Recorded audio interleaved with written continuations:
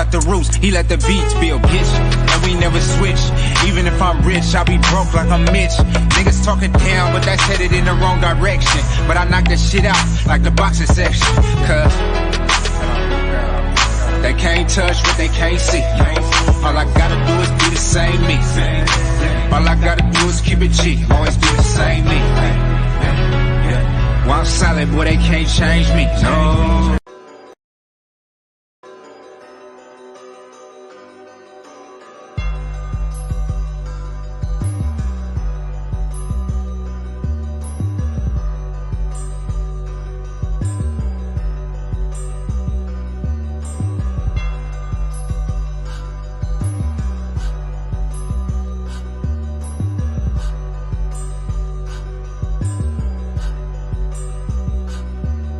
We live from the boxing section, you dusty ass niggas.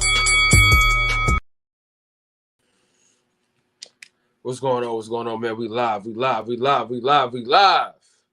the boxing section, goddammit. Yes, indeed. What's going on with everybody, man? Puro, what's going on with you, big dog? How you feeling? Yes, sir. Anything, 214, salute to you, my brother. Appreciate you for sliding through, man. Absolutely. Yeah, man. So listen, man, you know, it's a little fight week situation going on, I believe.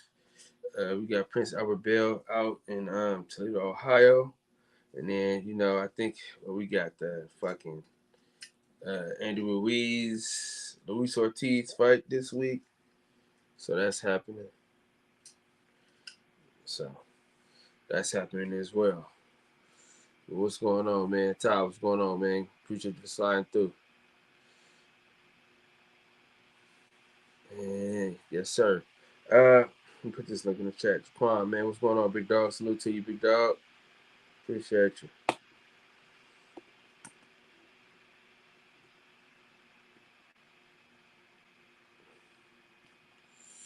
All right. We live, baby. So yeah, man. So we got Keith Thurman talking crazy, begging for a fight that he's never gonna get with Errol Spence. I'm okay if Errol Spence don't have a fight for the rest of the year. You know what I'm saying? As long as Keith Thurman don't get none of that money. You know what I'm saying? Let's hope and pray that Jaron Ennis can end this man's whole career and we can go and live happily ever after. You know what I'm saying? That's what I want. That's what I desire. That's what I'm hoping for, is to get Keith Thurman the fuck out of here. You know what I'm saying? That's the plan. You know what I'm saying? That's what we need to go down. You know what I'm saying? I'm quite frankly, I'm sick of the motherfucker, man. You know what I'm saying? All he does is just fucking talk. You know what I'm saying? And just be on bullshit every time. But yeah, man, everybody wants everybody wanted that Terrence Crawford Errol Spence fight. Don't seem like they about to announce anything this week. But we got boxing news. Shout out to my boy L Dub in the house. Gary Antonio will be fighting on the Wilder undercard, so that's gonna be a good look. Hopefully that's on TV. That'll be a good look. I think that might be for like a little, like a belt to the belt. You know what I'm saying? So that's a good look. Let me see what we got. Oh man.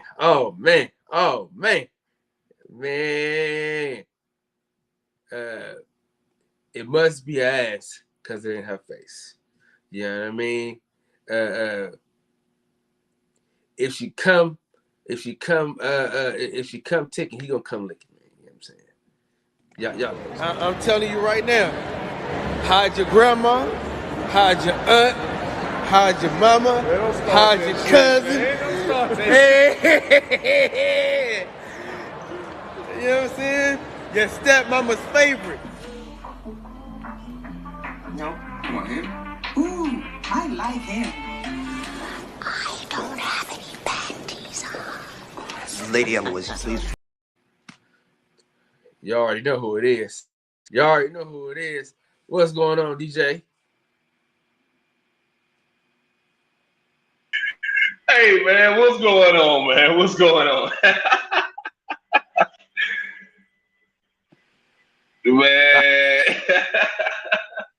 you with these intros, guys. I need to listen. Listen. I think you know what it is though.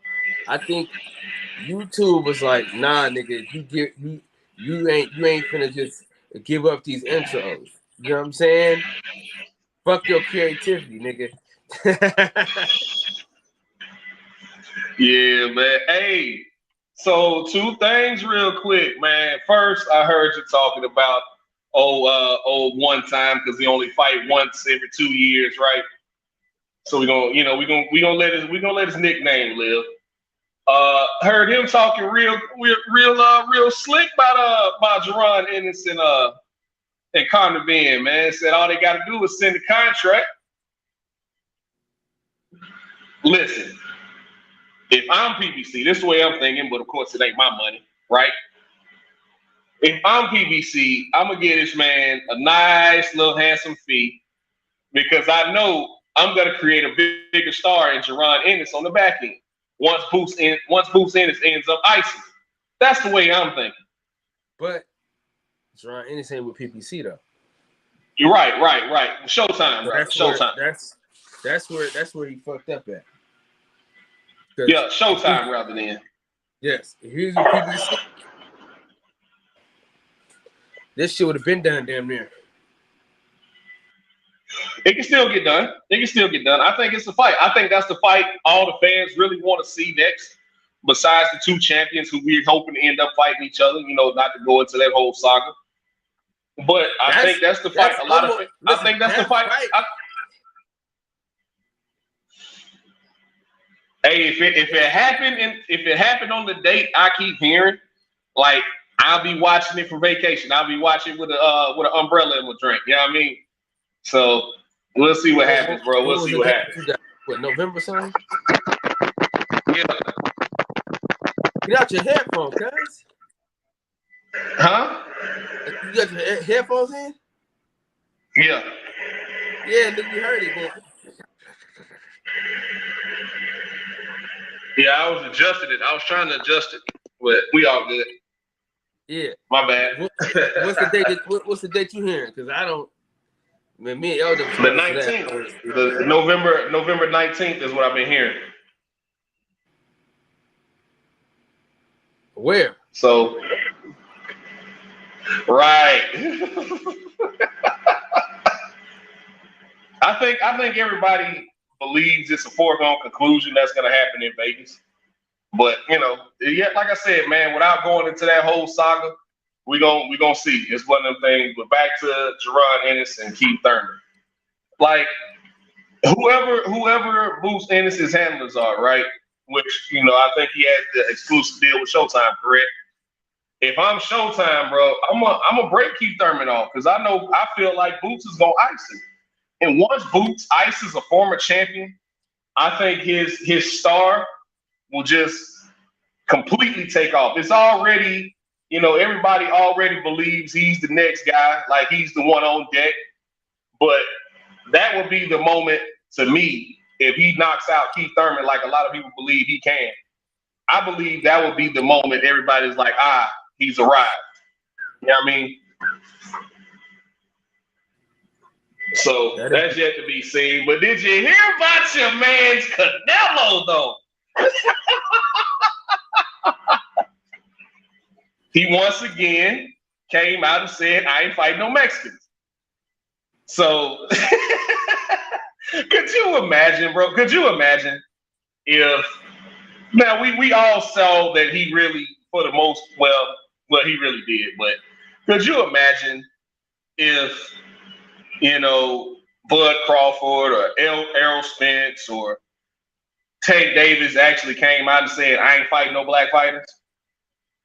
Could you imagine if they actually came out and said that, what kind of backlash they would get? So for him to come out and say, I don't want to fight any Mexicans, he really said this time. There's no speculation, no conjecture, none of that. He said that. So if Zerto wins, we know for sure that he's not gonna fight. He's not gonna fight him. He's already on the fence with Bivol. And we all see he's not going to fight David Benavidez now. So, David, go on about your business. Do what you got to do because this man is not going to fight you. Let alone if Demetrius Andrade somehow beats Zach Parker and becomes the interim champion at super middleweight for the WBO belt. If that fight ever takes place. So we all see now, what type of time this guy's on. And I think he's just preparing for retirement. But I'm going to have to call you back, man. I'm getting a call. Right in the middle. Yeah, man. I'll be right. Yeah, I'll be right back. I'll be right back.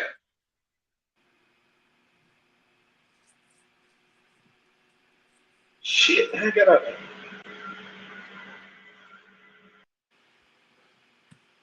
All right. Let's see what's going on.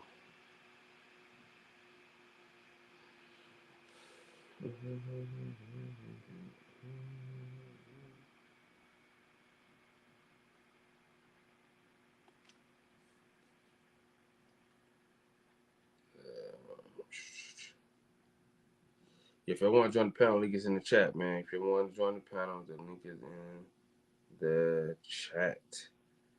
But yeah, man, Canelo Alvarez, man. That's why I can never have him on my pound for pound list, man. When he doing legendary sucker shit like that. You know what I'm saying? So he's not gonna fight him now. He ain't gonna fight a Mexican. So we know if I'm Benavidez, I'm saying, hey man, I'm Ecuadorian. You know what I'm saying? And boy, what's up with it? Yeah, man, yeah, out of pocket. Hey, nigga gonna come through here in the middle of his monologue say, oh, I gotta go. Like, nigga, you ain't finished your damn statement.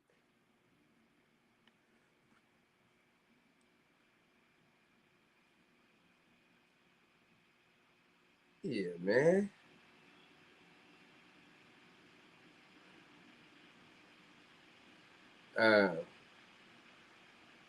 He got the fuck up out of there on me, bro. Right in the middle of his damn monologue. I said, well, damn, all right, shit. But yeah, man. What are y'all thoughts, man, on Canelo Alvarez saying that he ain't gonna fight no Mexican fighters? What is your opinion on that?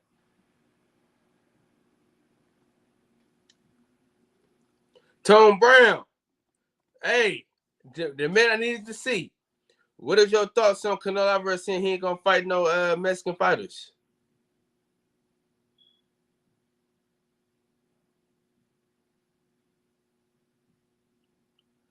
There's no excuses to be made, man. But he already told you what the deal was. He ain't fighting no I guess he ain't gonna fight no black fighters either, because you know, we ain't got none of them.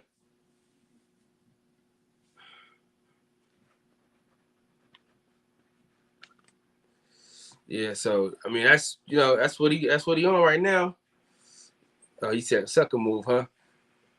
Hey, join the panel if you can though, TB. You know what I'm saying? You ain't gotta show your face, dog. Just hop on real quick if you can. Only if you can, you know what I mean?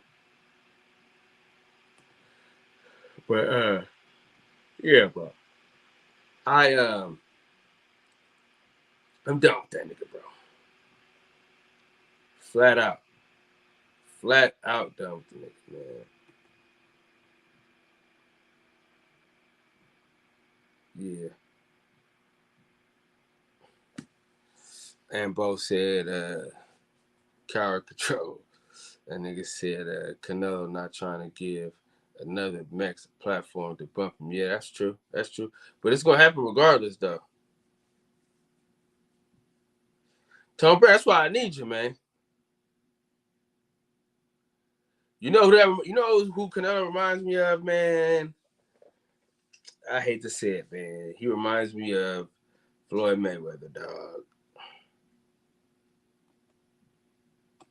That's what he reminds me of, man. Yeah. That's what he reminds me of. He reminds me of another Floyd Mayweather. So that's what I think. That's what I think. You know, because he didn't get a platform to no other black fighter. He gave it to a Mexican fighter to take the mantle. You know what I'm saying?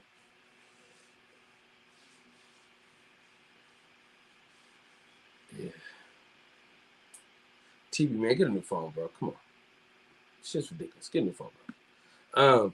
But yeah, bro. But it's like, dang. So we got that headline plus Keith Thurman headline, and they say, "Oh, we're gonna give Keith Thurman more airplay, more than Canelo Alvarez in the bullshit that he spilled out, not wanting to fight another Mexican fighter. That's fucking ridiculous, bro. That's ridiculous. Who where did he say that at? Well, Fight Hub or something? Fight Hub or some shit? Where did he say that at? Man, my brother get home tomorrow, boy. I can't wait. I need a cut like a motherfucker. Oh, you cut yesterday. For real. The boy down bad. Down bad. You know what I mean? Jesus.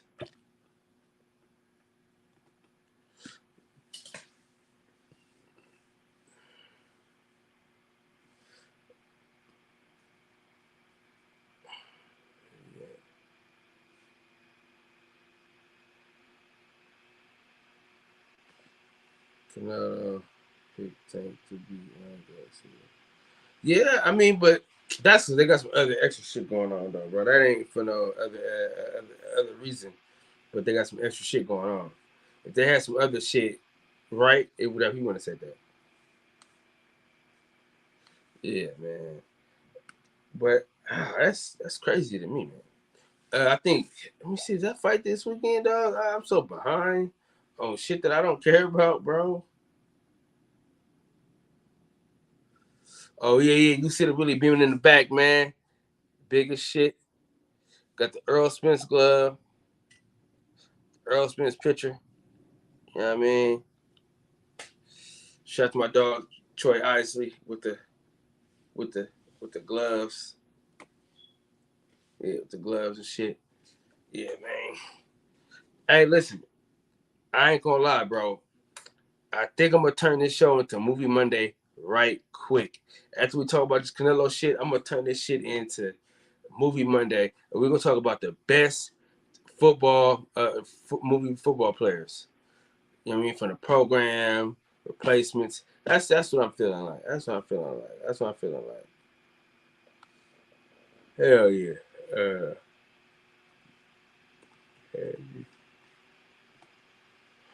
When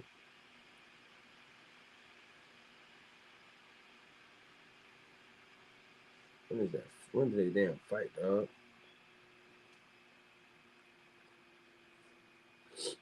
All right. Let me see. He said nobody else can't seem to come together to make fights. Shook my head. Future of boxing, riding on boots, shoulders. Yeah, that's a fact. It is. I mean, he the future of boxing. You know what I'm saying, in my opinion. Very exciting, very strong, very powerful. You know what I'm saying? All you gotta do is he get that belt. And I got him like number 2, 3 on the pound for pound list. Straight up, nigga. He helping on everybody. But like my top 10 for the future of boxing, right? This is my future. Okay. Jaron Ennis, Shakur Stevenson. No particular order. Jaron Ennis, Shakur Stevenson, Devin Haney, Troy Isley, Shushu, Keyshawn. Who am I missing?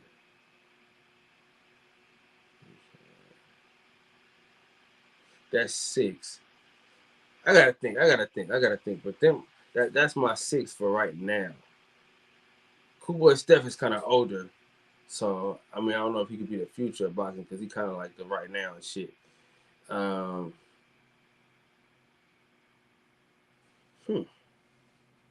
got 4 more. I'm trying to think, man. Tino the Great, what's going on, big dog? Jared Anderson. Jared Anderson.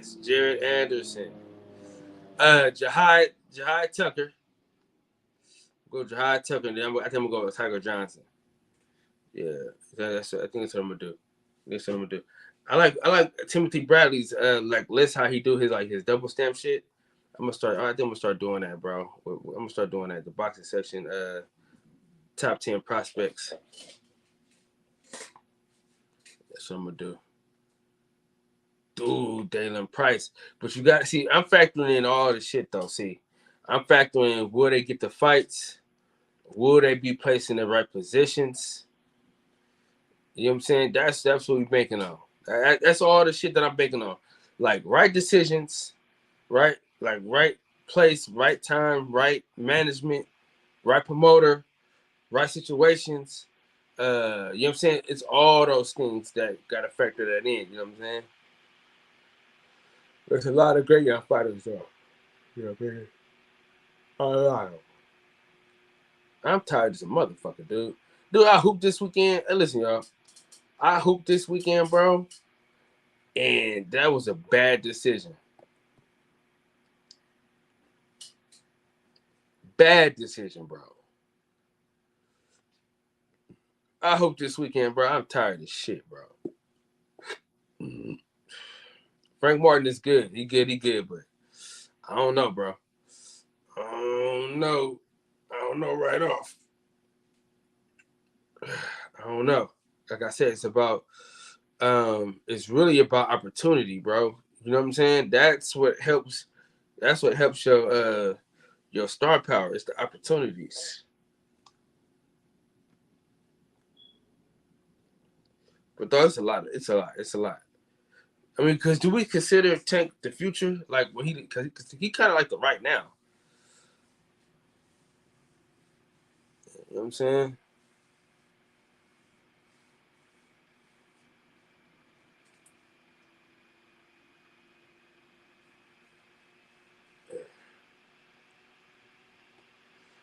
But yeah, that's on the 4th.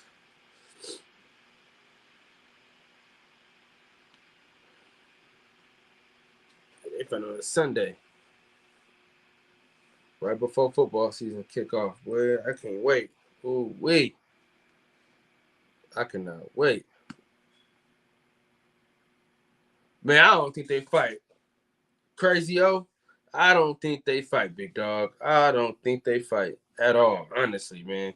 I listen, bro. I'm so over like mega fights at this time, bro. Like talking about mega fights that I just fuck that, man. If it ain't in front of me, I don't even feel like talking about that shit for real, bro. Like, cause it's all the fucking a hope, wish, and a prayer. It's always a hope and a wish and a prayer every single goddamn time. We can't never get what the fuck we want. We always gotta beg for some shit. We can't never just get that shit, bro. And I'm a casual fan of MMA. I'm not like a super UFC fan. I don't know everybody. Like I'm be honest with you, I don't know the black people. So you know what I mean, that's when I watch it. But at the end of the day, though, they got that. They have that like casual fan come on and watch this shit type job. You know what I mean? Go up 88 salute to you, my brother. Bro, I need to do a fantasy football league, bro. Kev, what's up with it, bro? What's up with it? Hey, listen, man. I want to talk about boxing, bro. But hey, King, bro, let's keep it real. Let's talk about these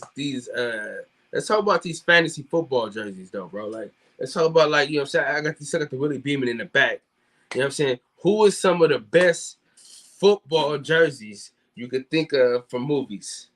Like as far as characters and shit like that. I think Willie Beeman's one of my favorite characters, bro. Also like the program. You know what I'm saying? But let's, you know what I mean? Every fight is right on time. Yeah, because they don't wait around. If you the best, you the best. Nigga fight. Shit, that's how they do it.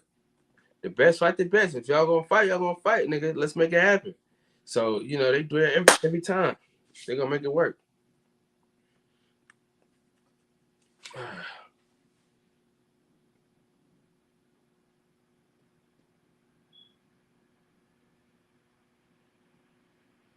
Absolutely, man. That's a fear.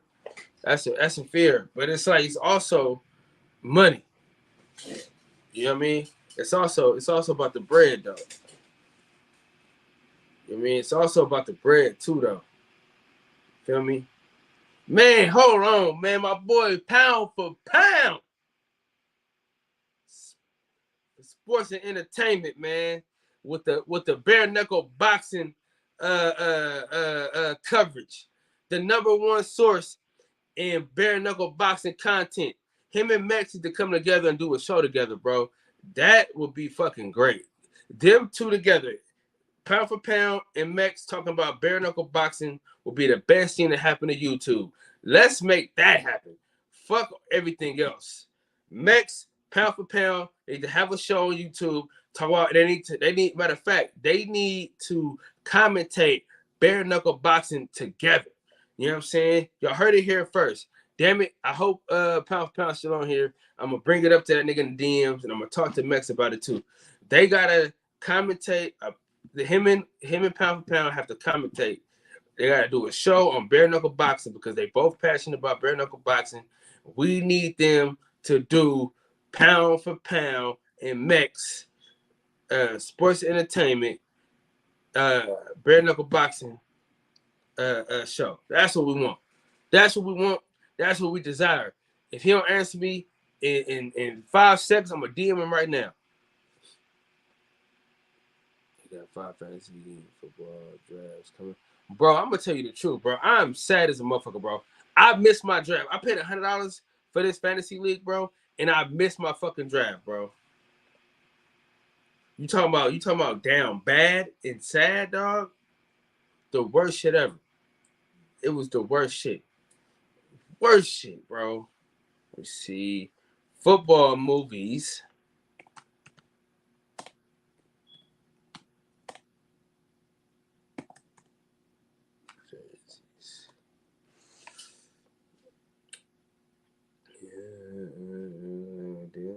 Damn baby. Sometimes we laugh, sometimes we cry, and you know now. My boy Derek in the building, man. You know what I'm saying? My boy Barry White voice having ass, man. Yes, sir. Sometimes we laugh, sometimes we cry, and you know now, baby. As it contributes, the whole thing slow down, baby. Dude, I'm not gonna lie to y'all, bro. I'm disgusted that I keep missing these jerseys. I'm a Niner fan, by the way, guys. And I just keep missing these fucking jerseys, bro. Every goddamn time. Every fucking time. I done missed Deion Sanders. I done missed the T.O. jersey, bro. I might just get the shit made, bro. Fuck it. I might have to get a custom. Bro. I already talked to the homie and shit. Yeah, man, that shit was fucked up, bro. I ain't gonna lie to you.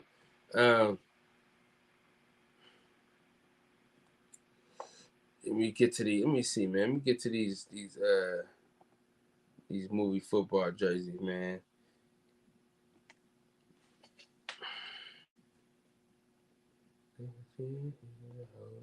Slow down, baby.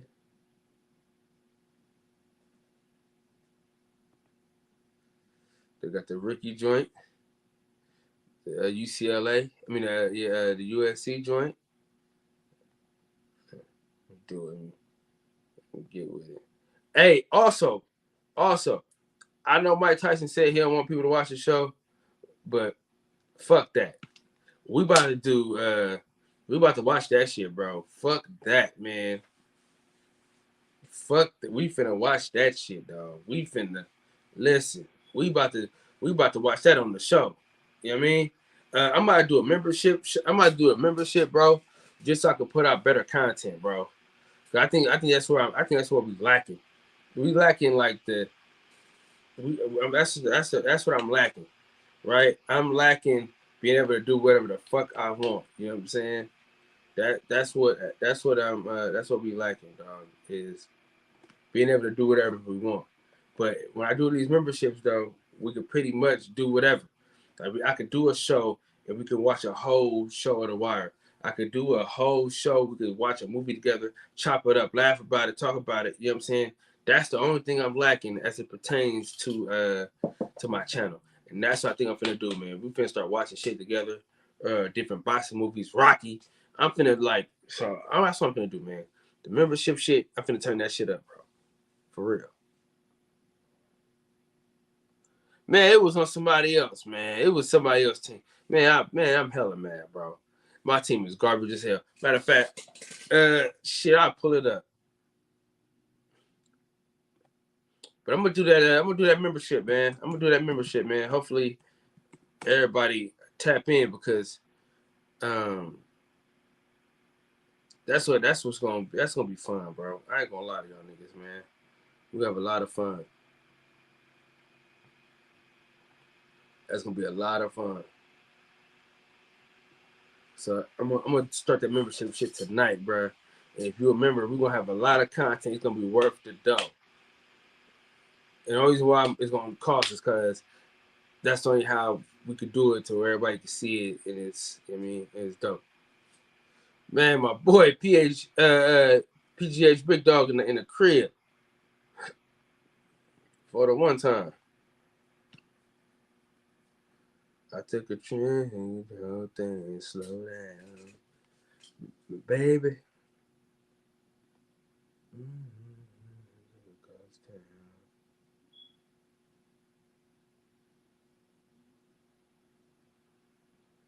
Yeah, man, that shit was terrible. If I could say so myself.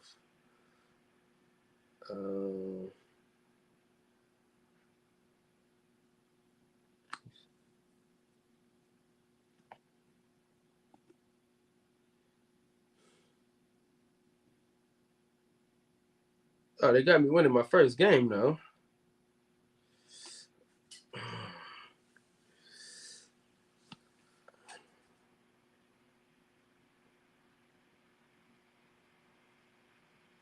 Hell yeah, bro. I was mad as shit, though, bro. I ain't gonna lie. Dog, I really, man. Dude, I set my alarm and didn't even set that motherfucker, man. I was mad as shit, dog. That shit made me hella mad.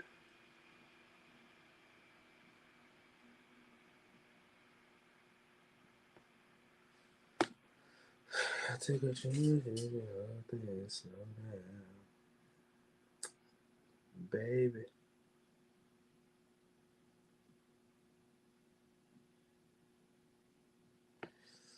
Man.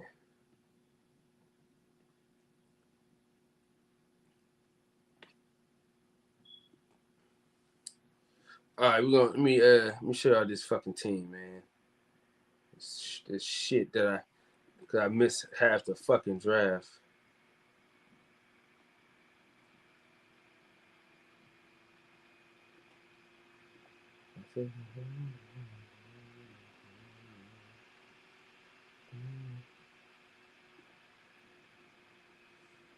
So this is my team, man. I mean, it's cool for what it is, but shit.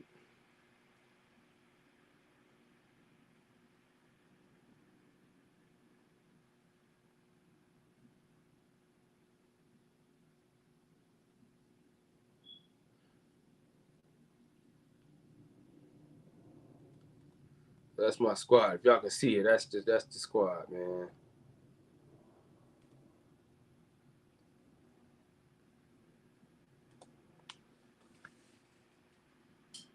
$12, man. And you know, if you miss your draft with a 12-team league, you in fucking trouble, man. You in fucking trouble. You know what I'm saying? You miss. I missed half. I didn't miss the whole thing, but I missed like my first 7 picks. So shit, nigga. I basically missed the whole fucking draft because I didn't get nobody that I wanted to pick up because I really wanted to pick up some receivers and shit like that, and I didn't get to pick them up. So yeah, that fucked me for sure.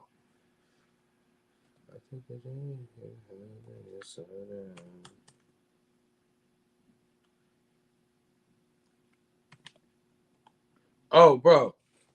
And man, I learned something new about Michelin today, man. The reason why I can't find a Deion Sanders fucking jersey for the 49ers is because they do their contracts in like years.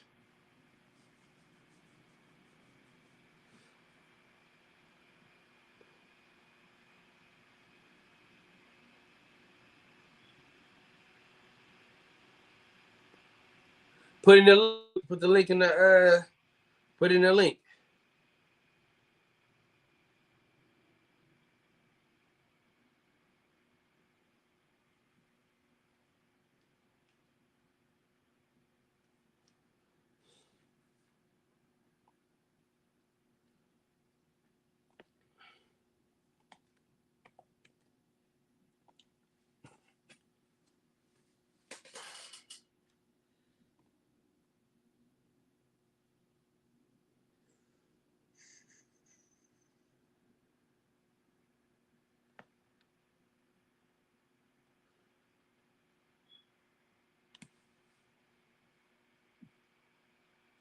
Yeah, dude.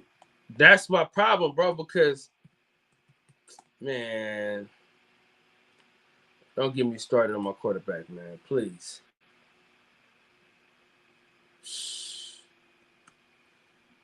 Champion Heart, man. What's going on, big fella?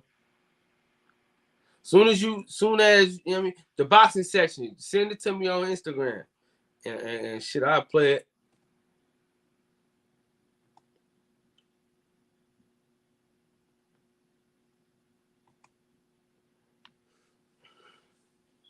I might give me a fake jersey made. Fuck that.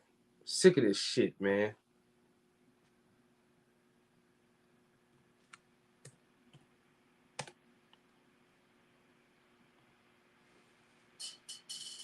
My fucking body hurt.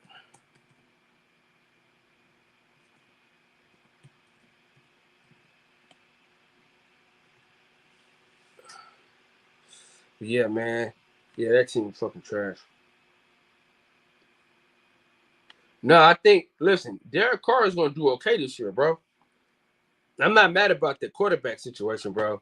I do need a running back or two. Feel me? I mean, overall, the team should be good. I think we'll be okay, though. Because Devontae Smith is going to be a fucking boy this year. And that rookie for Kansas City. Going to be a boy. Most definitely.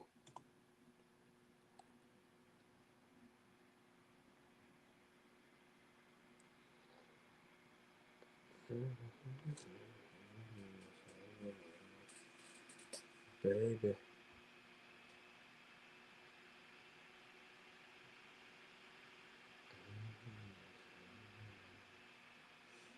Yeah. I mean, I can't, bro. We're going to do a football show on Sundays, though. An early morning football show. So if y'all want to slide, man, I'm going to have some of the homies come through. We're going to be laughing, talking, chopping it up, man. We're going to be just talking about football and shit.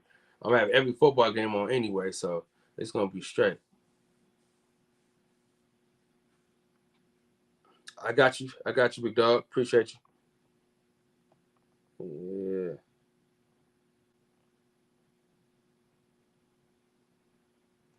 You can find me in St. Louis. Ever gonna win the rains all day? Some guy driving some still, yeah. I'm not gonna lie to y'all. I'm not gonna lie to y'all. 49er fans, motherfuckers really wear they fucking jerseys, bro. And I fucking hate it. I don't hate it, but I fucking hate it, man. Anytime they buy a fucking jersey, these motherfuckers wear that shit, bro.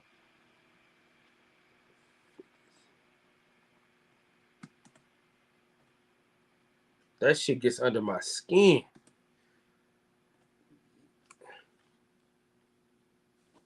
Shut up. Put my shit on charge. I got you, bro. I got you.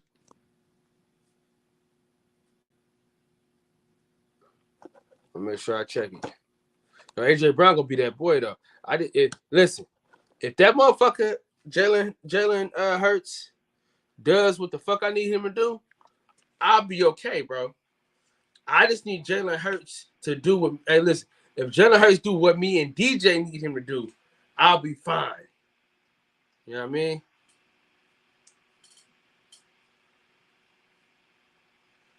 They just got new unis.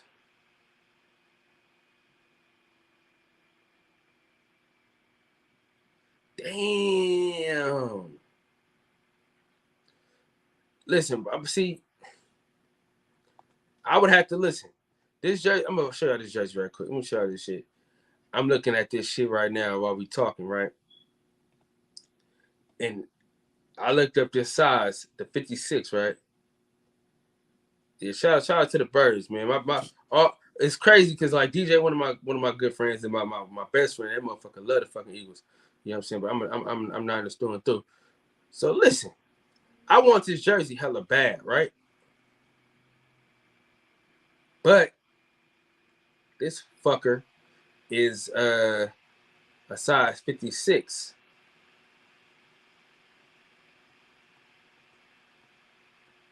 Right? Look at this shit. Fucking 3X, bro. That's fucking crazy. Yeah, man. Fucking. But anyway, I got this guy that I fuck with that made me a Isaiah Ryder jersey. I'm gonna have him fuck around and make me one of them. I'm gonna have him make just custom some shit for me. Like, you know what I mean? I got a few dollars. Next week I'm gonna have a few dollars. It takes 3 weeks, so I'll get it week 3 of the football season. I should have been ordered some shit. Shits, man. Been fucking procrastinator, man. You want to see my life? You want to see what my life is? See what's going on with you, big dog? Man, they ain't got shit on Mitchell and that's Tom Brown. These motherfuckers. Niner jerseys, like I'm telling you. This is what I learned today. So for those who want to buy a jersey, y'all gotta. This is what they do. They do it by sections. Feel me? So a section of this warehouse, they look through this section of the warehouse and say, okay, this is what we selling this year. All right, whatever we got, first come, first serve, blah, blah, blah. Boom. Okay.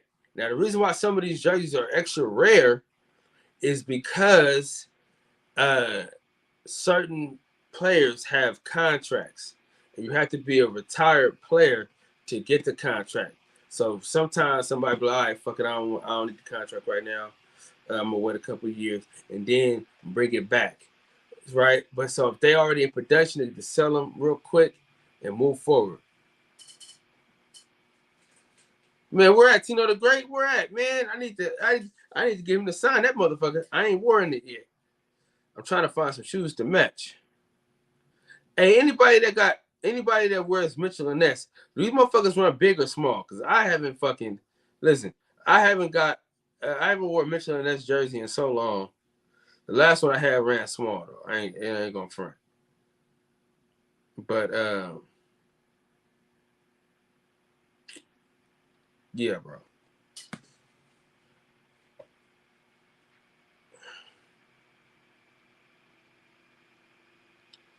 I need to cause all the jerseys that I want, man, the motherfuckers gone. The motherfuckers sell quick. And the thing about the 49ers, right? Our fans damn near like wear they shit. You know what I'm saying? So we can't even like get a motherfucker to do it.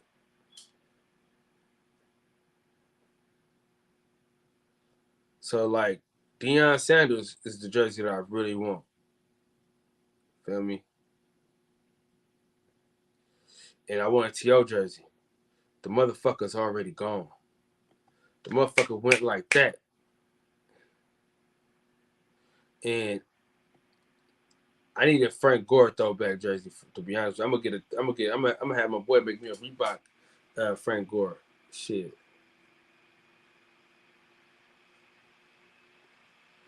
Yeah, I figured they run small, man. I gotta get a couple jerseys shit up. But what I'm gonna do this year though, y'all gonna think this is dope. Don't steal my idea neither. So me, my dad, and my son, we all Niner fans, right? So I'm gonna take my son to his first Niner game this year. And it's gonna be me, him, and my dad.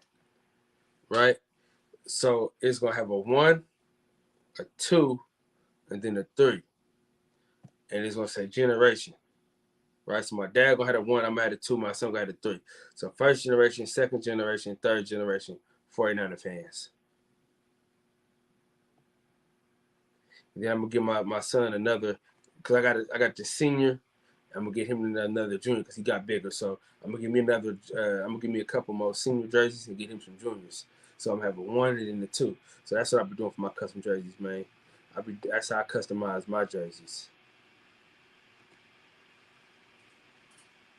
So I'm gonna do. That's what I'm gonna do this year though. When we go to the game, I'm gonna get the jersey made and shit. See, this is what I'm saying, bro. These motherfuckers, man. I need this fucking jersey. But this ain't the right. But see, this is the thing about it though. This ain't even the right. This ain't even the right color for real though. But fuck it, I'm gonna have my homeboy make me one. Fuck all that shit. I ain't, man. Fuck that. Fuck that. Shit. Fuck the bullshit. I'm gonna have the homie make that shit for me. I'm gonna have the money in hand. Shit. Fuck all that.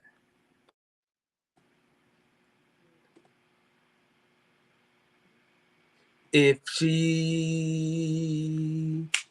don't wanna be with you,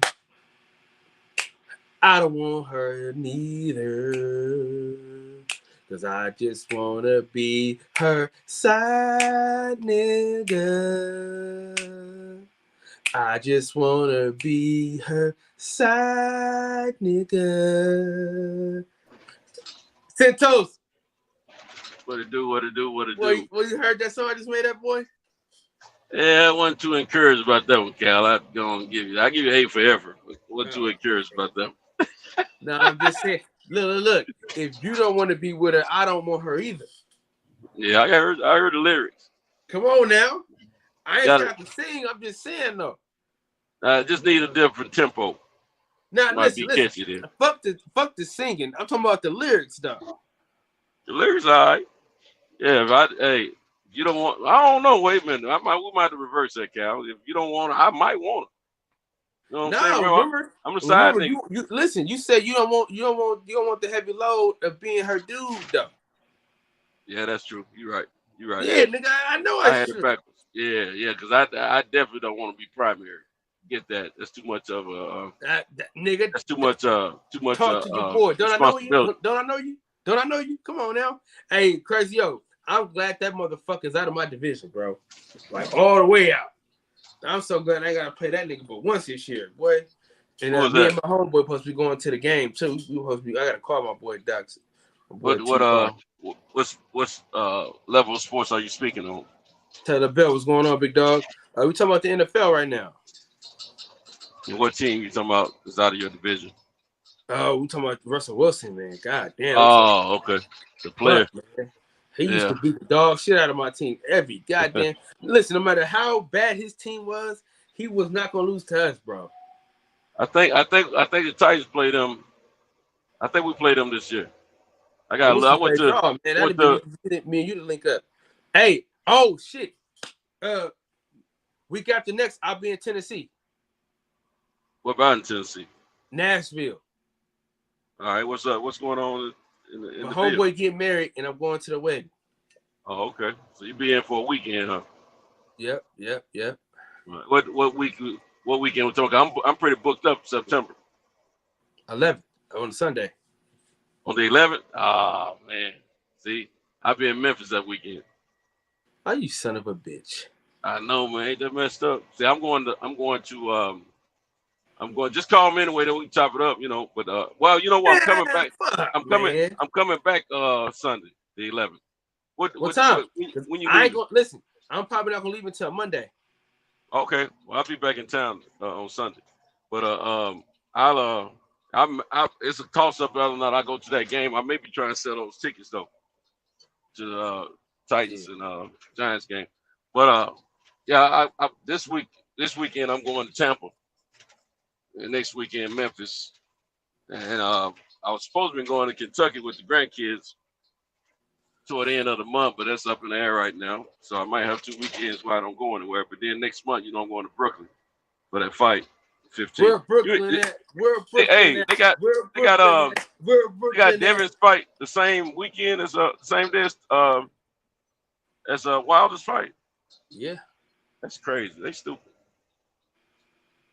That's Bob Arum though. What's gonna be in? What is he fighting at? As far as Devin, you said what? Where's Devin's fight gonna be? Is it overseas or is it over here?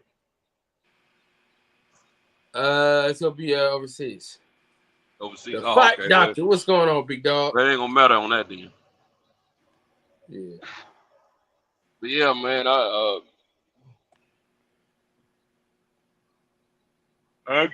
I've come up with a analysis of myself, man.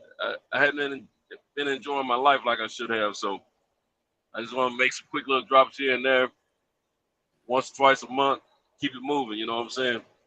But pretty soon, probably later October, I'm gonna start working 6 or 7 days a week. Back up a little bit. Be peak season with Amazon, so I got to get that extra money. So I got to go ahead and sacrifice my rest and make it do what it do. Go into the new year, almost free and clear, except for my personal bills. Pretty much have all my business expenses on the square, except for the monthly stuff that's normal, which I pretty much got square now. I gotta buy a fucking suit. Shit, I ain't bought no suit yet. What do you know where the wedding's gonna be or the reception's gonna be? It's Clarksville, Tennessee. Oh, that's outside of Nashville, man. That's far. That's about 45 minutes away. I got grandkids that live up there, but I can't go to their house. They stay secretively away from me and grandmother. We pick them up at the reception from 5 to 10. Now I got a little piece of gal live up in there, but I ain't been to her crib yet. She's been to mine, but I ain't been to hers. She crazy with summer gun. Oh, and we got the brunch. Oh, maybe the RSVP for this. She got her daughter that weekend anyway. Come to think of it. You know, tell me, I'm gonna come hang out with you this weekend. I said, "What? I don't know how you're gonna do that because I've been in Tampa." What? I said, "Yeah, I'm going to Tampa." With who? I said, "That's irrelevant." Don't matter what I'm going. Then when I let them know I was going to Memphis the following weekend, well, who are you going down there with? Irrelevant. Hey, she know I went to the game with my peeps that y'all met, and so she worried about that. I thought you said she had a boyfriend. I said, what they got to do with me? I ain't got nothing to do. That's between her and her boyfriend. Look here. I'm entertaining on the other side of things. You understand? What a boyfriend got to do with me? I'm not trying to hear that. See? Hey. They got problems. The cleanup man, you understand? I didn't even see this shit.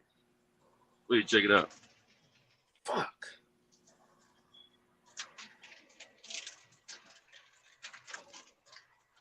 Oh, I know. I already did that part, but hold on. Let's see this shit. So Clarksville. Are you staying in Clarksville or staying in Nashville? Clarksville is a little cheaper on hotels.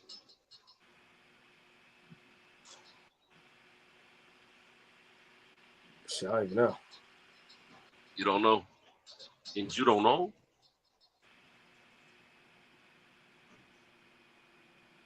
I can't hear nothing you said, bro. I said, are y'all having your hotel room in Nashville or Clarksville? I'm having it at the same place the fucking wedding gonna be at. Oh, okay. They did the what's the name? They did the what's the name and shit. I thought I already did put this. I didn't do none of this shit.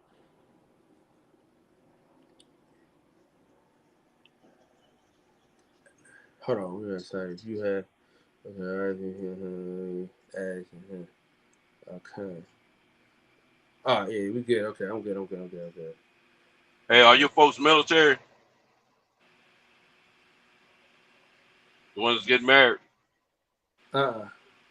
They're not He went to military? he went to TSU. Went to tissue. Is he working in Nashville? I think he went back. I gotta holler at him tomorrow. A lot of folks live in Clarksville. They work in Nashville, man. Yeah, but I know that he went to TSU though. His old lady from Tennessee. She from what, Tennessee? She from like Clarksville, Nashville area. I Okay. think. I mean that's where they Probably got, wedding. That's where they gotta be from there, close to there. probably got him a good, nice little country gal, man. If she was born in Clarksville, but she could be. Yeah, they got something solid, man. I'm happy for him.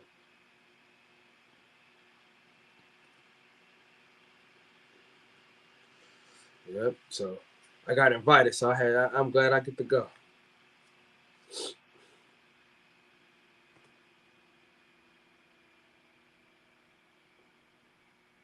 Excited, man. Super excited.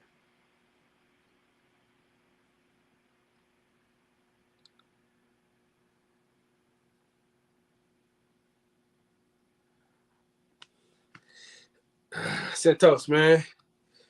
What's going on with you?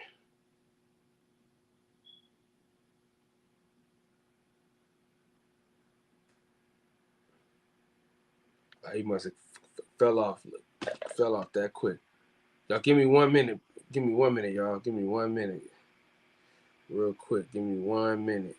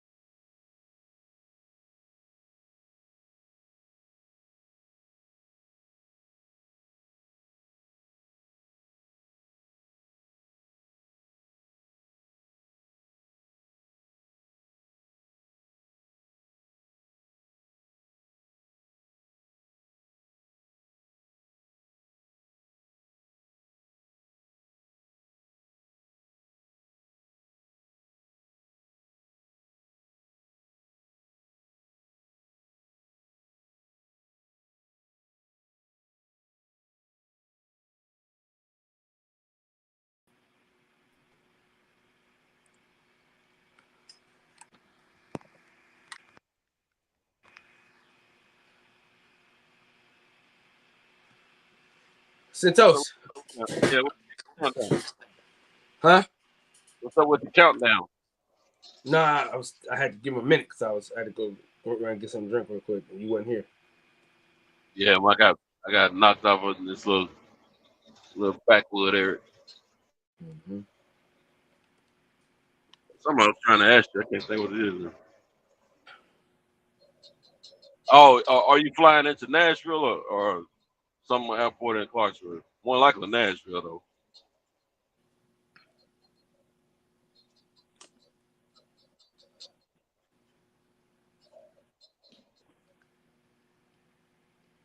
He said, "What now, dog?"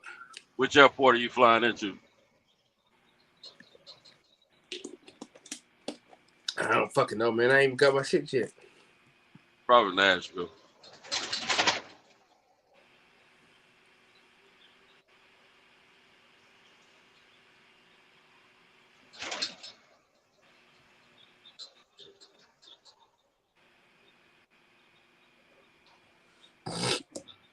Yeah.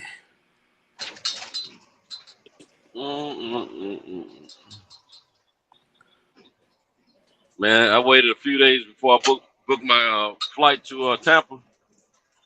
It went up $80.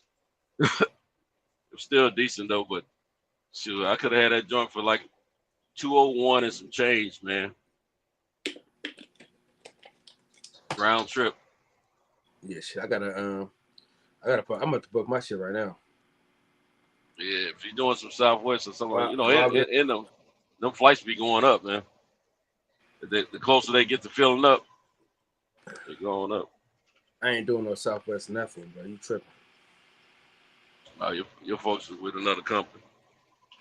I ain't no more standbys. No more standbys. I ain't doing that shit no more. Fuck that. That shit over with. Will you fly Spirit or Sun Airlines or something? Shit, I'm about to find out. They're going Priceline right now. Oh wait a minute, you coming out of Oakland? Then. I don't know what y'all got there. I know LA. You can get Spirit or Sun Airlines or Southwest, and probably Dude, Delta, American, and all that too. You gonna get on the Spirit and ride 6 hours? You out your fucking mind? No, I don't like. I've been on it before, but I don't know. When I get on them discounted airlines like that, man, I got to get the front seat, man. And it's still tight, but I flew Sun Airlines to LA back in 2019. It was a straight through flight, so it worked out pretty good. On the way back, it wasn't straight through. I'm going to connect me to Frontier on the way back. I was like, God, no. But I had to be in the front seat, man. No front seat, I can't fly, man. Be locked in too tight with my legs, you know. Oh, boy. Be a fucking man, for crying out loud. I am a man. That's why I'm crying out loud. Yeah, see, I ain't crazy. Man, I remember they said I flew on a Spirit plane to the DR, not knowing what was up. Man, that seat was so tight, and I'm in the last seat on the plane. That seat was so tight, man, it was horrible. On the way back, they all first class to first come, first serve, baby. I snatched up the 2 seats for me and my wife at that time. Shoot, man, I was in love at that point. Nice seats, nice little reclining action, leg space. Couldn't tell me nothing. That was the best $60 upgrade I did, and that's all it was. $30 each. Shoot, I've known that now. What's the name of your airport out there? What's the name of your airport? BNA. Okay. BNA. Better than Nashville Airport. Man, if I was in town, man, I'd see if I'd shoot y'all up. Take y'all in if y'all get in time for me to get off work. I might have to spend that $500 though. You might spend $500. Mm-hmm. You come to Nashville? Oh, well, I know that's from Oakland. I'm thinking about LA. I was like, sure, you can get to Nashville. You get a flight from LA to Nashville cheap there. I don't know about Oakland, though. Because the thing, it costs. I don't want to be on American Airlines that fucking long, bro. I'm not gonna lie to you, dog. Find your nonstop flight from Ain't no non-stops, man. Man, go out to Southwest. I bet you find one. I ain't fucking with you or Southwest, man. Fuck out of here. Now, you know what? You always have a connector with Southwest coming back.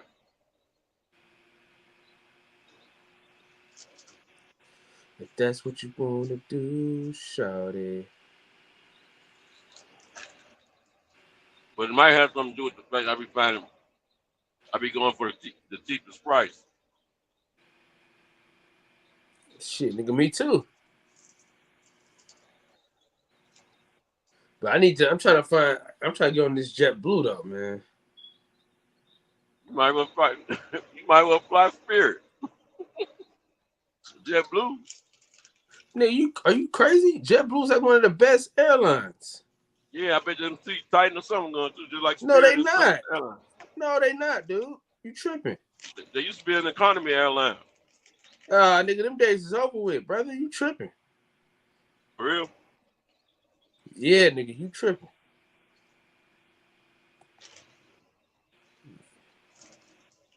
Nigga, JetBlue is the best one I ever been on, nigga. I think the best I ever flown. First class. I don't know, it's between American Delta and United. But it's been a long time since I've flown either one of them, so I can't remember. Champagne. I've been hopping on Southwest so much for the last few years, man. I can't even remember my experience on That's the why your rest. motherfucking ass in the front seat. Shit. No, I'm Southwest. I can get in that joint, get in a regular seat, and I'm good. Man, this shit crazy. You gotta stop. Everywhere the fuck you go, you gotta stop. Put in there non-stop flight. See, Santos turned his back on me, man. He was supposed to be out there, and I already told you about this trip a long time ago. I could have sworn. Beware. Huh? I was supposed to be where? You supposed to be at Nashville, nigga. When I was in Nashville, I told you I was gonna be there. I been told you about this wedding a minute ago. Man, I booked that Memphis trip over 2 months ago. Nigga, I told you this shit. Fuck out of here, bro. You ain't give me no dates. Get out my goddamn face, man. Just not giving me dates, man. I don't want to hear your bullshit, man. I don't want to hear your bullshit, dog. It ain't my fault. It ain't my fault. That flight's like $1,200, bro. Wait, what? What I got going on in Memphis, man? What do y'all have going on in Memphis, bro? I mean, in Nashville. What the fuck is going on out there? What's $1,200? Dude, a straight flight. Oh, really? Know you what airline to go with. I ain't never seen Southwest show nothing like $1,200. Let me see if Oakland can give me something, a better fucking rate.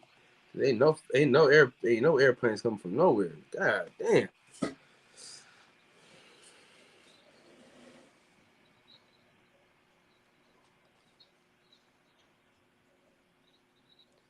Boy, that Spirit, boy. I might have to get on me a Spirit.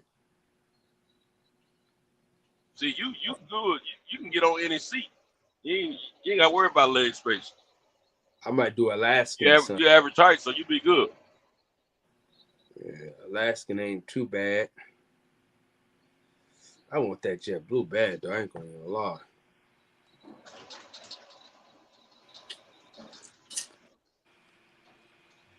Champagne.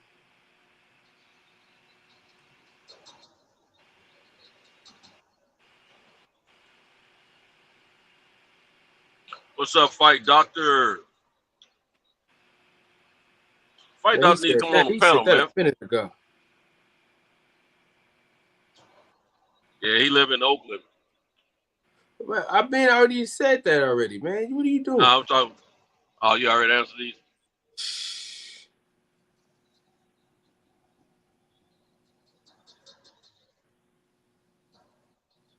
What's up, Chino the Great? Taylor Fair, my brethren. What's happening? Razo 3. Cooking with the champ. It's the champ. What's that? Hey, I knocking somebody the hell out. All right. Yeah. Chino the Great. She Wood, what up? Tone Brown. What's up, Tone Brown? Hey, Tone Brown, if I hadn't been going to Tampa, I was going to come your way to Chicago, man. I started to come up through there, man. If I had been bringing a little sand to the beach, I would have came to Chicago. Since I'm going solo dolo, I'm going to Tampa. It might have something new down there in Tampa, you see. Man, shut the hell up. Hey, man, I'm a free agent. You know that. I can entertain who I want without looking over my shoulder. Right. Sure, you're right. PGH, what's up, big dog? What's up, Derek? Pound for pound, what it do? Kevin, Rump 88.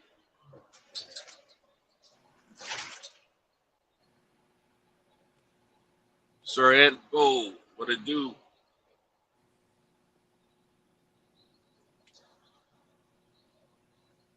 JV, what it do, my man?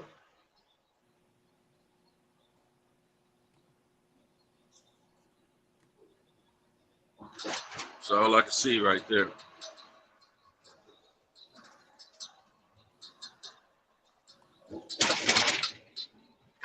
Yeah, man. We don't. Well, I ain't gonna say we. Me personally, I a lot of times I forget to go in there and check the chat and holler at you folks, man. And apologize for all of my distress. I mean, my dysfunctional ways from time to time.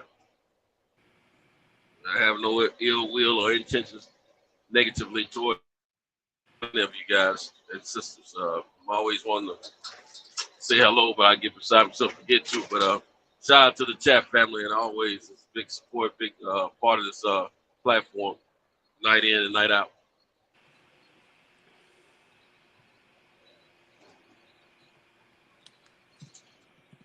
So man, what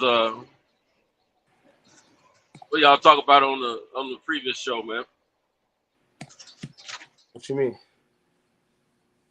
What was your topic? What topic we talking about tonight before you go to sleep? Oh, man, we just chopping it up.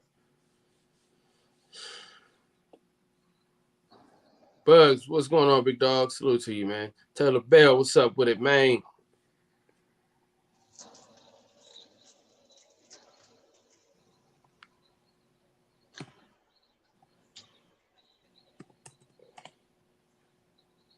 I bet, man. I hooped the other day since Toast, bro. I'm fucking hurt. You did some hooping? Yeah.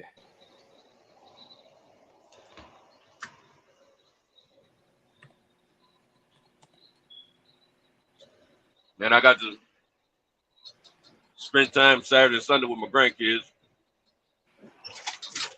And that was the high, and I went to the game Saturday night. That was the highlight of my weekend, basically.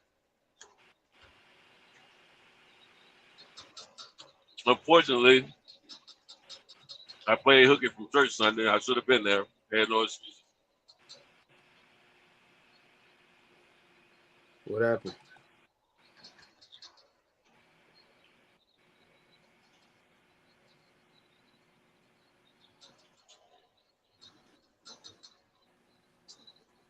When I woke up Sunday morning, man, I was tired, man.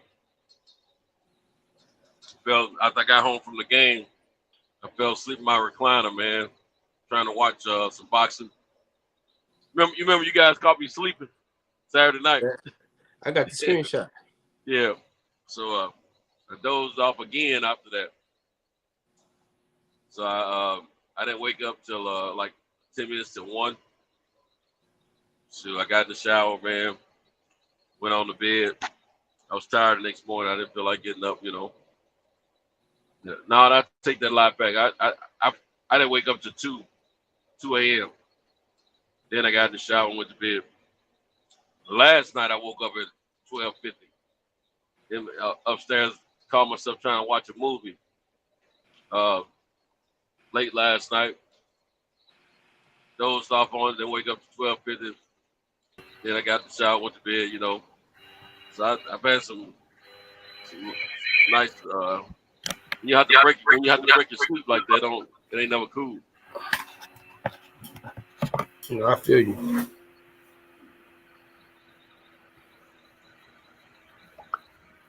Right. I enjoy my weekend with my kids, my grandkids, man. It's always a good thing. Man, I know they be cracking up, man, fucking with you. But these particular grandkids, these are my biological grandkids, and they've been excluded out of my life for the better part of their life, man. So they getting to know me, but yeah, in the meantime, in between time, yeah, I keep cracking up. You know, they now they know their dad where he get his silliness from. Man, son of a gun.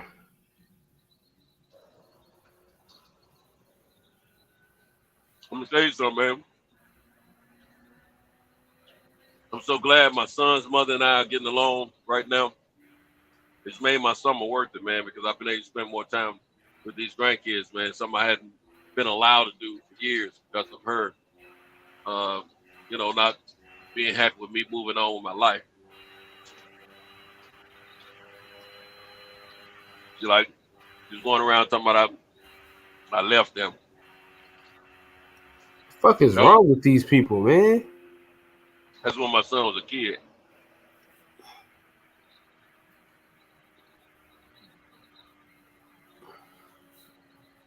There ain't no damn sense, man. You know, your grandkids, they got questions, want to know where I've been. I mean, they seen me before several different times in the past, but not as much as they should have.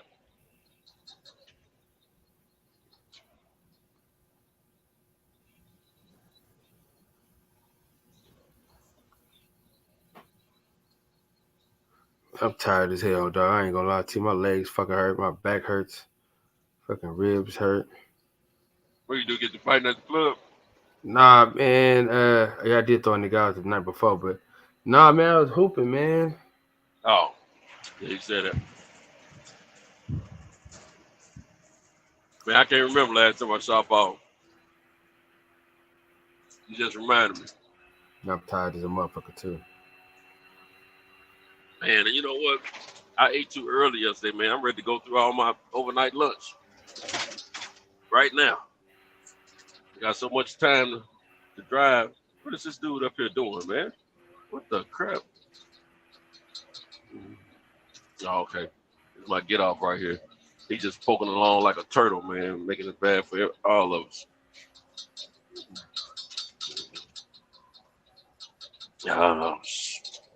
Be patient, Arcento. Don't go off. This fool driving 32 miles an hour on a highway. Man, I'll just get out and put my foot in his tail. Man, Please go to the right. Please go to the right. Calm Go your to the old right. ass- Oh, calm this your nigga old going. ass down, man. He going left too, man.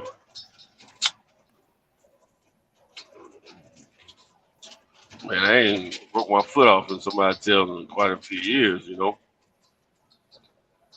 And this dude up here just begging for a good foot breaking.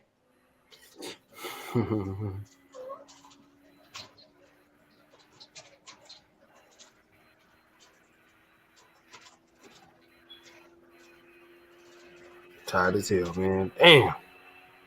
You tired, man? Tired, boss. Tired, boss. Yeah, tired, boss.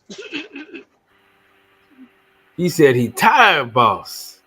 Hey, Michael Duncan, that Green Mile, that was the last time I heard a character say that. Tired, boss. No, I got that from Life. You know what? He said that too. Yeah. Yeah, he said he tired, boss. Yeah. I'm gonna tell you something, man. That was one adjective they used to, a pronoun rather, that they used to address officers in the joint when I was in the joint that I despised. And I didn't hear it for the first time until I got to Texarkana, Texas. Man, I was hot, man. They were on the boss, this boss. I'm like, why y'all calling them boss? Man, I ain't never heard. See, where I come from, man, it's the Ville. Supposed to be banjos and guitars. Man, black folks, real black folks where I'm from. When on jobs, we didn't play that crap, man. Calling folks boss and all that bull crap. Man, call them fool by their name. If we ain't cussing them out. I guess we ain't cussing them out. Yeah. That's all they either got addressed by their name or cuss word. Period. I never heard anybody refer to, outside of a movie, I never heard anybody address or refer to somebody that's in supervision over them or management over them or whatever as instead of calling them by their name. I never heard somebody say boss until I got to Texas. And I was pissed off. I was hot for why y'all doing that, man? Give them all that power. What was their excuse? It's just what we do out here. It wasn't just the Texas guys doing it. Folks out of Louisiana and Louisiana, Arkansas, Texas, they were the main ones I was hearing say stuff like that. It just irritated the mess out of me. Man, you don't call your oppressor boss. You know what I'm saying? That's just not what we do, you know.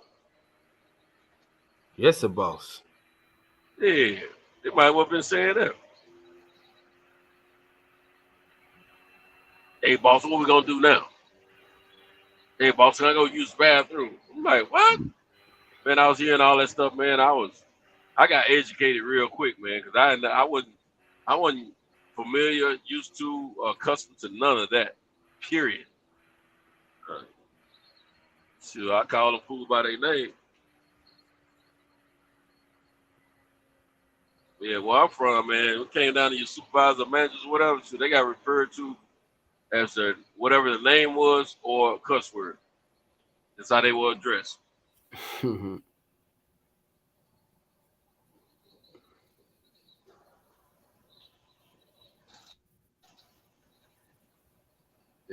I probably thought their real name was MF before I knew their real name. You know what I'm saying? Where I'm from, everybody call him MFer. That mother effer. You ain't got no damn sense, Sentos. I'll tell you what's real, man. So I don't get all that boss. I still can't. It's just something that irritates me just thinking about it, man. You I ain't know I no should have got damn boss, son. right. Hey, man, I watched some fights the next day. You know, since I didn't go to church, I watched boxing. I saw all of them knock out. That Richard Torres knockout was fucking dangerous. Yeah, that dude was out before he hit the floor. That referee should be fired, bro. You see how long it took that nigga to get in between that dude? Talking about and wait to fight off? Yeah, way too late. That nigga was almost dead by then. Yeah.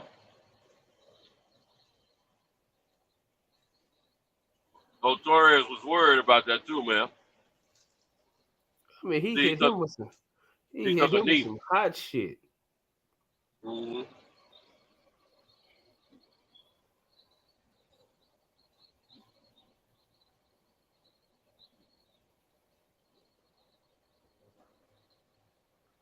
Yep. Yeah, man, I'm trying to figure out what color suit I need. I think I'm gonna wear me a mustard colored blazer. So what now? I think I'm gonna go with the mustard colored blazer, man. Okay. What color is the bride and groom wearing? I don't know.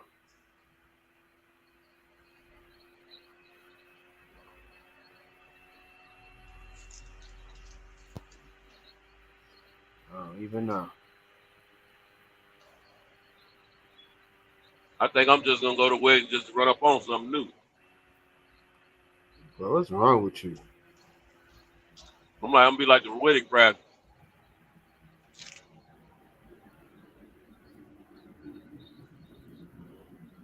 Man, Who raised you, man?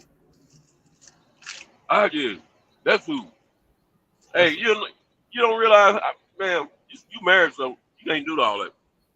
I'm not married anymore. So I've been knowing for years there's a lot of available single women attending weddings, man.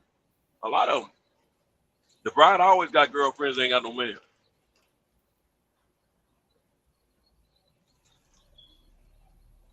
Man, that's information from Player 101.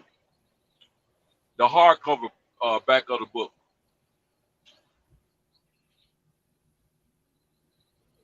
Hardcover version. I mean, you ain't never read how to be a Player 101. Man, they don't want your funky ass Sentos. Huh. Hey, I had one lined up with me and you in Texas, man. I was gonna go back down there and make sure I get at it, but I still went on stop my game out there, but see, I was in the wrong mind state at the time. Remember, I stayed gone from the room for a minute. What are you talking about? We were down there in the Marriott in Dallas. Remember I Sean, left man. the room? I told him when I I was left the asleep, room. nigga. Yeah, remember I left the room to go do something. I come back with food. Yeah, knock the hell out, man. No, you saw when I came back with that food though. Yeah, nigga, but I was knocked out when you came back. Yeah, I was down there. You know, I went down there to warm up my plate from the day before, right? Or earlier that day or something like that, but I didn't have that much food. I came back, I had a whole bunch of food. That was compliments of old beautiful chocolate sister named Josephine.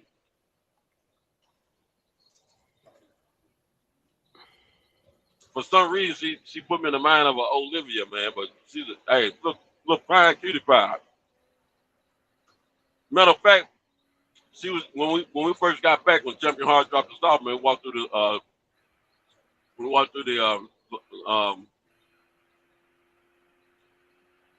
whatever you call it, the entry of the hotel. That little chocolate sister we saw had a security outfit on. Man, what about the chick we saw, nigga, at the Lolo's, nigga? Oh yeah. Yeah, she had that pop out. Boy, did she Yeah, ever? yeah. There was a few of them had some tails on, but that one right there was right. Man, she was dragging a wagon. Mm-hmm. Yeah, she had that pop out. Don't know. So enough. You understand me?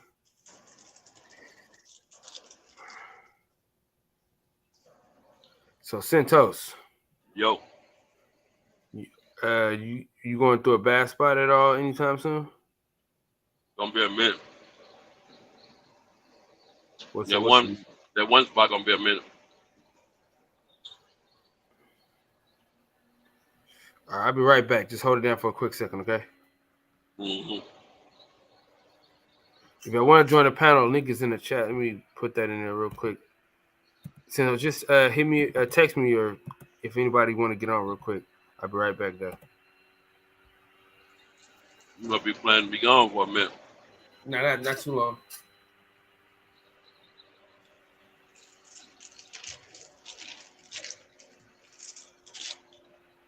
Yeah, I'm about 8 hours my lunch up for the night. So why you choose Tampa and not Miami? I got 3 of my homies, but 2 of them just moved down there within the last 5 months. Oh, okay. In a third homie, we all graduated from high school, grew up together. A third homie is this past weekend he was talking to a realtor about a place for himself. He might be still in town when I get there this coming weekend. So if not 2 of them, at least 3 of them, I'll be kicking it with, laugh, talk, trip, See, normally when I hook up with these cats, I'm married, and I'm trying to, be a good example to the rest of them. But this time, Oh, it's fuck it.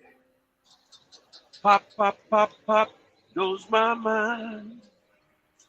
Gonna be on and popping, you see. If she sneak up from behind and ask me for them digits, I'm gonna have to give it to her. Know what I'm saying? Sneak up from behind and say, what digits to dial?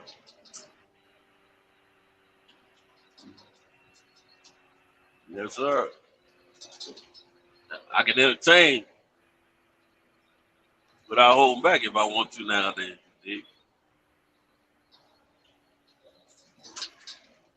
It's part of the job of side nigga.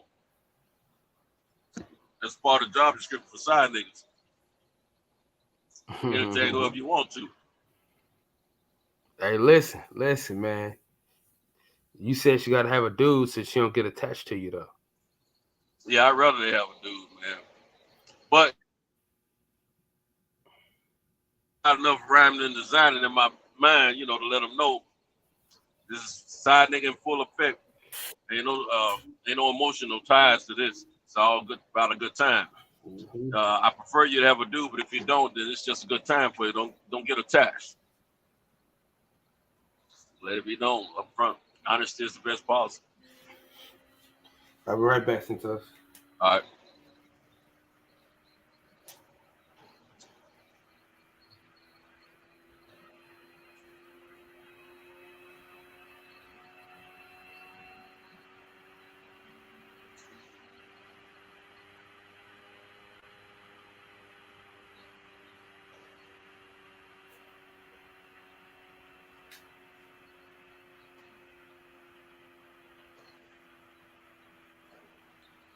What's up, Bugs? Bonnie? That nigga there. Yeah, we're probably gonna hear something on the news about somebody getting beat down somewhere, probably in the Chicago area. But he ain't gonna show up at no fight.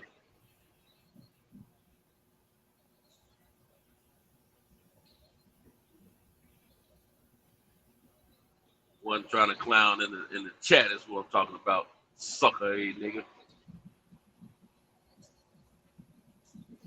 Yeah, I'm gonna tell you something. I don't believe you have a life, bro. I think all you do is go around and want to get some things cranked up and started with some folks, man. Cause you're sad, man. You don't have any friends.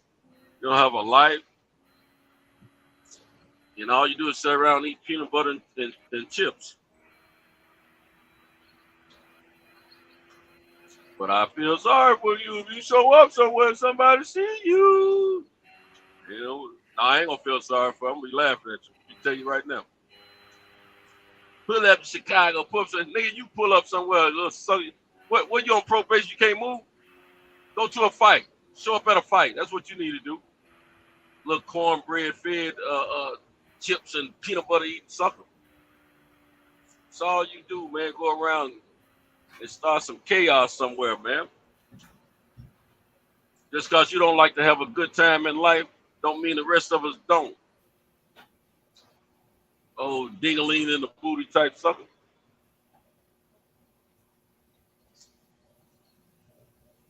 I'm going to tell you just like Chris Tucker said, don't nobody like you. The little girl don't even like you. Oh, sucker, hey, nigga.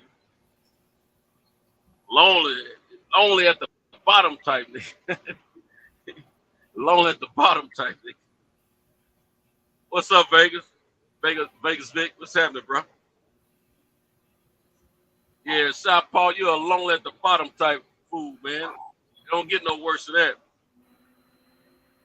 Ain't nobody dialing 911 for your little 5-foot built self, man. I'm telling you, dude.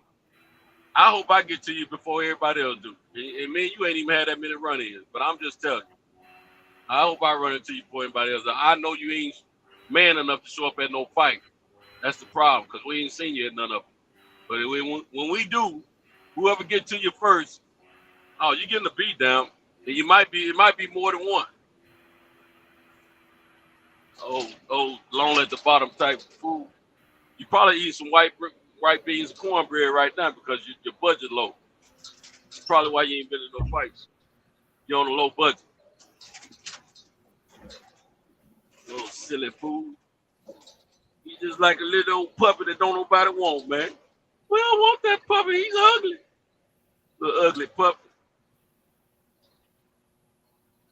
Man, tell your mom to dial 911. Ugly puppy.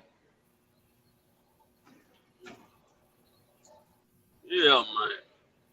You don't have nothing else to do but come over here and try to piss on somebody else's platform, man. You're a simp, man. You're straight up simp, bro. Fool like you wouldn't last nowhere in my hood. I know you don't live in the hood. I know that for 100%. Because all that mouth you got, niggas that run their mouth a lot ain't gonna do nothing. Ain't gonna do nothing but just talk. That's what you do. You ain't gonna do nothing. Real killers move in silence. They ain't got time to be broadcasting, talking all that nonsense. And you got a little man syndrome anyway. That's part of your problem. You're just a little bit above a midget. You know, you the kind of midgets I don't like. These kind of men we just want to put our foot on, just stomp you out, put our hand on the top of your head and walk around with your little boy all day. That's who you are, little boy. I really miss sucking my mama's titty. I wish I had my mama's titty. The milk was sissy. Mama, can you make me a bowl of oatmeal? Sissy boy. You still too little. 6 foot clown. You still too little. And you still got a short man syndrome. And you still gonna get the beat down. I don't care if you 7 foot. Clown. Lonely at the bottom type nigga. Yeah, I ain't got nothing else to do, man. I just did 50 push-ups, eat me a bowl of porridge. Let me see what's going on out here at YouTube. See if I can mess with some of these guys out here to get them riled up. Oh, he got a platform right here. This nigga's a clown right here. I'm gonna eat my porridge and wave. I'm enjoying my night. I ain't got no woman, so I might well stay up all night long. Sissy fool. And if you do got a woman in the house, she don't want to be bothered with. That's why you up all night. Hey, no, you pray you never see me, fool. You pray you never see me.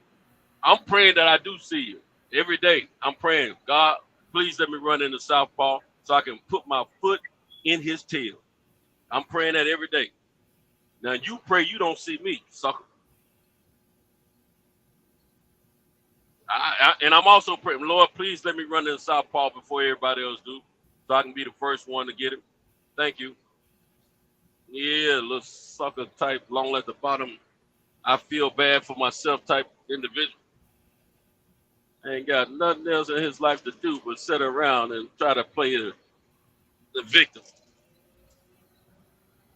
He was a silly fool, man. He's a silly fool. When you die, man, ain't nobody gonna be there. No one's gonna show up for your funeral. Your son ain't gonna even show up. Your daughter ain't gonna show up. Your mama, your daddy, sister, brother, nobody. And your woman just gonna go on by her business and be like, I finally got that fool out of my life. She ain't thinking about you. What's up, Max? Yeah, everybody was, you know what I'm saying? He just don't know how bad people praying they run into him. He just don't know. But I guarantee he will not leave the confines of his city of Chicago, and he's only going to go to work and back if he, working outside his house. That's all he's going to do. He ain't trying to go no fights. He know what time it is. You know what it is. And if you're a real bad dude like you say you are, with all the trouble you start with everybody out here, you won't be waiting for nobody to pull up in Chicago. You'll be pulling up on them wherever they are. But that let me know what type of dude you are. You ain't cut like that. And so I don't know who you out here trying to floss and finagle and fake it to, because you don't fool me, bro. I know you. I know your type. All you do is run that mouth. That's it. That's it. And fools like you to run that mouth, we ain't got to worry about them. You got to worry about us. Believe that. Believe that. And now I ain't gonna even let you know that part. I'm gonna wait to see if I see you. That's what I'm gonna do. I hope you show up at this certain event that they've been advertising. I hope you show up. I'm gonna act like everything cool, and I'm gonna scope you out and next thing you know, they be breaking us up. You be bloody. Just tell you. There ain't gonna be no talking either. No talking whatsoever. All this old internet gangstering, nah. Later for that, bro. You talk after after everything is done. Ain't gonna be no. I ain't gonna even talk to you then though. Yeah, old sucker type, long at the bottom type nigga, man. Man, I ran out of oatmeal, man. I ain't got nothing else to do. I just finished doing 200 push-ups. I'll beat y'all, man. Get the heck out of here. Everybody think about that bull crap, man. Man, I sure hope you show up this event, boy, that they've been advertising lately. Cause I know a circle that you've been flying in where you trying to act like cool and all that. I'll be sitting back listening. I hope God dog, man, I'm about ready to run this truck off the side of the road just because I'm pissed at you right now.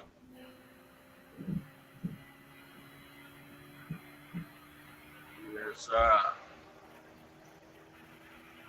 but anyway, later for this fool, man. He's a gump, man. He's a gump, and if he and I think he's done time, so he know what a gump is. So we ain't gonna be. I don't even know why I'm talking. I ain't even supposed to even communicate with gumps. It's a violation of the pimp code, violation of the G code, violation of the MAC code. You understand? So gumps are not allowed to be in this conversation. No pun to you, Gump 88. You good people, man. We ain't talking about your name, man. I just realized. But now Gump, he know what it is on the inside. He know what a gump is, and I ain't got time for no gumps, man. So I'm you know what? I'm gonna go ahead and nail this coffee, man. Let him have it. We're gonna proceed on some other kind of conversation because I'm violating my own creeds, man. So anybody know of any fights that's coming up this coming weekend? I will be in Tampa. So is anything you gotta worry about? Or I mean, any fights I need to stay tuned to. Anybody can bring them up to speed on them. Because in between me hollering at the females, man, I will be watching some boxing. Believe that. I'm that dude to go to boxing matches and still pull up boxing matches on my phone. You dig? I'm also that dude to go to football games and still pull up boxing on my phone. I got to have it. I run into a cat at the football game Saturday night. He saw me looking at boxing on my phone. Saw hollering at me and let me know he was in the boxing too. I said, "Oh, word." I told him about the TBS, man. So he might have became a subscriber that same night. And but he's not a third shifter though. He's probably gonna be taking things out on a replay or whatever. You know what I mean? But yeah, he used to box himself, and you know, we sat there and had a nice little conversation in between the game there.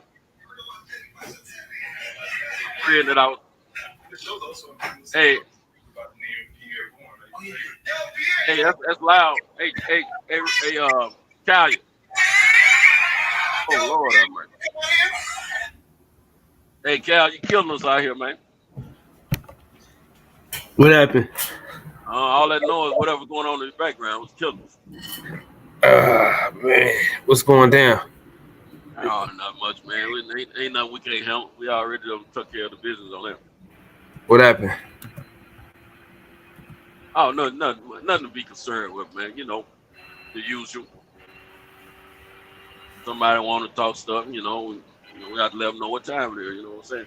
But we ain't gonna. I put a nail in that coffin. We ain't talking about that no more. Cause Did y'all block anybody? No, we ain't blocking nobody. Because you know, like Uncle Cliff said, Rule 734. I mean, what is it? Rule 2986. By Uncle Cliff, we don't talk to gumps.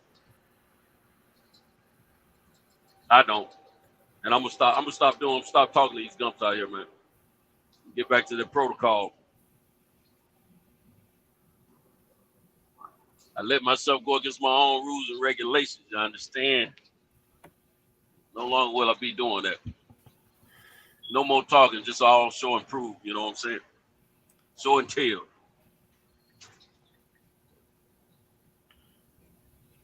But who's fighting this weekend, Cal?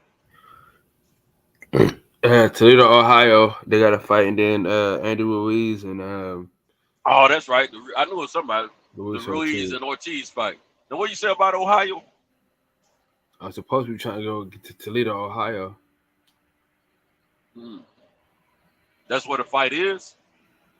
Yeah. I thought they were fighting in LA or something. No, not. I'm talking about. I'm trying to get for Albert Bell fight. Albert Bell, okay. All right. Is he top rank? No, he kind of independent. That's what I was thinking. Okay. So that won't be nationally televised. No, But it'll you can be buy, on but the you app. can buy the streaming. Yeah.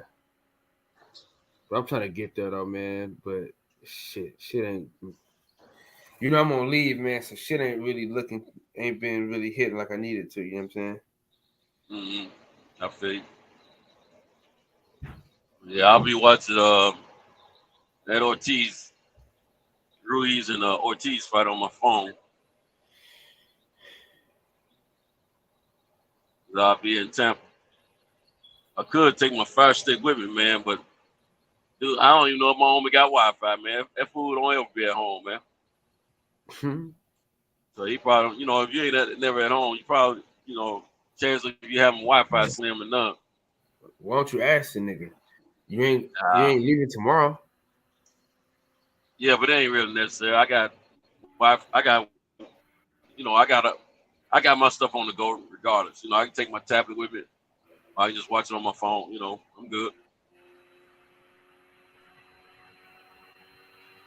That fight there, I'll watch on my phone more than likely because I got that live IPTV streaming television.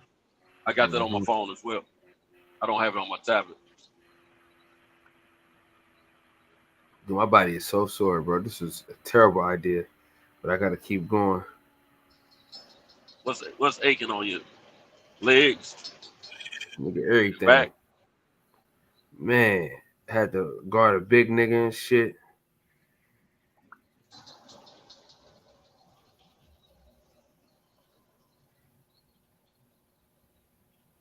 How many games you play, man? Shit, man, we played fucking 3 games to 30.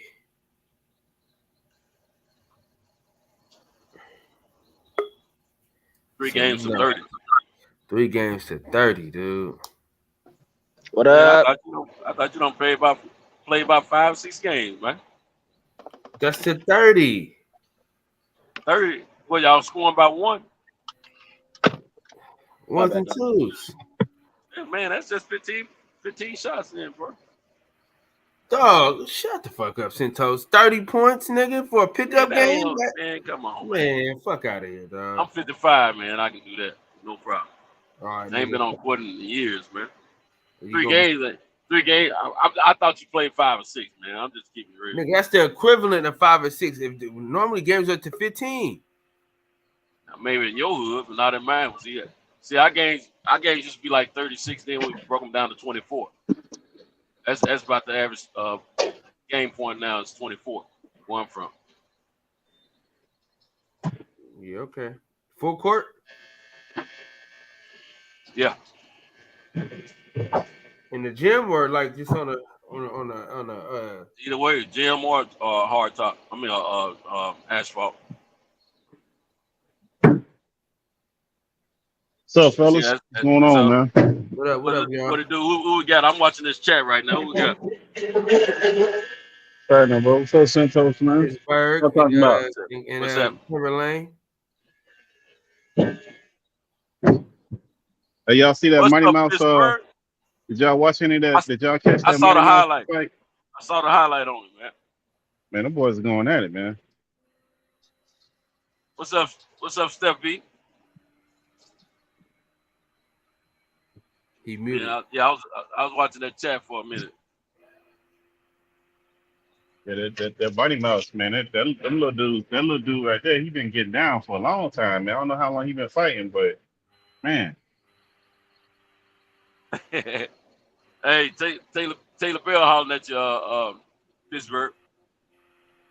Taylor Bell, what's up, Taylor Bell? Yeah, he said my fellow tech nerd. Tech What's nerd. Good? You know Taylor Bell. He's in that technology like that too, man. Oh yeah. Once you get in that, you, girl. Hey, guess what else? Guess what else y'all got in common? what's that? Investments. Oh yeah. Y'all will have a hell of a conversation. I promise you. You and Taylor Bell. We ain't got no choices in this year, man. You got to be a damn fool not to be invested in something, man. Yeah. You got to believe in something. Why Something, not man. believe in me? Hey, did you see Y'all don't any know of that about that. Tyson? Y'all watch that Tyson? Any of that Tyson Man, we series finna on Hulu? start, man. We finna start that shit this week. Man, that shit is. I don't give a fuck what nobody say. That shit nice, man. That's a nice little series, man. Now everybody been saying it's good though. Ain't got no That's bad. nice, man. But Yeah, see, what Mike Tyson. I ain't So paying listen, no mind. What network is it on, man? Mike Tyson didn't want you to watch it because he didn't get paid for it. But fuck him. And Oh, hey, it's man, on he ain't get Hulu? paid for a lot of shit at this point. It's on Hulu? It's on Hulu. Oh, The well, I'm about to watch series. it on my other app. They're releasing. They didn't dump it all like Netflix doing. They're releasing one episode at a time. I don't know what week. time frame, but they're not knocking it off. And that nigga Jaron son look just like him, cuz.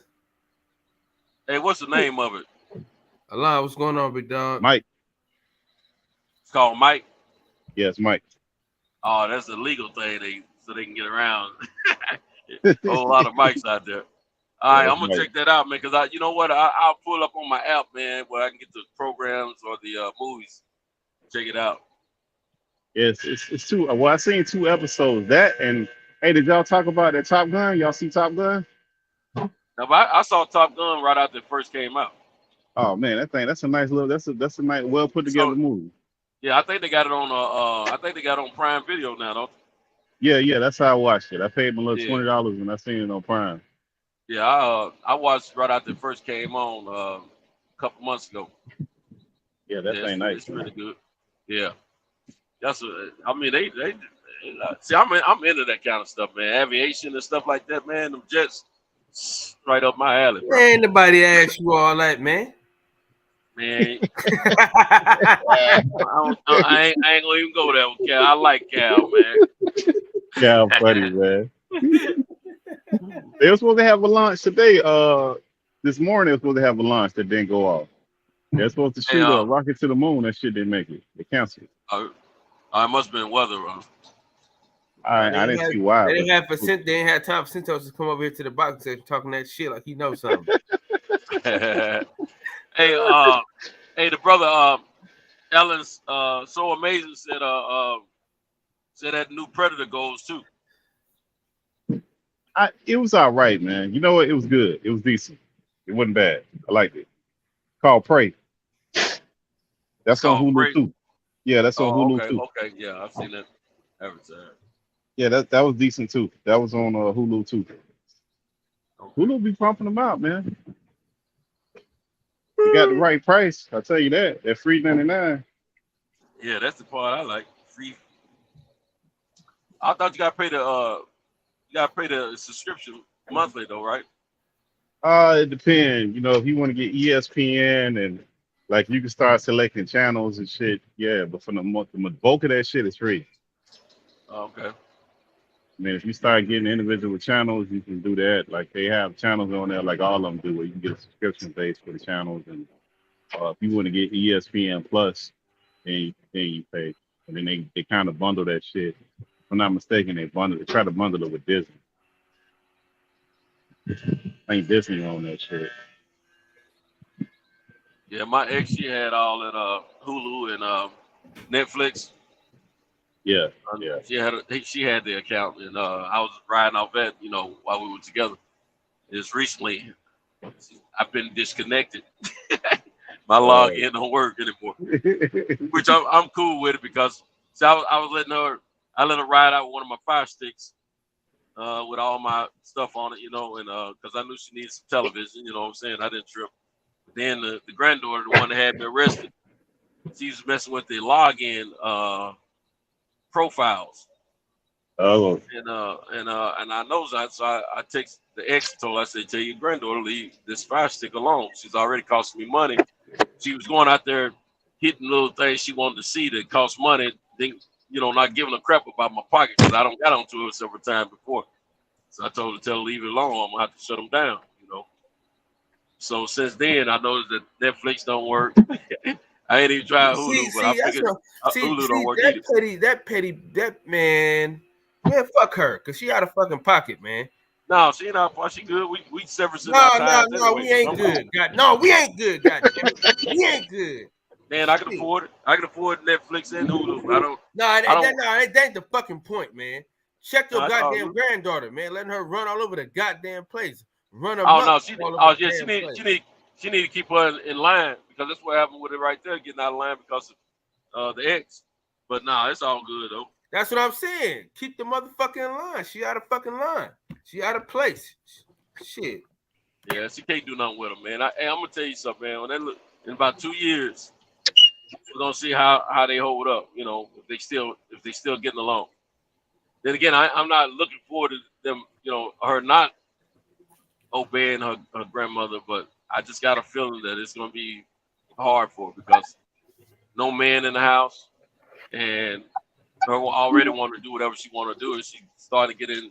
She wants to wear all this makeup, and she's starting to get into these boys with like these other little girls, man. So we'll see what happens. You know, them girls, when they get turned adults, they don't get along with the mamas and grandmamas anyways. Mm-hmm. They don't get along. They See, be testing each other. They be doing all kinds of stuff. She been talking aggressively to my ex for years anyway. That's part of the problem I used to get on to her about. So that's on them. I ain't got to worry about it no more. I'm gonna be worried about what I'm gonna be, kicking it with. You know, how many am I gonna keep on the squad? Cinto. Well, Shit. What you talking about? Talking about women? well, that's a part of it. I'm just gonna make myself available to. I'm coming through the back door. No. I got you. You said you want to be a side piece, man. I know. Already. Yeah, I ain't trying to be primary. Too much responsibility. Clever Lane, what's going on, man? Where the hell you been at? I know, man. No, check it. The last time we were speaking, right? That was last Tuesday. Everything was going well. And then all of a sudden, man, food poisoning caught me, man. I was out of commission 4 days, man. I was shatting my life filling up, man. That shit was crazy, man. It literally took all weekend to get well, man. I'm better now, but life changes. I'm a changed man. I gotta get back on the meat diet. I gotta take care of myself, man. That was all fucked. Way better. What'd you think about that card, Kyle? All your boys are on that shit. It was good, man. It was good. Man, it was good, man. It was good. A lot of knockouts. Yeah. I'm about to run in that spot in a minute, fellas. I'll be out the mission for a second here. For sure. I'll be back on the other side. I like Tiger, man. I think I'm actually really, really high on him. I think he's my highest top ranked prospect right now at welterweight. I like him. I think his feet are a little slow though, but he got it, man. The boy can box. He got a little pop.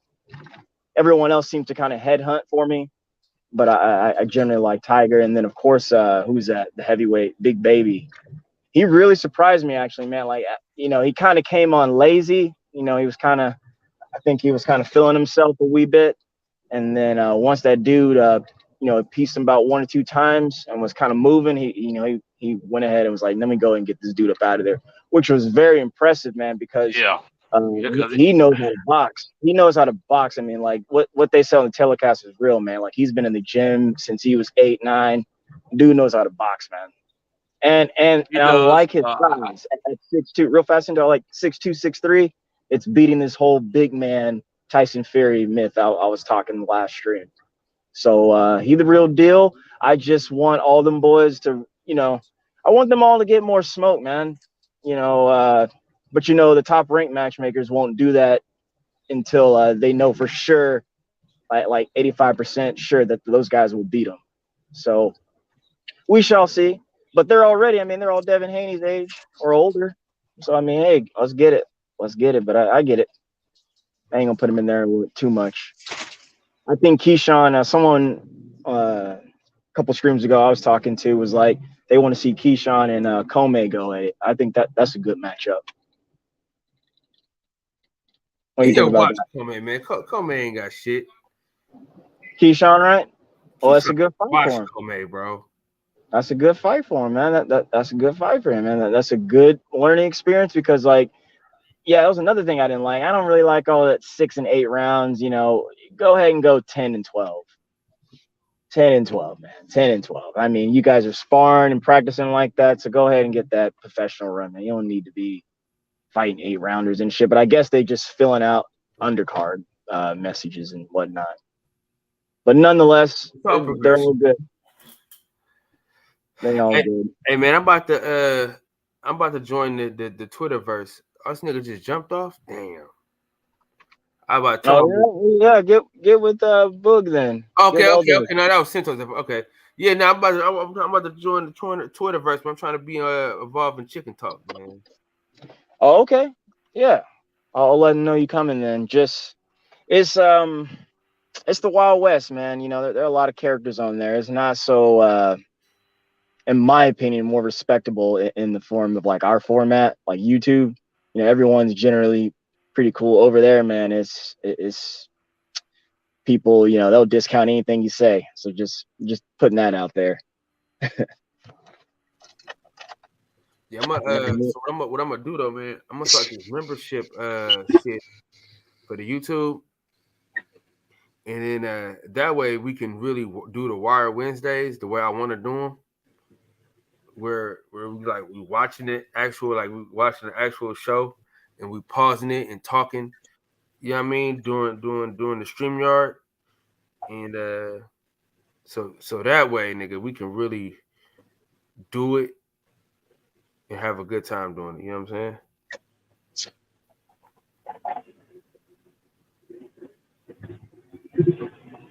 Yeah.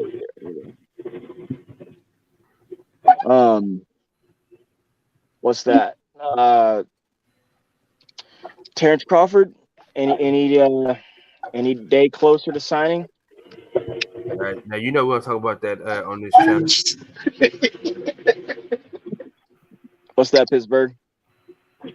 Hey, you know the good thing about that Mighty Mouse fight that they had this weekend, that was hosted on Hulu and Amazon Prime. So I mean, just throw that away. So that shit changing for the better.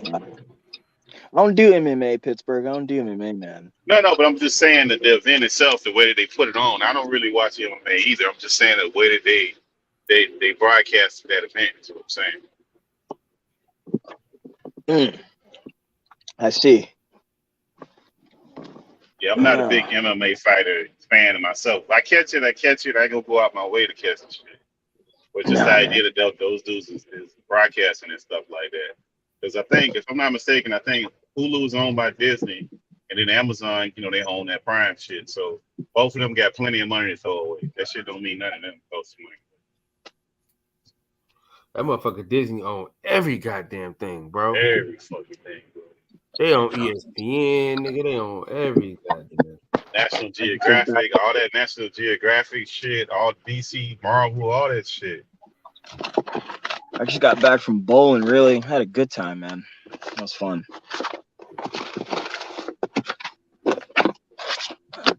Bowl. One moment here, it's going to get loud. Walking in my house.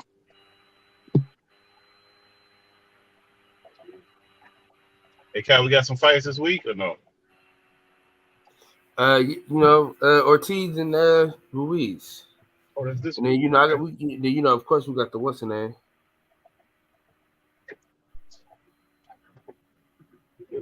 Yeah. Who's that? Abner Mares is on the undercard. And then who else is on that card? Ryu. Yep. I like Ryu, man. Like kind of out of nowhere too. But the only thing I really like about him is I think, like, you know, in a prospective view of him, like he's more complete than a lot of guys. Like I think he could go 10 and 12 rounds. Yeah, he just can't. You know, Davis, just go up and down. Well, that's probably more likely true, but you know, I want to see that. But again, like I said, Ryu a little more complete, man. Like he could get beat up for, you know, in the mid rounds and then come back and do something. Well, there's no beating Keyshawn Davis up, man. He's too good. Well, get some smoke, baby. Get that smoke, dog. That's what I'm saying. I'm gonna show you. Look, we going this one we can see. Look what you made me do. What I do? What's the nigga first name, man?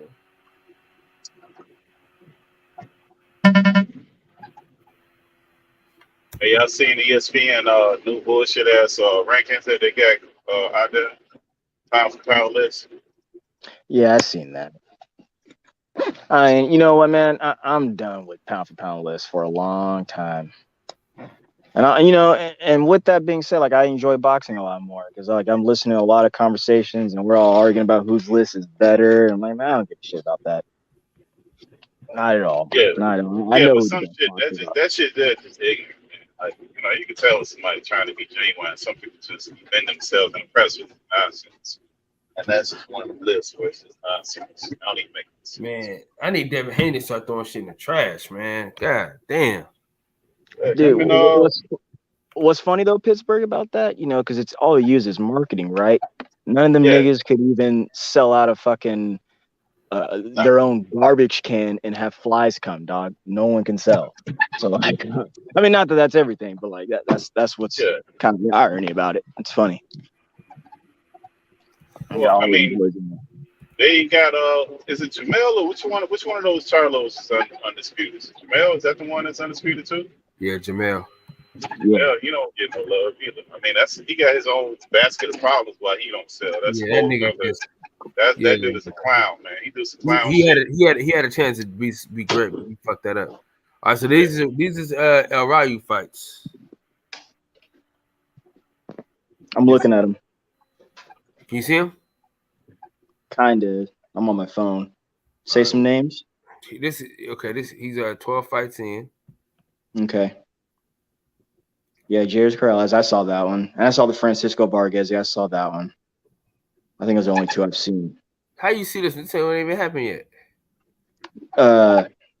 My bad. Well, I mean his last two fights. I saw his last two fights. Yeah. So this is his first. This is his real test.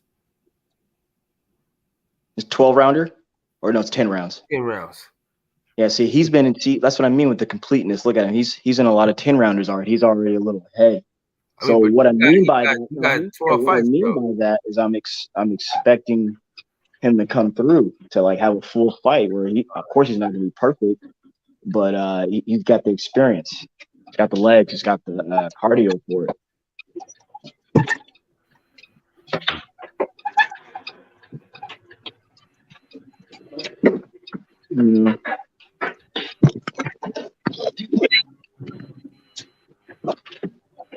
Damn. Look at this stuff.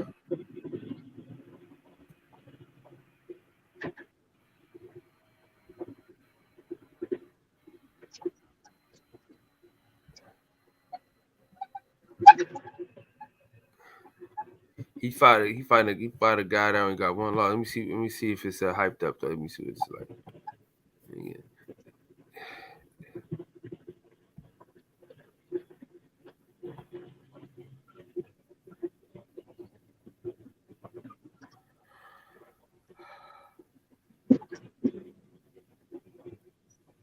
Few punching bags.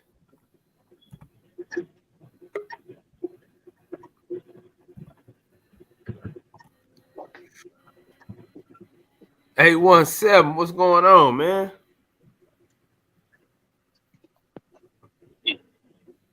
Shout out to Austin. Yep. Who the fuck is Ed? What's up, Taylor Bill? 7 is that guy. Hey, y'all see that YouTube bro had them 2 fights in the same card, man, trying to I guess he had to carry the card. Man. Yeah. I mean, I ain't watched the shit. It was interesting, but he had to fight. And that's what he had to do to keep the card going, I guess. Nah, nigga, I mean, but that's the popularity, man. Niggas they gotta give with these YouTube niggas, man. I mean, they making bread. I mean, if they don't fuck it up, they don't do like Jake Paul and be doing all that extracurricular shit. That's more entertainment, and that's just great entertainment.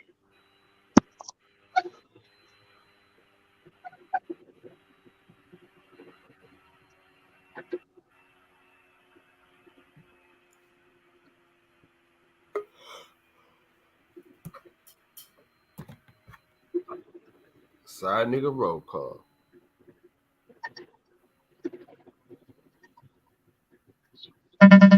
Yeah, but Keyshawn Davis, look at his first 5 fights though.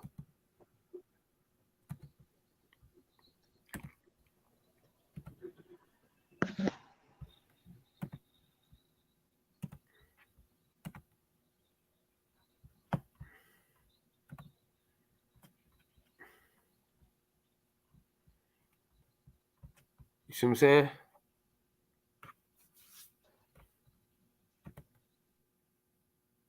You on mute. You muted. Yeah. Yeah, I mean, like, yeah, those are all for sure wins for him.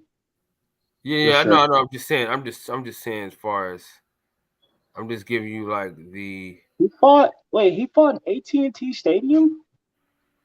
What the fuck? What card was that? That was the zone card, I believe. That was the zone. 5'8". So the first 2 fights were zone. You said he fights on the zone. No, the first 2 fights were with the zone. Didn't know that. Yeah, the zone thought they had him.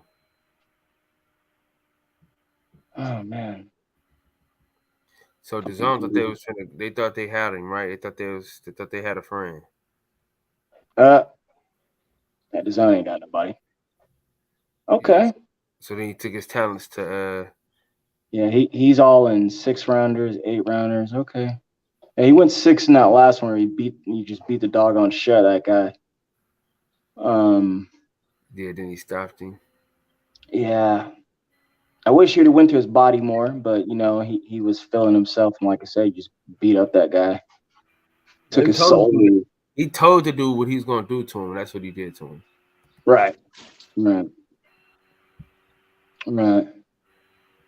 so What yeah, man, yeah. How tall is Ryu? About 5'9"? It's his first 5 fights.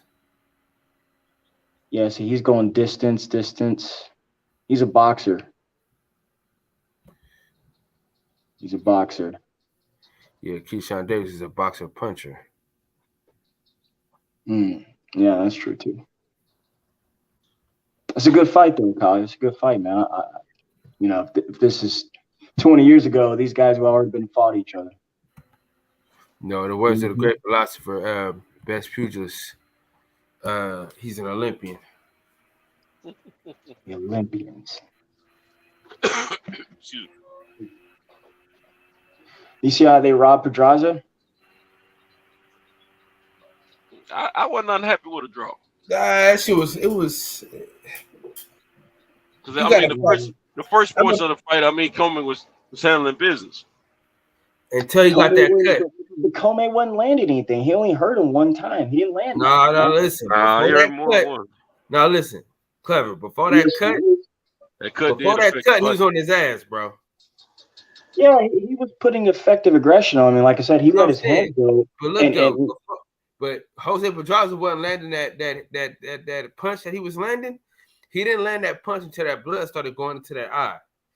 That's when he was effective with that punch. You know what I'm saying?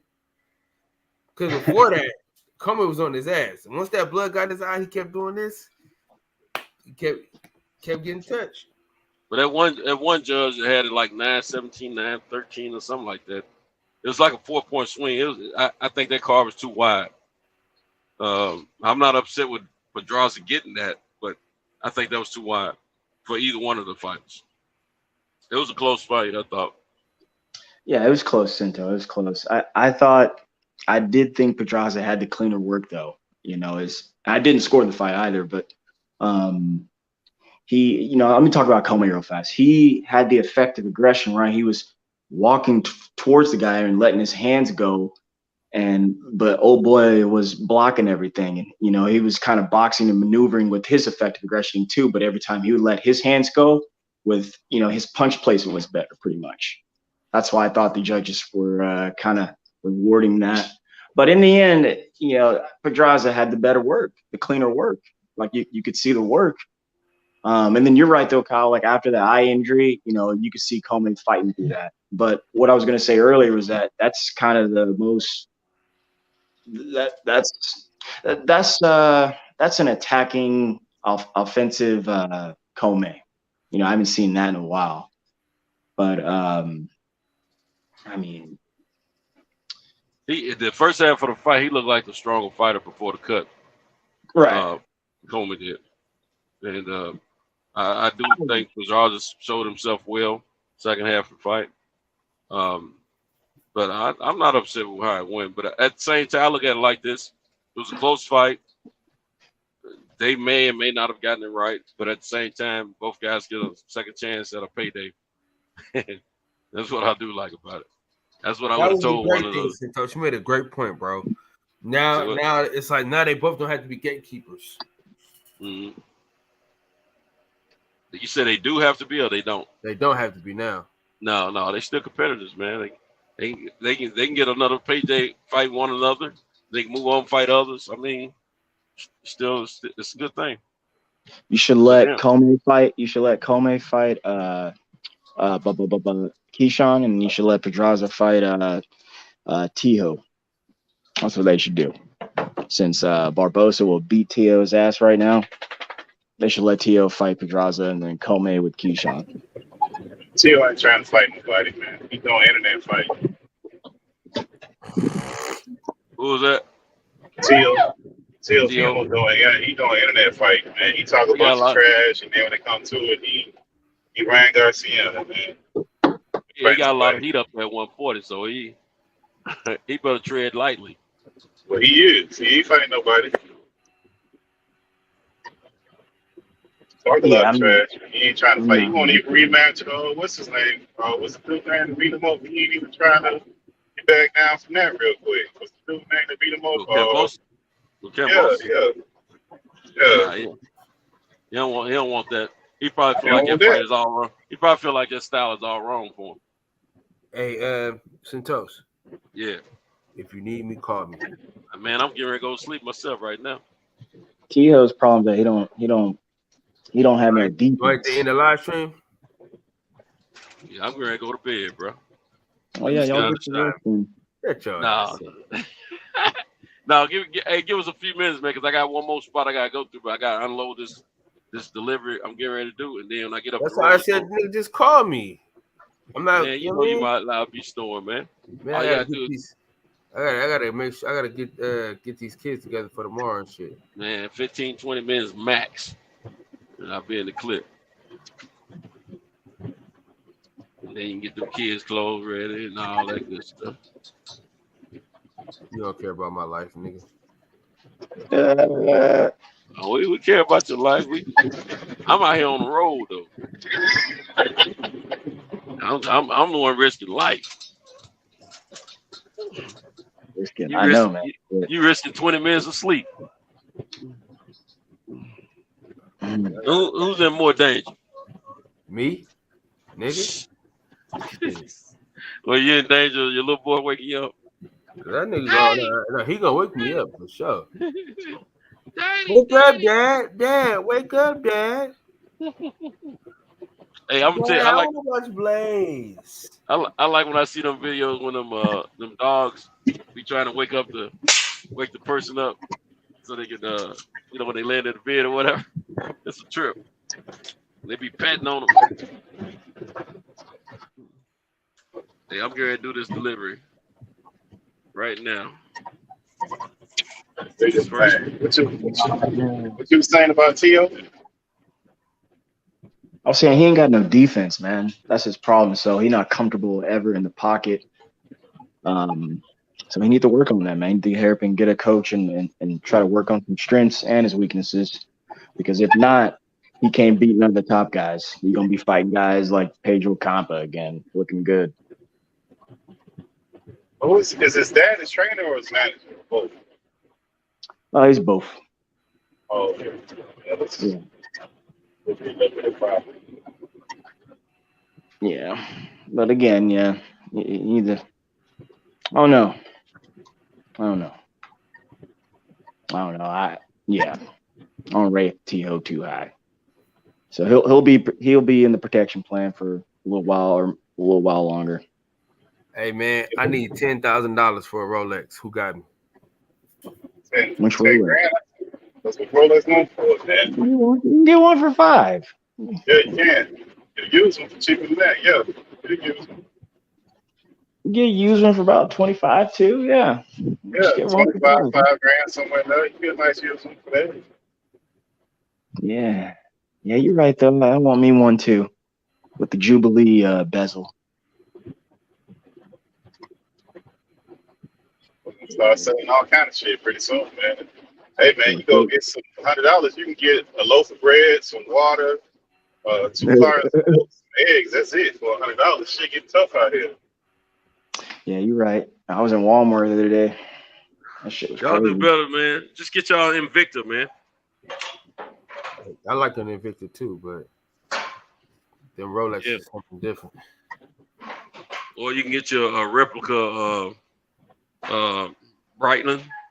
Yeah, I was gonna say, yeah, get a bright one. Yeah, Man, you really no replica, man. What's wrong with you, Centos? Hey, who don't know? Hey, get that knockoff, Cal, man. Don't you waste no money on that bullshit like that, man. Yeah, I'm gonna tell you something.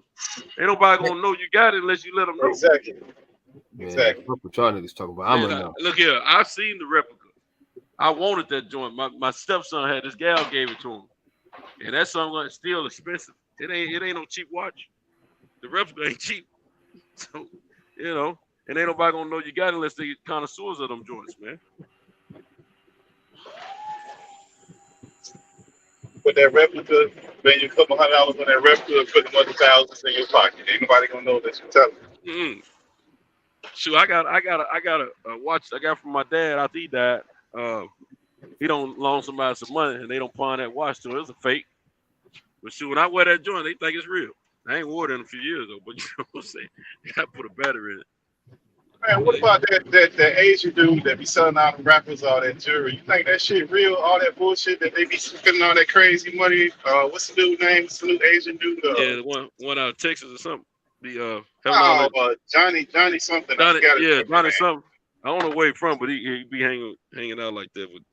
Yeah, them motherfuckers going and spending all that money and stupid ass. They just trust him like that. The same thing with Jacob the Jeweler, all them cats. They just go in there just throwing money around. No, Jacob the Jeweler had real. His shit was real, bro. Man, listen, man. In the beginning, I'm pretty sure all them cats is ripping. Rappers them dudes don't be checking. They just be throwing. It's like if you go to a car shop where they paint cars and you go there where all the dope boys get that car painted, your ass gonna pay them high inflated price just like the dope boy. Mm-hmm. Cause they paying for that shit. And the paint ain't no better. Same shit. Well, listen, man, I'm about to give me 2 Rolexes, nigga, this year, nigga. Plus, I'm finna get me, you feel me? I'm finna get this, nigga, you feel me? Everything I want, nigga. I'm getting everything. Fuck it. I'm selling drugs for the rest of the year. Shit. With my bank account set up, I can't do that. You know what I'm gonna do though?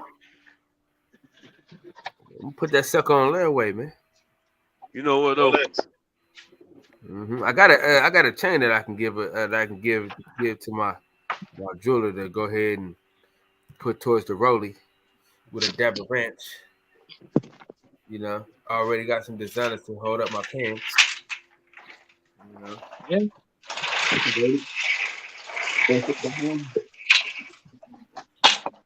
You know what? I've never had a desire for a Rolex, man. I've had the money more times than I can count, but this ain't never appealed to me like that. I got a couple of my money. Couple of my homies, they done bought Rollies and all that bull crap, but I ain't never felt like I needed something like that to validate who I am. That's just me. That's just the way I'm out there. Certain things I like, I go ahead and purchase, but some things I just don't. When people make things a status quo type of deal, status symbol, like well, you just gotta have to prove something. That's what I mean. When they make it look like that, I don't really care for stuff like that. Man. Man, I'm just trying to upgrade my Rollie from side to side. You know what I'm saying? I feel. Shit, next year this time, that Rollie money to buy you another house. That'll be down payment for another house when that shit crash and burn. It's going down now. I just want to rolly with the Deborah Ranch. I already got some designers. Pittsburgh. You in Pittsburgh, obviously. Yeah. Say it again. I was asking you in PA. Nah, I'm in Obviously. Miami. Yeah, that's what's wrong. Ooh, House market going, it's crashing and burning slowly but surely everywhere. yeah, it's not time. Damn. Yep. Shit gonna be hard as fuck. Kyle, what's the weather like up there in Oakland? Oh man, it's fucking amazing right now. Fire season, man. The wind's starting picking up down here. This shit probably already on fire. Hey, which one you like, Cal? You like LA or you like the Clippers? You said do what now? Clippers or the Lakers? I'm a Laker fan, but I live. The Warriors is where I live.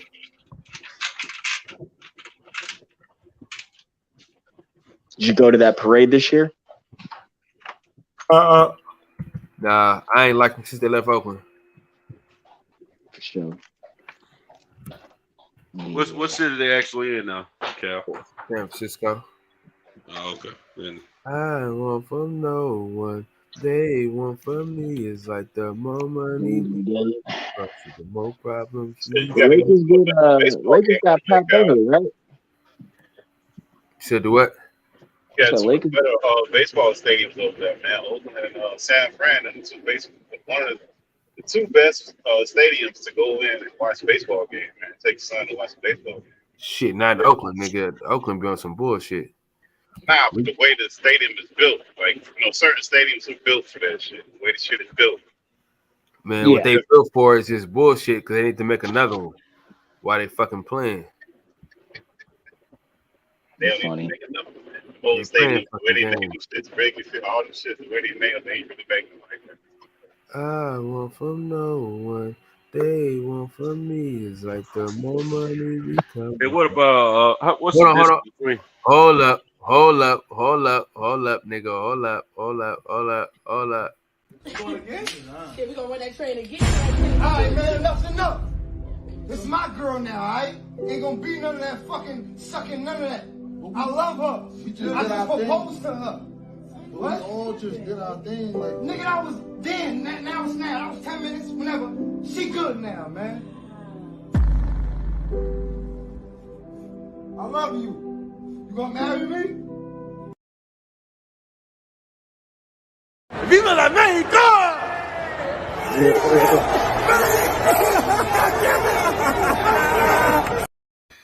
Viva la México! Hey. Going again? Yeah, we gonna run that train again. All right, man, enough's enough. This is my girl now, all right? Ain't gonna. You, my friend. This is my Hey, girl, Santos, now, what's right? good? Hey, Santos, I heard you going over What's that up, bitch ass nigga Southpaw. We about to pack that nigga out when we see him. You know what? Hey, you know what, man? I went against my own methodology and protocol, my own guidelines. You know what? I'm not gonna even address that Gump anymore, man. I didn't talk to Gumps when I was on the inside. I'm not gonna talk to Gumps right here on the outside. I'm done. I'm not gonna address that Gump again, man. Yeah, he'll know what it is. We run into each other. What's that Southpaw guy? Oh yeah. Yeah. I mean, the crazy part is if we ever do run into him, most likely we're all going to be in a group, so he's going to get packed out. Damn. Yeah, he's taking everybody, though. He don't go to fights, man. We ain't gonna see that cat, man. Cinto, you still thinking about going up to New York to see Deontay Wilder? Am I thinking about it? I got tickets. I got tickets. Damn. The only thing I haven't done is bought my flights. That's it. I ain't done a hotel either, but it's, yeah. Am I thinking? You got some good seats? Good enough for the price.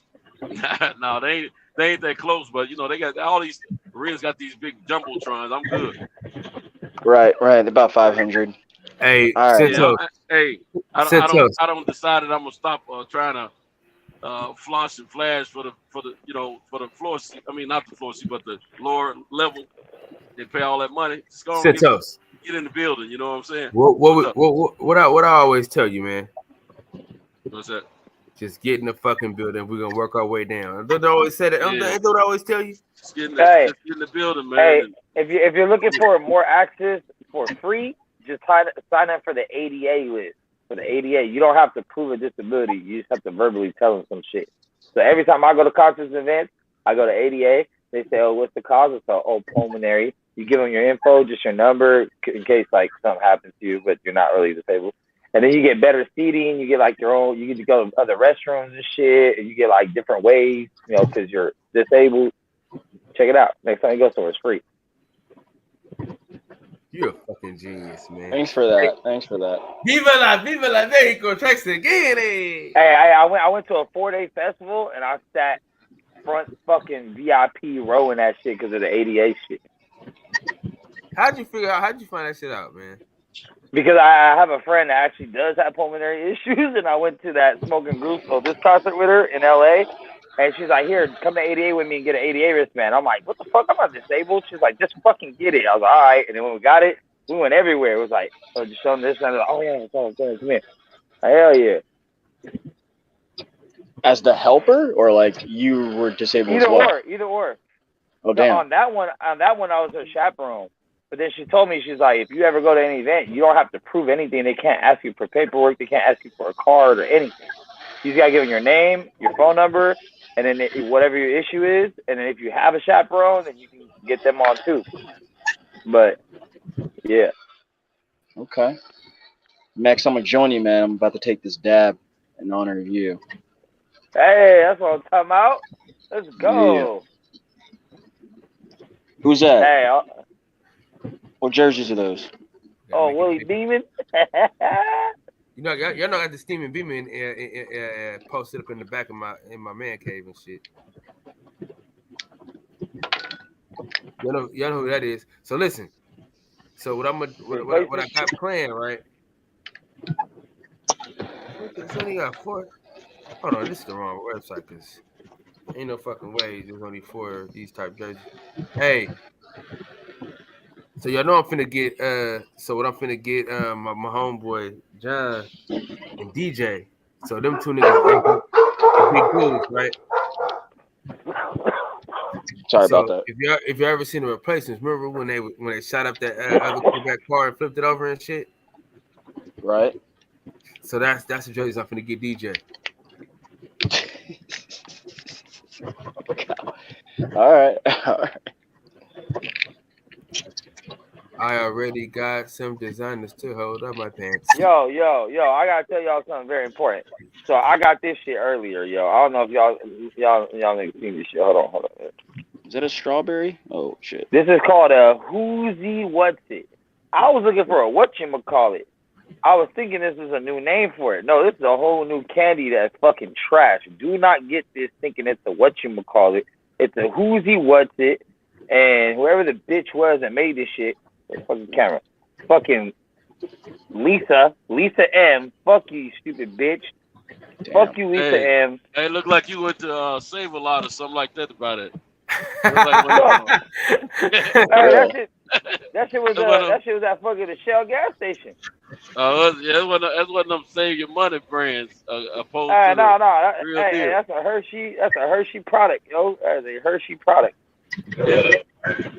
It's made by Hershey. Fuck them though. Yeah, made by Hershey. That must be their nephew. That must be his division. Okay. It's new, dog. It's new. They gave him something. They gave him something to do. They could go over there in the corner over there and make your own company. We'll let you put Hershey on it since that's your last name. Isn't Hershey's out of Pittsburgh, PA? Yeah, they out of Pittsburgh. Yeah. I think no, that's in New England, Boston. I was about to say Hines, but that's in New England. whenever like my birthday's getting close, I kind of have like this like all of a sudden like healthy motivational pursuit. So like now I'm just like I gotta get on a diet, man. I gotta get on a diet. I'm like Are you trying to come to the fight, man? How old are you about to be? I'm gonna be 33 next Saturday. This coming.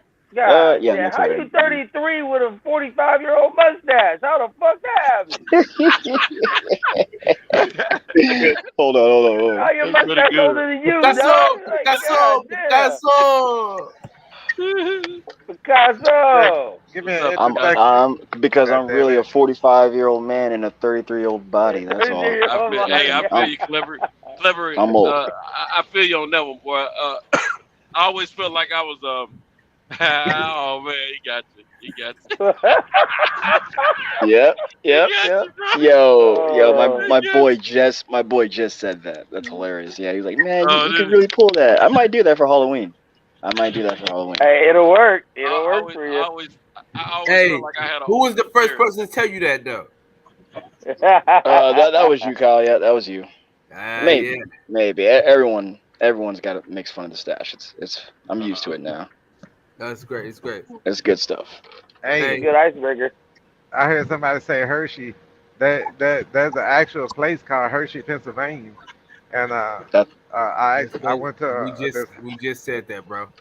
Yeah. You just said that. God, Picasso. So ass, dog.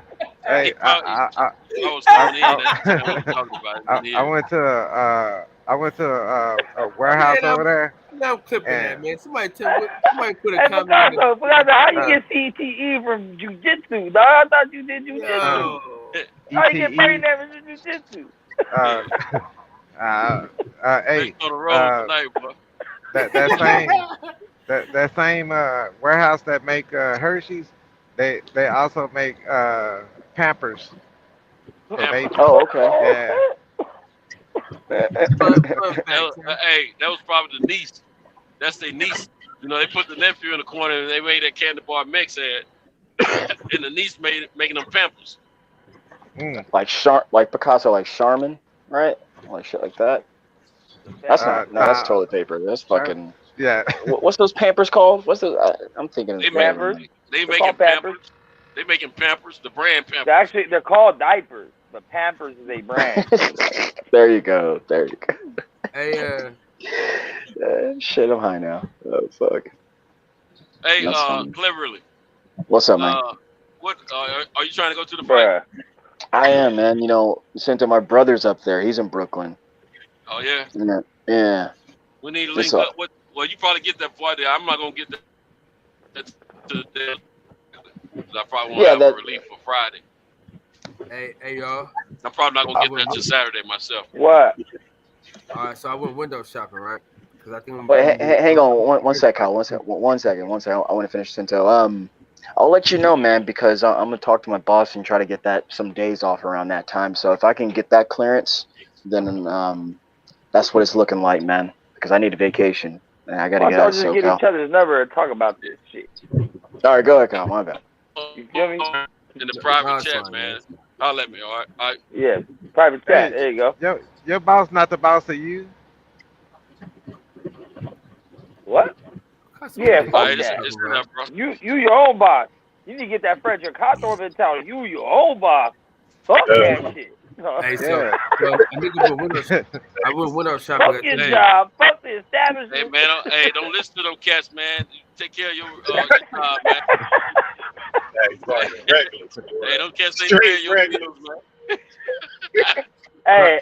I think I'm about to be rich, Kyle, man. So I went window shopping today.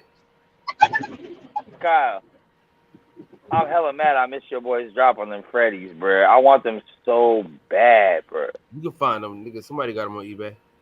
Hey, Cleverly, I put that in the chat. Hey, you heard me? Yeah, I got you private too. Okay. So I went window shopping. Y'all let me know which one y'all think is better. Hey, just text me when you get a chance. Fuck out of here with that bullshit, Kyle. For sure. Kyle, don't do that. Don't do that. I can tell you which one looks better. The naked wrist. Shit, man, if I were you, I'd just go give me a Timex and put some diamonds in it, man. Call it a day. Give me a G Yeah, shot. but like Kyle likes to stunt though. Yeah, y'all can tell he likes to stunt. So like that's why he doing Hey, it. Stunt is a habit. Get go it get like your There you wife go. some. Go get your wife and kids some shoes. That's how you get robbed too. Yep. at Yeah. gunpoint too. Hey, I'm gonna do it. stunt is a SL, habit. SLL Cool J, what happened to him when he came to Nashville several years ago when he was younger? Coming out of the middle Oh of man, some white folks got him. No I'm like a way. shark fin. No, hey, Yeah. hey, it's hoods in Nashville now. I'm telling you. Hey, we got some crazy fools in Nashville. Hey, Guys, hey, this is they why you have Texas, insurance. You can have insurance. hey, they took his dookie rope in Nashville several years ago. I didn't. That didn't keep him from coming back though. He came back. He didn't trip about it. Nah, Tennessee. Yeah, There's a lot of water in Tennessee, man. You gotta be careful. You gotta be careful. There's water and crazy fools too. That's why we got insurance, man. Some good barbecue too. Hey, Santos. Yeah. What the fuck is up with some moonshine? I don't know how many times I gotta ask you motherfuckers, you What's up with southern gentlemen, where I can get some moonshine shipped to my establishment. Hey, y'all don't have the moonshine where you at, Max, man? They got We that got shit the all real over. shit. We got like That's white that white lightning. shit. Yeah. That's that That's that you white know, lightning. That white Hey, lightning. Nobody want that shit. now, legal moonshine you can buy in my area, but then they got some illegal I moonshine want from the illegal shit. I want the high lava. You're gonna need to get with them hillbillies in East Tennessee, man. What's up? We need you to get with the hillbillies in East Tennessee. I thought you was the hillbilly. Look here, I like my nuts where they are. What's that mean? I don't mess with them hillbillies. Yeah. Hey, have y'all seen the movie Deliverance? Fucking cannibals, man. Some cannibal right there, dog. Now it might not be that bad now. You know, it might be alright. Everybody try to get along, but I don't mess around, bro. They got the internet. Oh shit. Hey, Max, you never had moonshine before? Or you just trying to get some? Yeah, I've had some before. My stepdad's from North Carolina, so that was literally his wedding gift from his family was a gallon of moonshine for him and my mom. What kind was it? They make it depending on the region. They make shit different. It wasn't the apple one. It was just the regular one. I've had the apple one too. In like a little pint. Huh. I don't see how y'all drink that stuff, man. That shit's It don't take much. When I see that, when I see moonshine in them mason jars and stuff, man, it look like to me. It's when I see it, it's like you will die. That's the first thing come to my mind, man. That's that snake. That's that snake venom side, nigga. That's that snake venom. Look like some stuff in there to kill you right off the top, man. Because I'm talking about that stuff. It just looks strong, man. Oh, it's strong as hell. Depending on where you get it from, they make it different. I was just gonna say that because I've had many versions too growing up. The last time I had it was like I was 2 shots done. I think I'm gonna go with this one, man. My mom don't have some before. I'm gonna tell you, I ain't never seen not one person who's a real drinker, a real alcohol drinker, that can just chug a lug one of them joints. Oh no, hell no. Hey, they sip on it for weeks. Hell no, you can't fucking. You gotta sip it. You gotta like let it touch your wine, like touch your lips like communion wine. You feel me? Like it's not that you just gotta get that little. Let me know it's dangerous, you know what I mean? Man. That little bite. It's time to take you a couple weeks to drink that joint, man. Something ain't right about that. Oh man, that gallon lasted us a couple months. Hey, but you know where you get that? You know where you get Max? You know you get that moonshine? Go on the dark web, man. You can get some moonshine. I'm not trusting shit on the dark web, much less any type of payment for it. Bro, like the dark web, you can get it, bro. Bro, I'm not a computer engineer like your ass, dog. I don't even got a fucking computer, period. Hey, Google and YouTube is your friend, man. That's all I'm gonna tell you. I don't have a laptop or a computer. I'm not going on the dark web on my phone, but. Nah, man, it's not that complicated, man. It's really not. It's not. You overcomplicating it. You're making it something that ain't. Bro, you told me you went to school for fucking some electrical engineering or some computer shit or some shit. It's easy for you. Max, it's kids. Remember the dude that got arrested for Silk Road for selling the drugs and shit? It was fucking teenagers on that shit, man. They ain't went to no damn school. Like, that shit ain't that complicated, man. And like you said, the motherfucker got caught. I ain't about to get caught for shit. They made a lot of money before they got in trouble. I can't get another strike, dog. No. But he got in trouble because he was facilitating the website. That's what he got in trouble for. People who was buying and selling the shit, for the most part, ain't nothing to do with it. Look. All y'all motherfuckers from the South trying to get me going the dark web, but I'm talking to you. What's up? I know Man, y'all got plugs on some moonshine. Don't be Yeah, greedy with it. you ain't on the dark web right now. You already Hey, if y'all needed some Cali weed, make I would have you. But I'm asking you with some Southern moonshine. Y'all acting like it's like I gotta go make a sacrifice or some shit. Hey, I don't know about white lightning. My dad had white lightning, but when he was younger, he drank that syrup. It looked like brown liquor, but it was like syrupy, and you just sip it, and it get you out of there. that was like But grease lightning. That was like grease lightning. grease lightning. Yeah. My brother and my cousin came over to the house, and they drank us, and so I said, "Hey, I'm gonna go ahead and fix y'all a drink right quick." I brought them out a shot glass thing, a big shot glass, whatever, and I had mine, and then I gave it to him, and then he sipped it, and he go, "Ah!" I was like, "You serious?" And then my brother, I said, "He don't want it no more, right?" So I told my brother, I said, "Can you drink that for him?" And then he drank a little bit. Woo! And I was like, "What's wrong with y'all?" Put the hair on that chest, man. They said put a hair on that chest. It's more like it's burning your organs up. That you restoring softness and all that on the inside. Yeah. That's what it's doing. Burn that stuff up, man. See, both of them fat, right?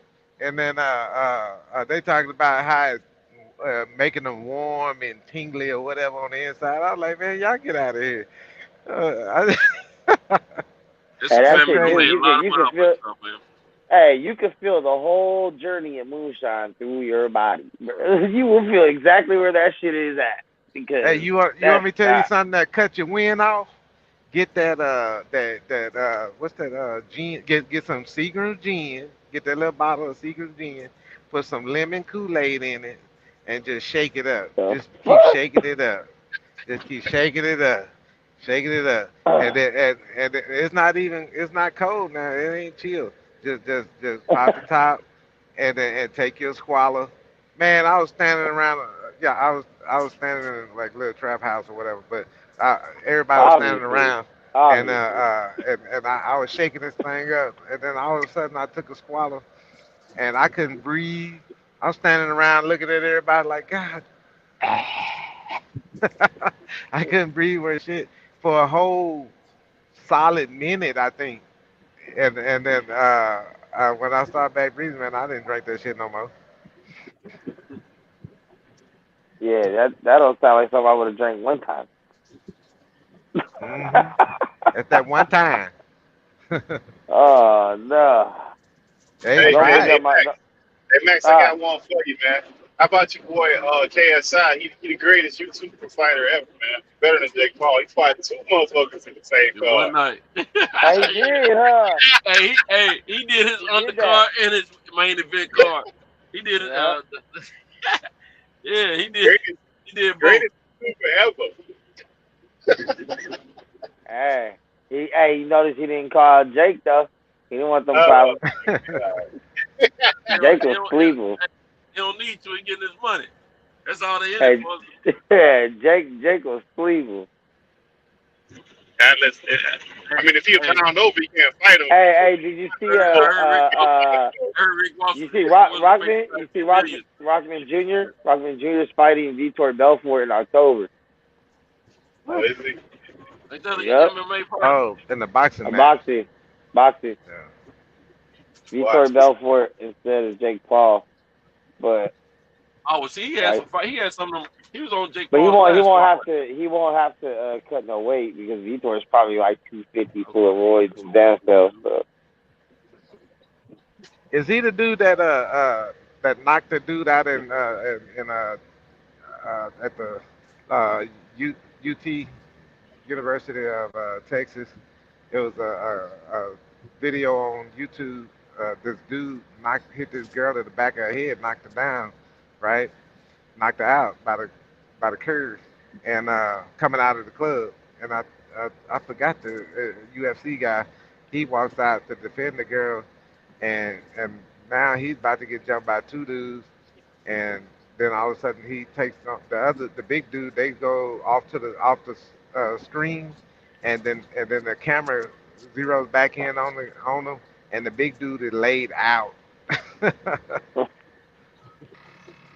And that's the best thing when you take out the big dude first, because everybody else is like, "Oh shit, that Yeah, was our anchor." That that's was what our happened. anchor. The other dude that was trying to get behind him or something, he turned around and looking because and then the UFC guy he's attentive of where his back who's behind his back, and then his people kept telling him they were saying his name over and over and telling him don't do it, don't do it, and they went off screen over just knocked him out. I think he did a kick or something and knocked him clean out cold. Oh, them Big boys dude, were shook, right? yeah, big dude was out there in the Yeah. dark. He was in the dark in the parking lot, laid out. Them I boys didn't were have my shook. little, Shut the system down. I, I didn't have my Shut little the system off. scuffles in the parking lots and shit across from the clubs or something.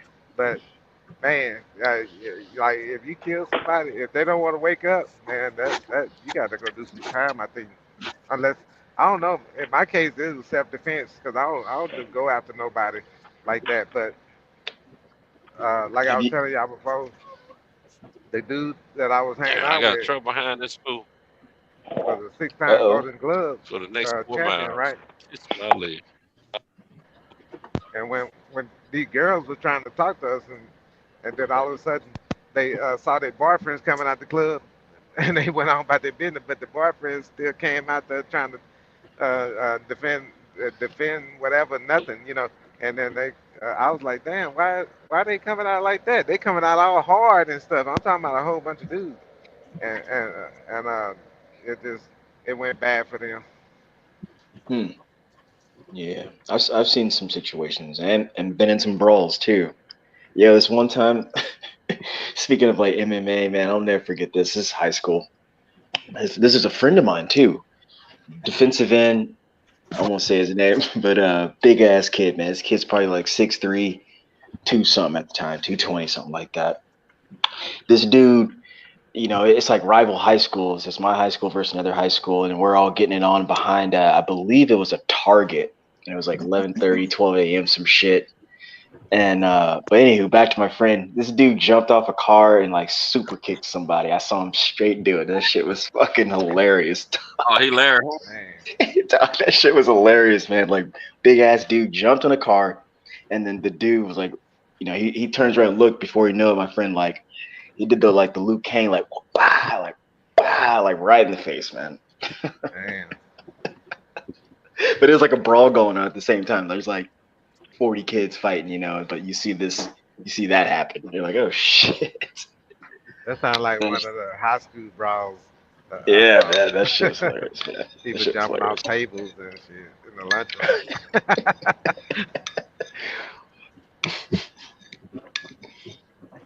Yeah, man. I've seen Protect people yourself. do Protect weird yourself, shit. man. Yeah, Just I've protect seen yourself, people. man. I've seen people do weird shit. Like when this dude jumped off the table and just caught this guy, right? And the guy just wobbled. While he's wobbling for real. You know what I mean? You seen somebody wobble? Yeah. Oh, you know what? Sidebar. How Yeah. about when Richard Torres knocked that guy clean out, like actual out, like in air, and then before he even hit the ground, man, he got hit like 4 more times. Hey, that dude right there lost a moment of his life, man. He'll never Yeah, get that back. yeah, Oh well, yeah, man. he signed up He was for it. out. He was out. He was out. Oh, I But the did see last one, that clip. the last one was I saw it live. That shit was hilarious. He face planted, right? I was like, oh shit, it's like a dead body right there. Mm. Oh shit. That dude had no business in the ring with Torres, man. But what was really encouraging and what was awesome, do you see how quickly the doctors and medical team moved, and then like how slowly but fastly they moved the body? Because you got to be careful when you're doing that. Like the doctor immediately ran up, checked his vitals, made sure everything was okay, and then moved him slowly and then they like kind of moved him to the side and then flipped him over. It was kind of interesting. Yeah, you got to straighten that arm out and then Yeah, like roll they had. him over. Yeah, they did a lot of that. Yeah, a lot of straightening, and then they flipped him over, and then like even when they flipped him over, he looked dead, yo. Like his eyes were like he Yeah, he was didn't like move they for were a minute. open. Yeah, he was. Uh, He was knocked out. Right, he wasn't moving. It was crazy, man. ac- I was like, oh ac- shit. Actually, they supposed to take that mouthpiece out They and did. They uh did.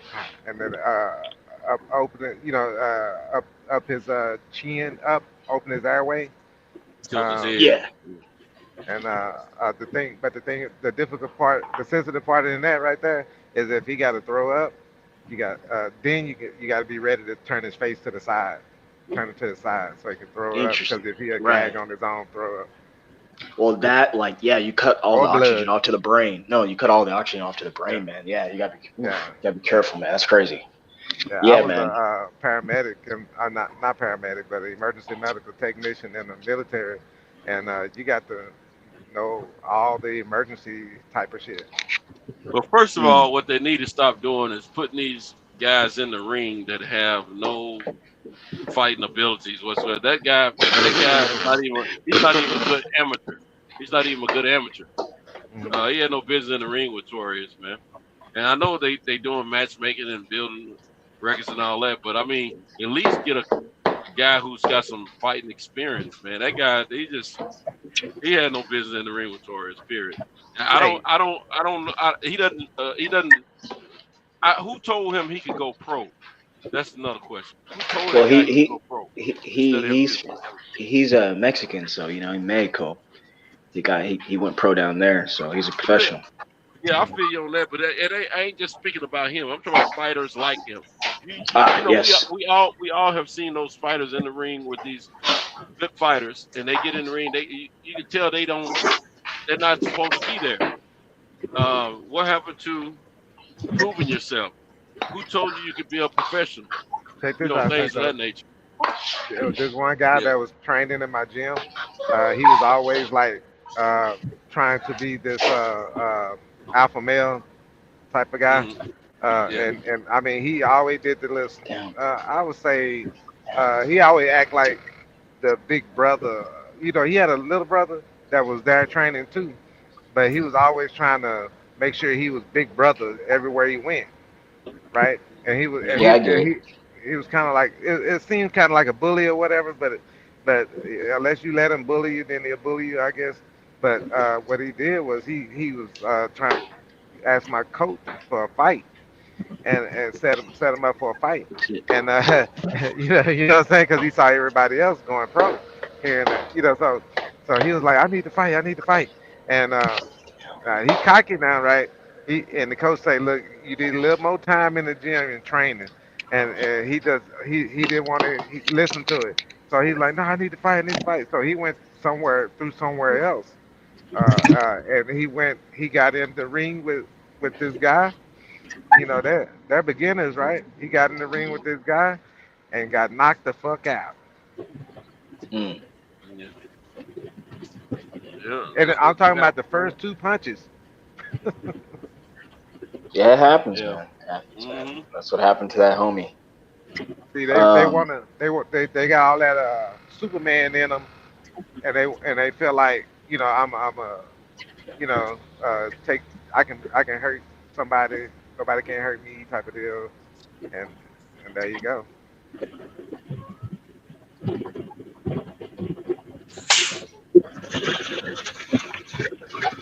Hey, dudes like that get packed out. fucking nuts. That's What's it. that mean? What's that mean?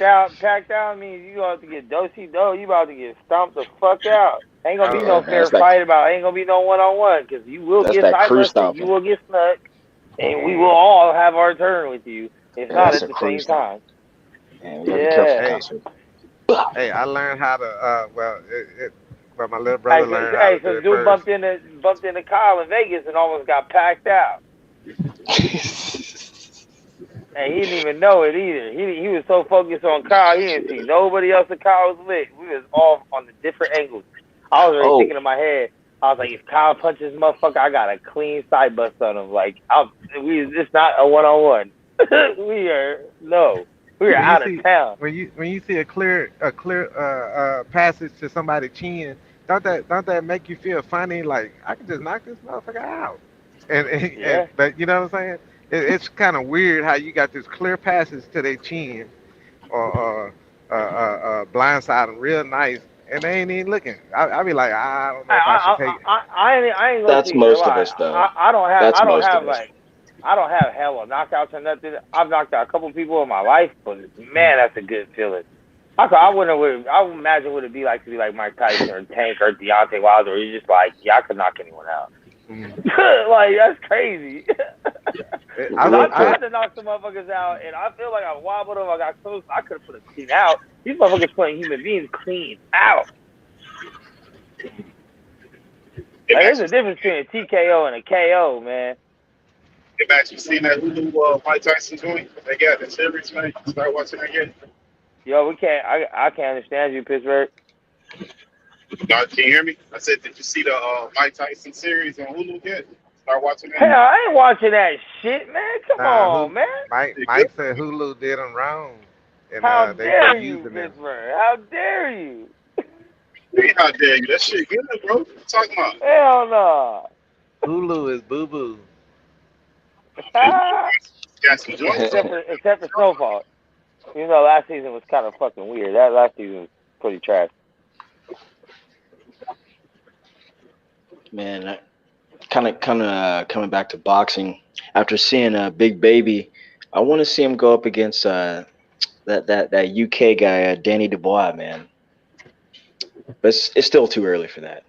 Maybe like 2 more fights.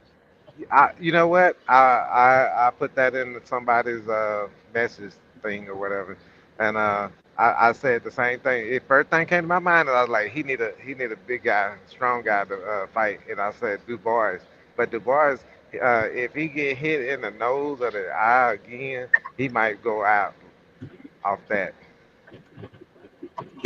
Yeah. UK boxer though, right? Dubois a UK boxer. Yeah, he's a come forward pressure guy, but he's got heavy hands.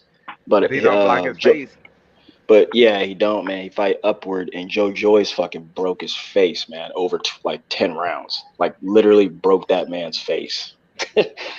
So like, but I mean, he beat up who was that? Don King's heavyweight, who was like big as fuck. I mean, that's he's fought like 2 or 3 times too since that fight. Maybe 3 times since his Joe Joyce debut. Has he gotten any better? Yeah, he looks the same. When I say the same, just like that's his style. You know, his style is, he's a come forward pressure guy. He tries to get you up out of there as quick as he can. A little more methodical. He fights a little like what you call it? Lions in the camp. Anthony Yard. Don't he fight Nah. that? That guy's his heresy is unorthodox. Literally, he's hard to figure out for me, aka trash. So, no, I wouldn't put Dubois on that level. No, he's better. In fact, he's better. Dubois is a pretty good boxer. He's got okay strength, powerful, to hold his own. He just wasn't used to taking those kind of punches that Joe Joyce was putting on him. And he ended up quitting in that fight. It ain't like he got knocked the F out. He quit because it was too much for him.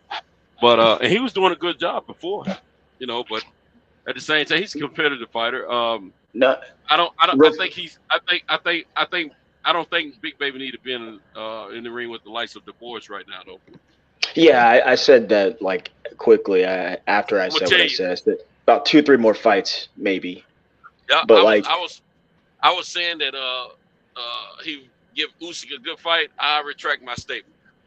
He's not ready. He's not ready for Usyk. Oh no. I'm gonna tell you though. They asked him about it, but I don't think his handlers are ready for him to get in there with him. But I think he'll do better against. What's the guy named the guy that just the Asian dude was putting a whooping on, and he pulled it out. Zane. Oh, Hergovich. Zane was Hergovich. Herkovich. I think he'll do better than him. And they asked him about that fight, and he said, "Hey, I'm ready for any of them, all of them." My folks, Yeah, he'll beat him. they He'll think beat that's him. probably That about two guy. fights. But yeah, I think somebody like that would be a good fight for him, and that'll give him a little recognition worldwide, you know. But the boys, until you fight the likes of Perkovich or something like that, I don't think he needs to fight the boys at this time. There's going to come a moment. I'm gonna tell you that he'll beat the boys easy, but it's not right now. Right. Right. I don't know, man. The boy does pack a punch, so if he lands that shit, but Right. Yeah, But like I said, I that think his the boys. style is. I think since his loss, he's going to be a better fighter. I really do. The Oh yeah. boys. we'll Yeah. see. Yeah. That's He's why. That's why I methodical. don't think. Yeah. That's Hey, why I do don't you think Big think Baby you need to be think in there Big with him yet. how you think Big Baby would do against Joe Joyce? No. No. Exactly. Joe Joyce Okay. would knock him out. Joe Joyce would knock him Nah. out. Joe Joyce would knock him Joe out. Joyce is slow enough for Big Baby, but Big Baby, I hadn't seen enough power just yet for Joe. Joe Joyce I ain't seen nobody really just hurt him. I hadn't seen that. Now I'm gonna tell you who gave him a good fight, who was putting it to him until he caught him, and that was Tackle. Tackle was putting them things on him. He Yeah. caught Tackle. Heavyweights today, Sento, aren't accustomed to like fast hands. They're just accustomed to power and taking a punch. But Yeah. when a heavyweight comes in with fast hands, it takes them a little while to figure it out, if not get knocked out Yeah. or stopped. But If they got a little power with them fast hands, like Ruiz, Shokegate, and Joshua, and like who else? But if they got a little power with them fast hands, that's a problem for any big heavyweight. yeah, especially a big heavyweight, like a natural, like what we're accustomed to seeing, like someone like 230. Yeah, if Usyk 240, had the 250. power, if Usyk had power like Ruiz Yeah, or not. Ortiz Oh, or he something would like have that, been. Joshua wouldn't last through that fight. Man, Joshua. Okay, today. Joshua looked better though. No, today, Max. Joshua's a bitch, man. Today, he's a bitch, man. He's a bitch. He's a bitch for the way he reacted after No, the L. I don't even care about that, nah, man. Like he's bitch. And you know what? Like when and whenever Deontay gets in the ring with him, Usyk is special. Deontay's going to starch him. No, Deontay's going to starch him, man. He can't. Oh yeah. I think I'm gonna Deontay say will this take though. I'm gonna say this about Joshua.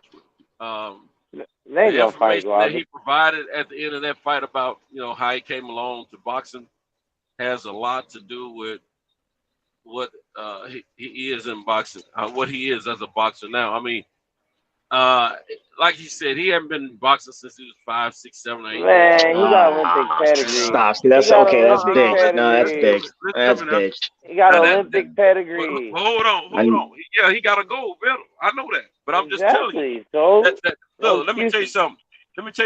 Him and Wilder are the exception to the rule, bro.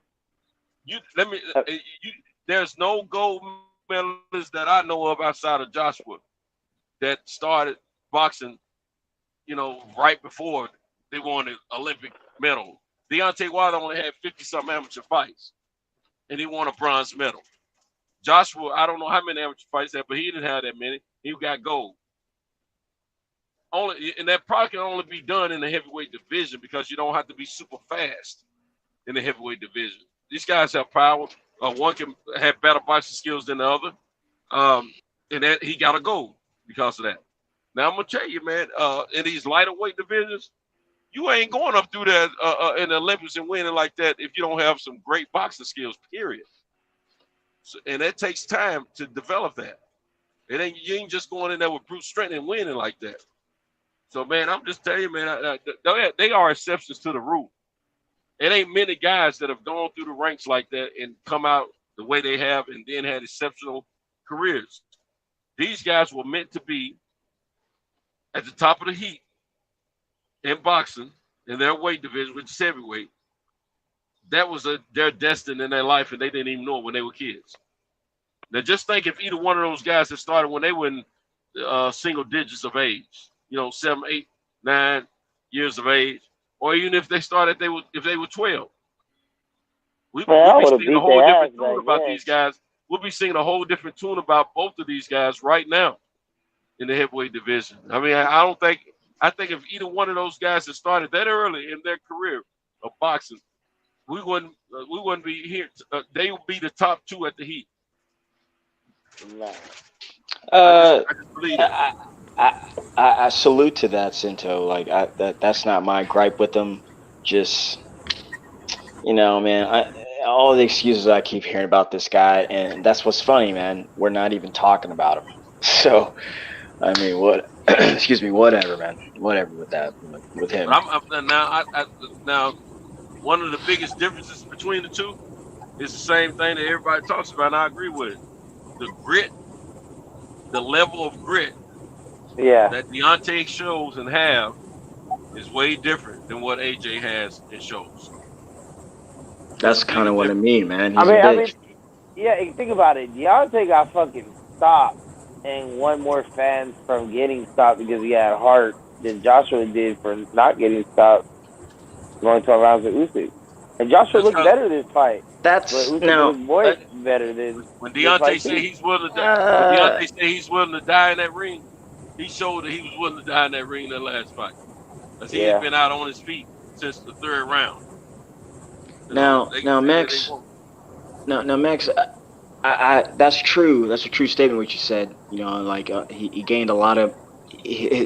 What am I trying to say? He gained more fans, but I think the people who've always liked Deontay Wilder have always liked Deontay Wilder, man. And when I say that, man, like his good, bad, and ugly. I say this all the time. I love the way that guy carries himself, and that's why I think people like him.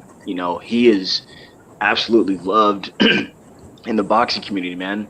You don't see many people talking shit on his name besides the people who don't like his fighting style or not even that talking shit, but just critiquing.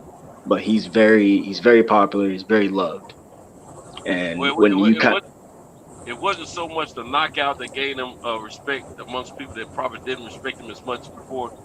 It's the fact that he was out on his feet from round 3, and he was getting pummeled a few times, and he still almost knocked Tyson Fury out, and he never stopped fighting until that last punch that knocked him out. That's what he gave blood, sweat, and tears in that fight. And that's what a lot of fans like to see. A person who doesn't give up, who doesn't quit. And that's what, and he was trying to win at all times. Like Joshua, after a while, looked like he accepted his defeat and just trying to get through. It's just like. And Joshua should have went balls deep and just said, "Fuck it, I'm gonna rush this motherfucker."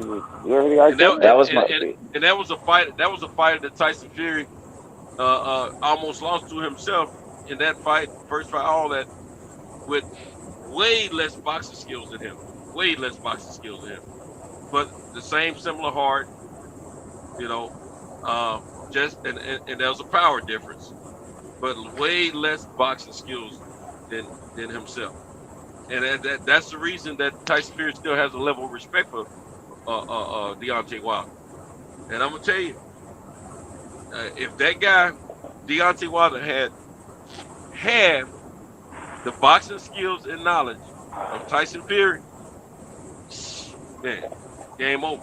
Yeah, but Tyson Fury didn't have a lot of amateur fights either, did he? Who, Fury? He been fighting since he was a kid. But Darren Nelson. It don't matter. Right? It's still fighting. It's boxing and fighting. His dad had named him after Mike Tyson.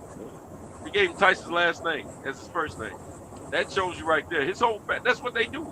They've been fighting for years, man. One of his uncles is a trainer. Right. Andy Fury is his cousin. I mean, Andy. What's Andy's last name? The one that helped Andy Lee. That's one of his trainers now. He was a crunk too. Man, now Tyson Fury got a whole lot more experience than Wilder or AJ. Whole lot more experience. He been telling us that for years. I mean, everybody knows it, but he's been telling us that for years. That's why he knows he's better. He knows he's a better boxer and knows a little bit more about the fight game than the two of them. He knows that. Right. But you remember too, though, Santos, man, I don't kind of like buy part of that is true, and the other part of that is it's up to the individual fighter to work on the things that they're not good at. Because like a lot of the great fighters, a lot of the great athletes in multiple sports, they didn't get started into that stuff till late. And like you look at the top tier, like greatest of all time of a lot of those, There's Or in the South. way more fight. There's way more of those folks who don't do like And start it ain't many 5 of them years that old excel that. right now. It ain't many fighters that excel to that level that don't start and have a decent pedigree and body of work in the amateurs. It ain't many of them that get to that level like these guys have. I'm telling you, man. Now, let me tell you something. Do you guys remember Michael Grant? Yeah, I do. Michael Grant was a hell of an athlete. Played football, basketball, and all that stuff. He boxed. He looked good early on. And then I forget who it was that knocked him out. He didn't lose many fights. But I think he got knocked out that first time. You didn't hear nothing about him too much after that. He realized he was out of his league, man. I mean, he did okay for himself. He was a good prospect. Got that bell rung. But for those of us that knew boxing, we knew it was only a matter of time. Because I'm telling you, man, you get a guy who's a great boxer with a good chin. He is the one you don't want to fight. I don't care how strong your punches are. A great boxer with a good chin is the one you don't want to see in the ring, unless you just got good boxing skills yourself. Other than that, you're gonna get your butt whipped. I'm telling you every time.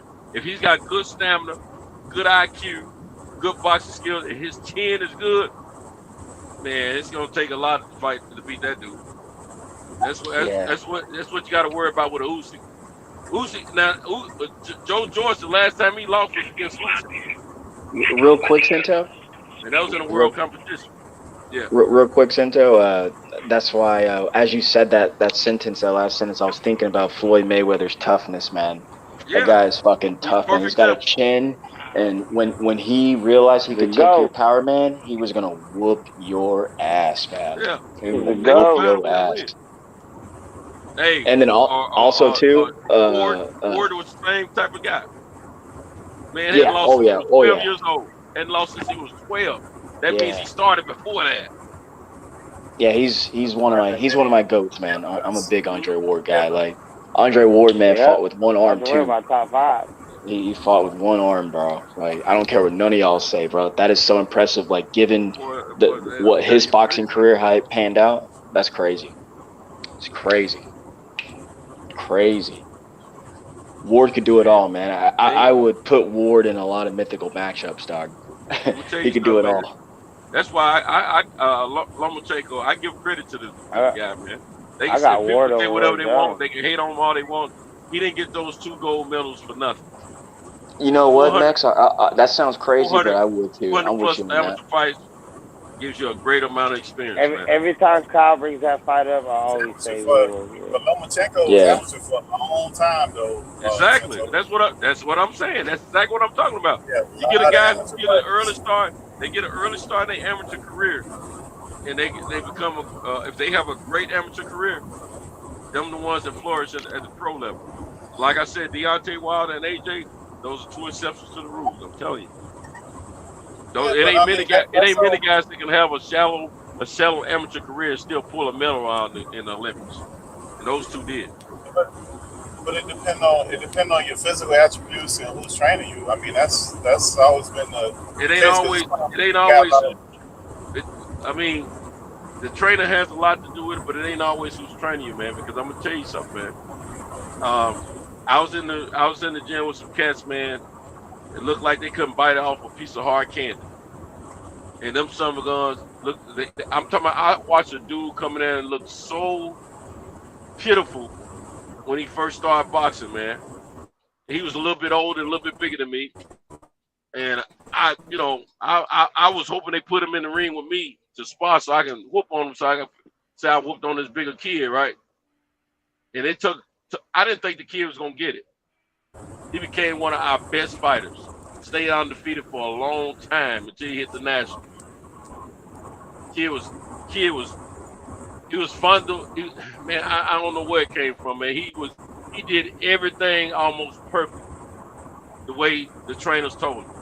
He didn't waver from it. He stayed fundamentally sound, and he had a sturdy chin.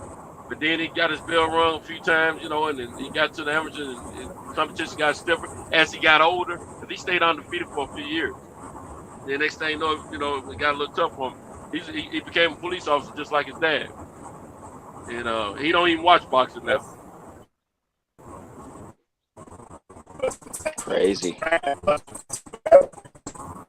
Oh, you're breaking up, man. You got bad connection. You got bad connection, bro. I was saying, can you hear me now?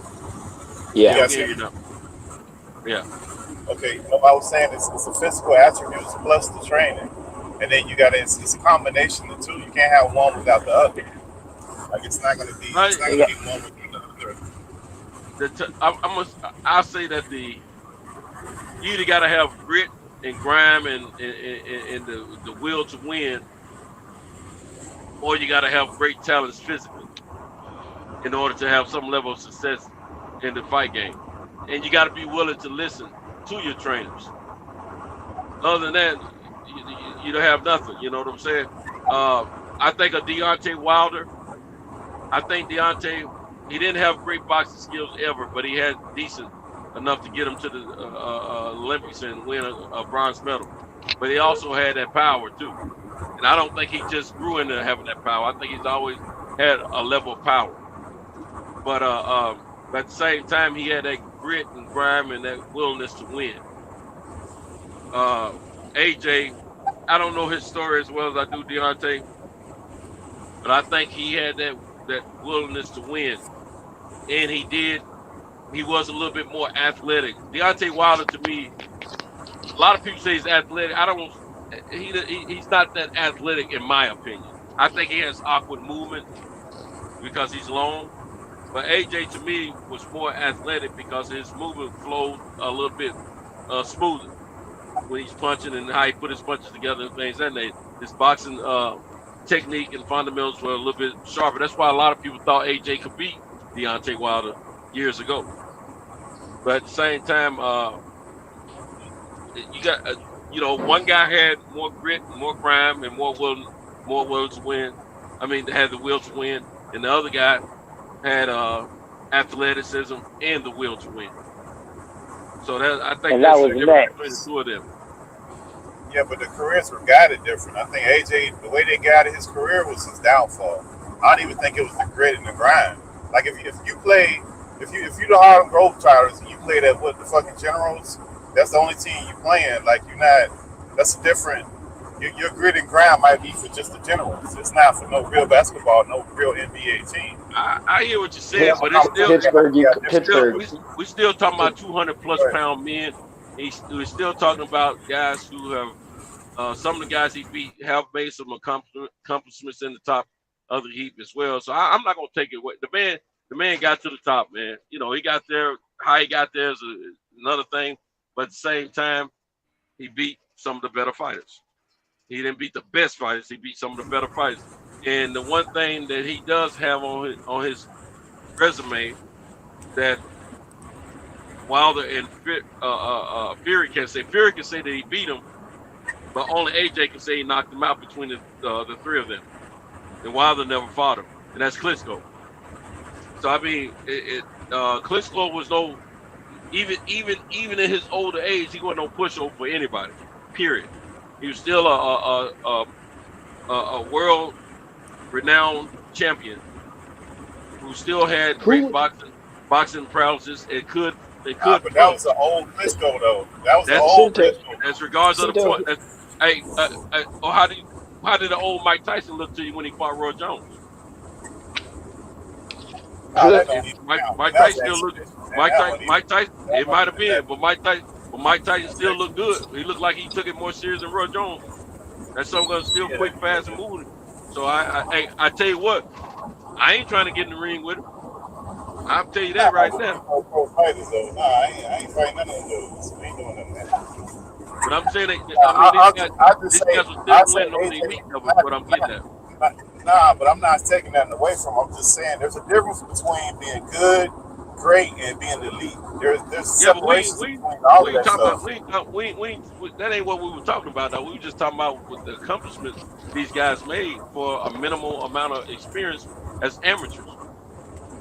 For Yeah, these but what guys I'm to go saying, in what and I'm achieve saying, what they did or in the Olympics and then what I'm make it to championship status in their career, that's man, that's saying a whole lot. They ain't saying I ain't saying they're the greatest, the best or no, whatever, I'm not That's saying that. I'm just saying you need like everybody like what I'm saying is the separation is sometimes what you need to get to that different level. That might be, a different match that you might need, certain training that you need, different shit might need to be happen for individual people for that to happen. That's more so the camp and then you individually, because you never know where you at until you get pushed to those different levels. I just don't think that the brother got pushed to a certain level. He was good for what he did. I ain't taking nothing away from him. I'm just saying that to me that would be the difference. It's not that I wouldn't call him less grittier than Deontay. It's just that his fight, his path was a little no. bit different. I His let me path ask you was a little something. bit If different. you if He you're in was the gritty streets, for what? if No, I'm in the streets, if finish I'm the in the point. streets, I gotta go But get. wait, let me finish. Wait, let me finish. Now, what I'm saying is that for what he had accomplished, he was gritty as he needed to be. That's what I'm telling you.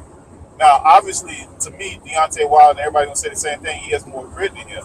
But for what he needed to be, he was gritty enough for what he needed to be. That's all I'm saying. Well, I'm like this.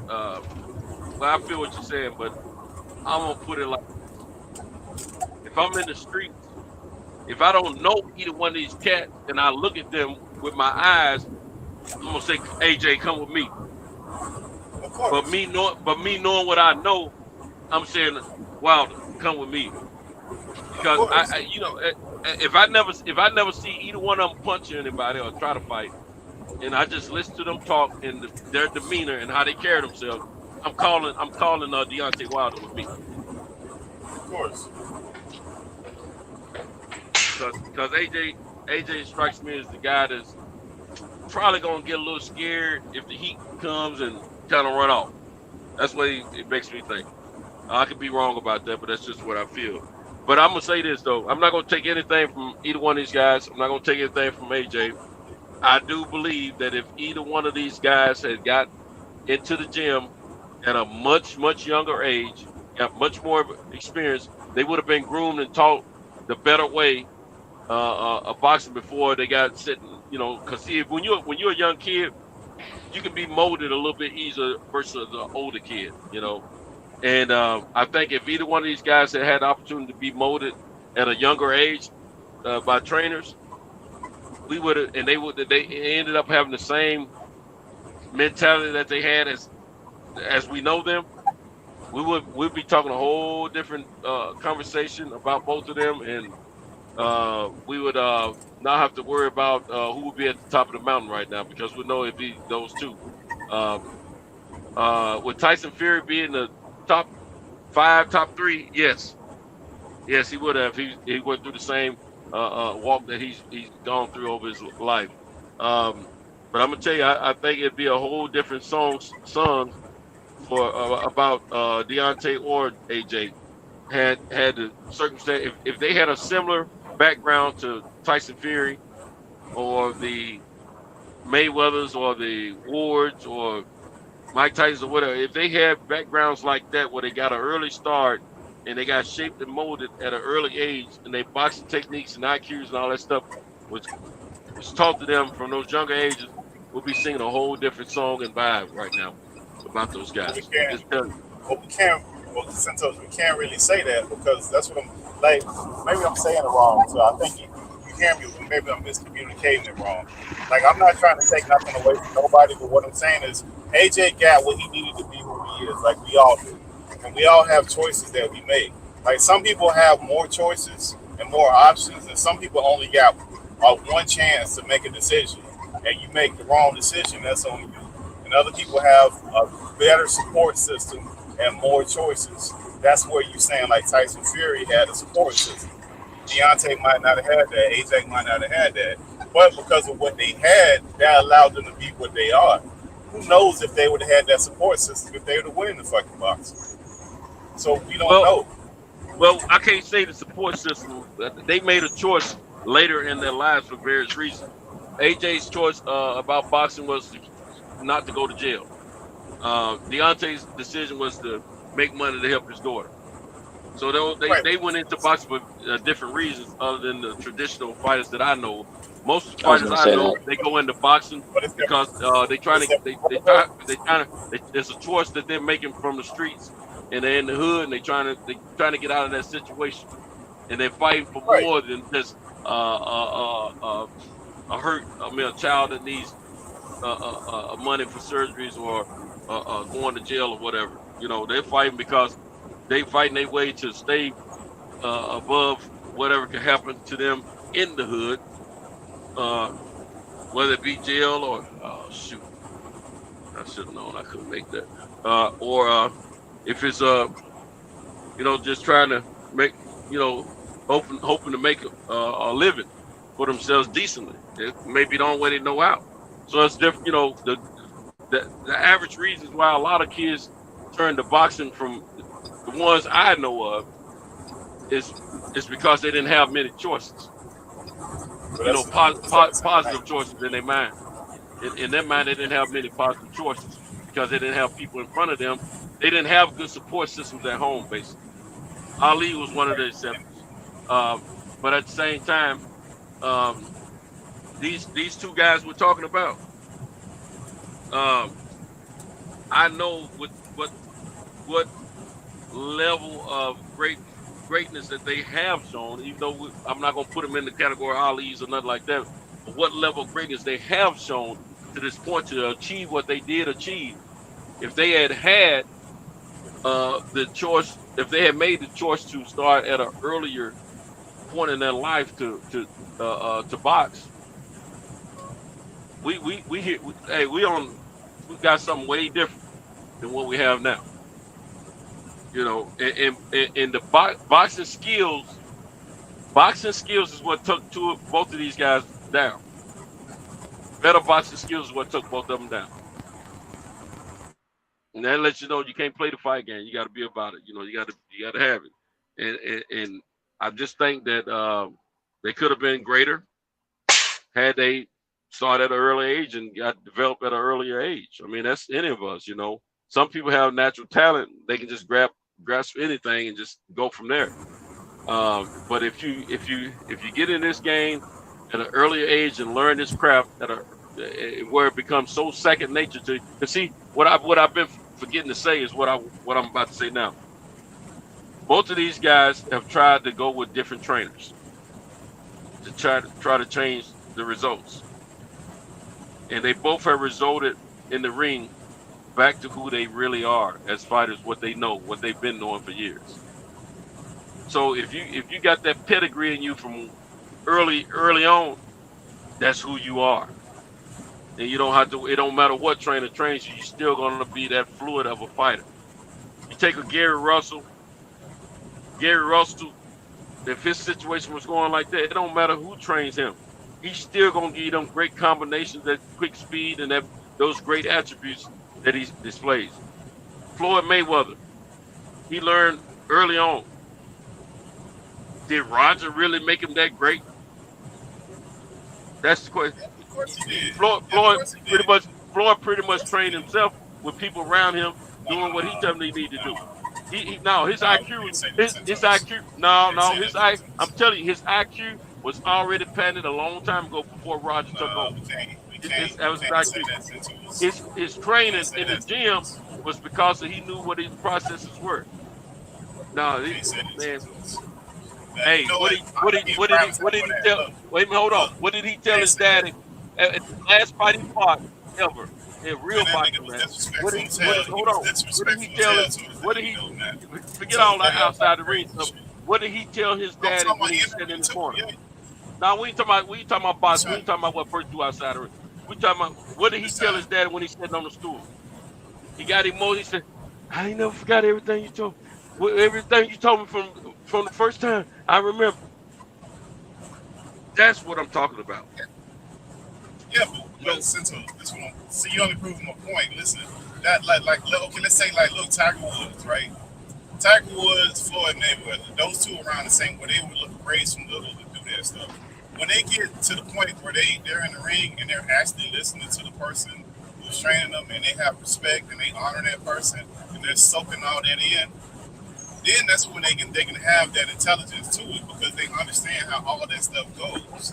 Most people don't understand how all the chess pieces go with all of that stuff. They're just trying to survive the moment. Those dudes have been bred to do that, and they get all their information and download it and use it. Those people who gave them that information, those are the people who trained them mentally and physically. It wasn't just the physical training that they got. They also got the mental training to go along with that and set them up for the stage that they was going to be on. That's a completely different situation. Those people, those kids are getting set up to be elite level folks. That's not the same kind of training because that went home with them, and they incorporated all of that stuff that went into that. So that's a way different subject than Deontay Wilder and AJ, because that's not even the same thing. That sports system they got was like top notch, once in a lifetime type deal. You might not never see nobody ever get that kind of training on that level from that young again. We might not see that again in our lifetime.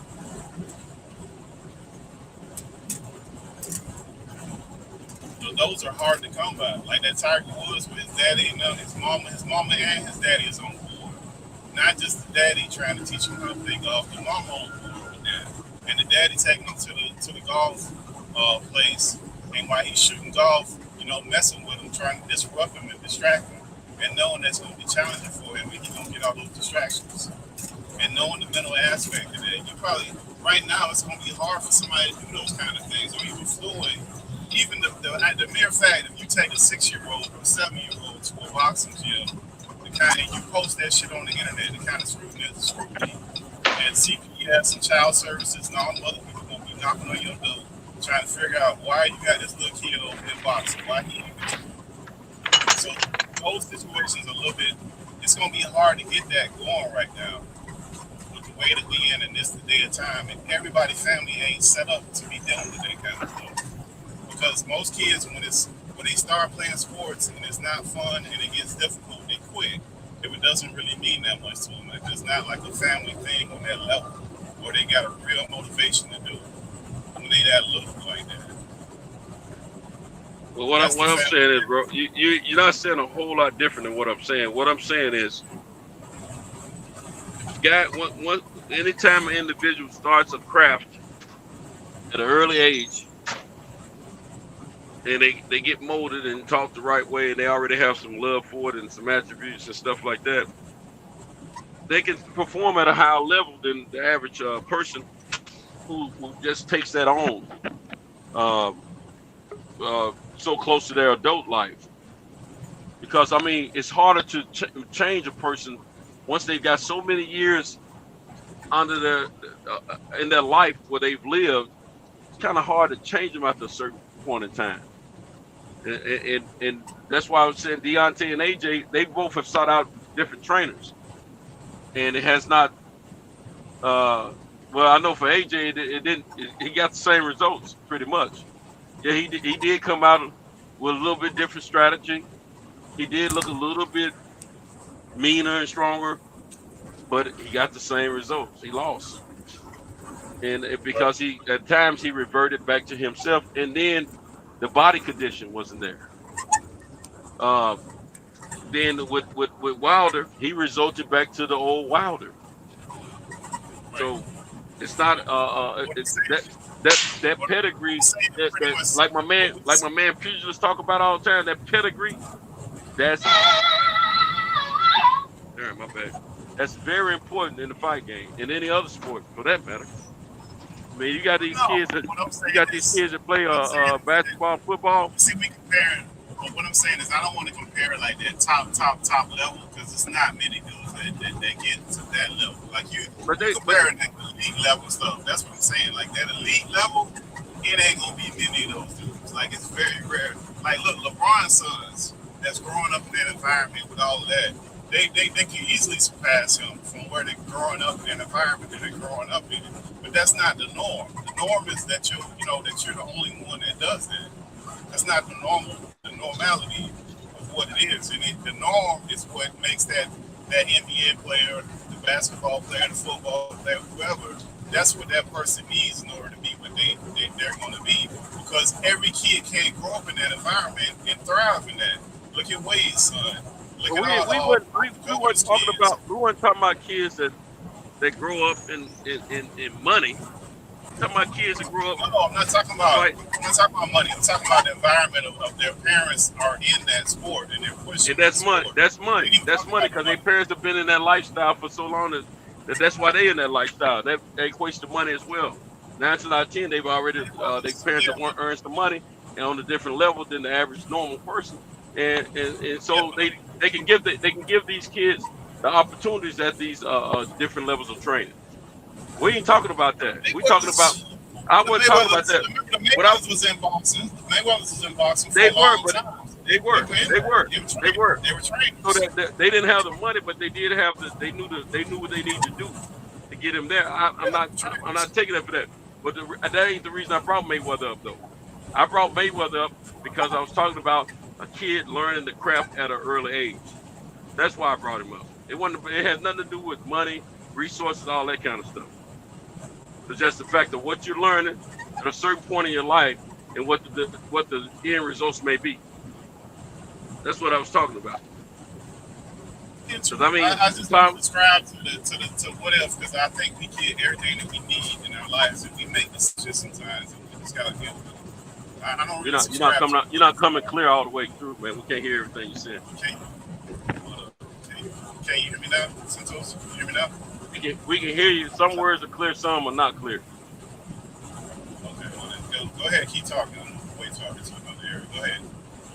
Yeah. But no, I was just talking about if those two guys, basically I was just saying, if those two guys had the normal background of a traditional fighter, with the attributes that they have right now, if they had got the same learning earlier in their life, man, they'd be something fierce, man. I got Earl Spence. Earl Spence, he didn't start at the age of 7, 8, 9 or nothing like that. He started, I think about 12 or 15 or something like that. But he was young enough to be molded. They molded him with that Mexican style of fighting, and that's what he got accustomed to. That's what he mostly was fighting, from what I understand. And you listen to his coach, he's an exceptional fighter. So, you got to catch, if a kid can start something early enough where they can learn it, they're like sponges and soak it up, then you can, if they have that extra gear, that extra something in them to make them want to be a winner, and they strive for greatness, man, we'll be talking different tune about a lot of these kids. You know what I'm saying? So that's basically what I'm talking. He was probably caught at that sweet pivotal time right before he could change and not be told anything. But he was caught when he still could be told something. Plus, he was being led by his dad. It made a world of difference.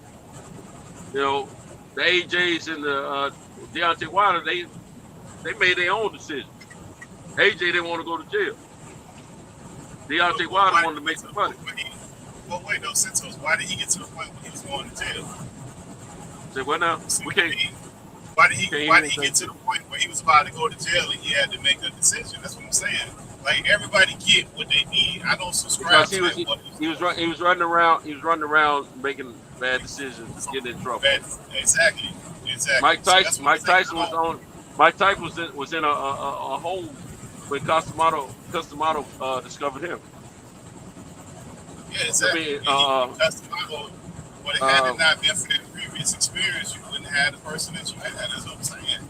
Everybody get what that ain't that. See, you changing the whole. I ain't talking about that, bro. No, I'm talking about experience. I'm talking about but that ain't what started the subject. I'm talking about experience. No, I'm talking about they would have trained earlier. You talking about they would train earlier? That ain't got nothing to do with if they go to jail or whatever. I'm talking about their experience. Yeah, what that.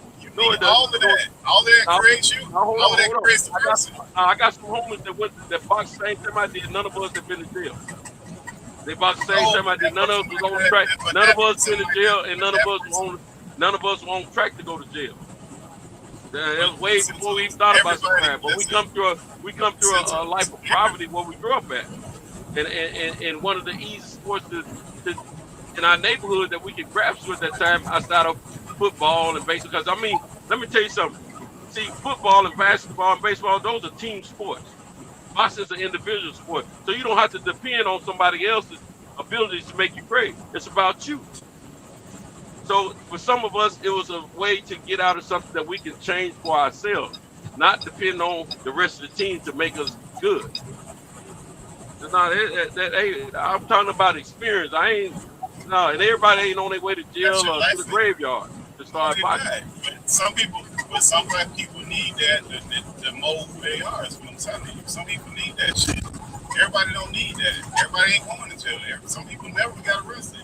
Some people never got pulled over. Everybody don't. Different shit mold who you are. It's not just the boxing shit. What Well, makes you great of you what I is initially different was shit. talking about, what in the world going on here? What I initially was talking about, I just feel, in my opinion, that if AJ and Deontay Wilder both, if boxing was something on their heart and minds at an early age, they would have been greater fighters. Not that they didn't achieve some great stuff, because they did. How many people walking around can say that they been champions of the world in their respective sport? Not many. So, how many champions of the world do we know in the sport of boxing before and now that had a background like them? Not many. I'm just saying. Not many people accomplish like that, because see, a lot of guys that get a late start for various reasons, and they might have some level of success early, but not get to that mountaintop because they might get in some trouble or whatever. Something may cause them to fall off a little bit outside of the ring, maybe, or they could run into something in the ring that make them not want to do that too much more. They might get hit with some stuff that they ain't felt before. So, my opinion, I just believe that those two guys made great accomplishments in their respective careers, but I just wonder what it would be like if they had been able to, if they had started fighting and learning the art of fighting at a much earlier age.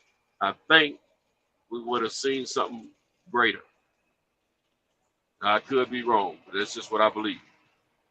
If both of them had started before they were the age of 15, we'd be singing a different tune. Just tell you. Mm-hmm. Agreed. I agree with that. I'm okay with that. Which comes back to your original point, Cinto. These guys are the exception. They are, man. They are.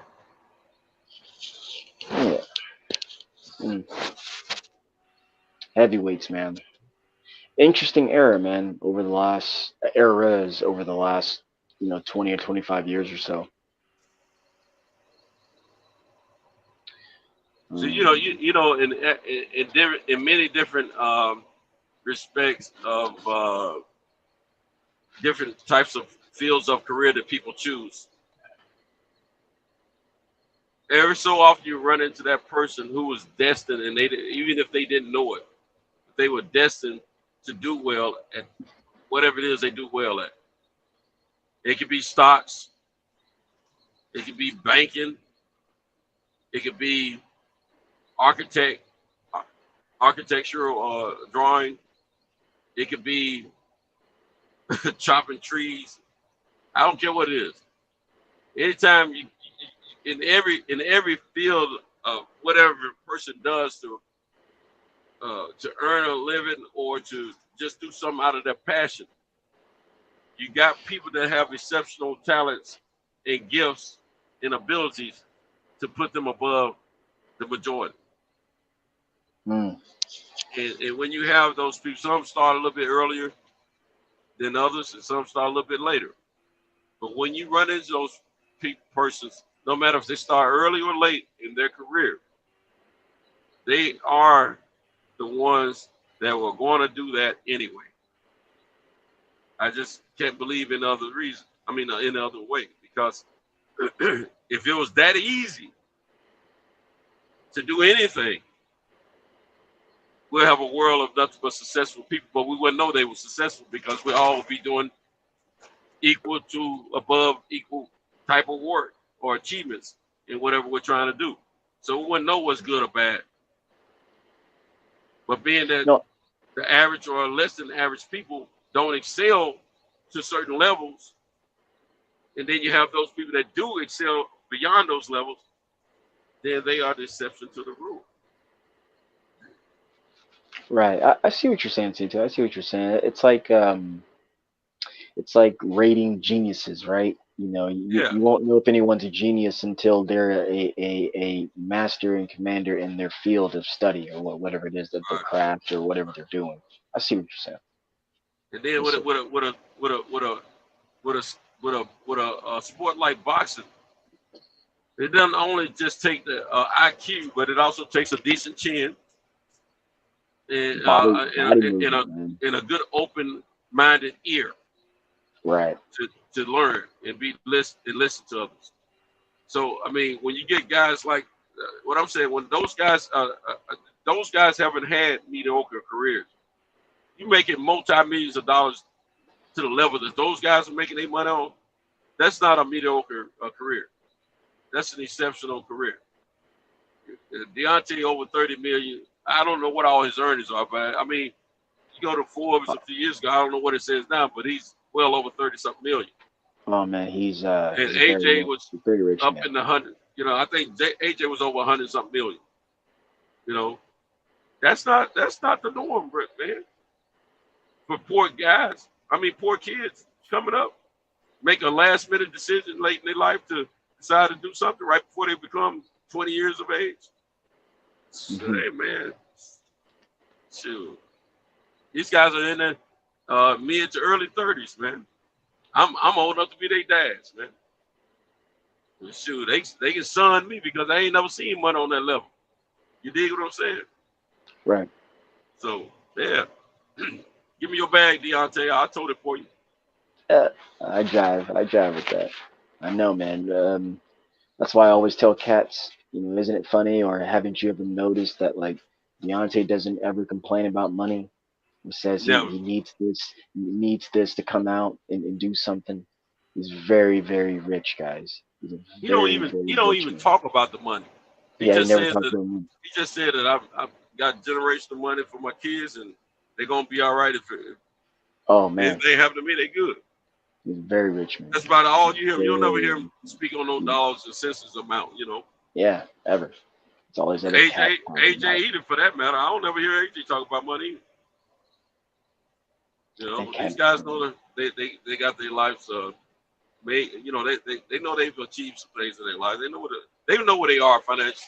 They know what they have achieved financially. They ain't fight because they need money. They fight because of the love of it and whatever they're trying to prove Mm-hmm. at this point. Deontay Wilder, he didn't have to come back to the sport of boxing, Oh yeah, all right. but I'm glad he is that man. I'm glad he is. he brought bring that excitement back. He felt that emptiness and he needed it. So I thank God and I pray to God that everything goes according to plan where I can make it there to the fight to see him fight. I bought the ticket, so I'm in the house if I can get there. So and then I'll get at least I can say I did watch him fight. Right. I know, man. Well, he wants to collect some belts again. So, And I'm gonna tell you, there's only one time I've ever heard Deontay Wilder ever argue, and that's about have a dispute about his earnings going into a fight, and that's when him and AJ were trying to fight. And I don't blame AJ. I don't blame him at all. I think AJ wanted that fight as much as Deontay wanted at that time, but he was being guided by who, and they were not going to let him fight that fight without having a big advantage outside of the ring. And well, right. Go ahead. I'm sorry. so I just think that those two guys, if they didn't have the influence from their team, that fight would have happened. But Deontay, that's the only time I've ever known him to have a discrepancy about money, and rightfully so, because of how they were trying to handle him. Later on, it wasn't about how much he was getting. It was about if he was willing to take the fight or not. Yeah, that was about 2 years worth of everything, man. Good, bad, ugly, as I like to say, and That's the one thing I don't like about Eddie Hearn. He didn't allow that fight to happen. Yeah. Other than that, I don't have a problem with what Eddie Hearn is doing for the rest of his fighters and guiding their career and making sure they get paid. I don't have a big problem with it, But that fight right there, yeah, I blame him for us not getting that fight. Yeah. I don't blame AJ. I blame Eddie Hearn because AJ was not in control of his career at that time. Yeah, he wasn't, just because he was really looking for security a lot. He didn't have. I don't want to say he didn't have any. Just was looking for a final destination on that, and he got it. Oh, Pugils is backstage. Let me call Pittsburgh T back there. Let me see if I can get Cal, man. We're gonna get y'all on. Go ahead, Cleverly. So he was what was I saying? Yeah, he got it in Eddie, but I think Deontay's got the last laugh on that situation, and again, just yeah.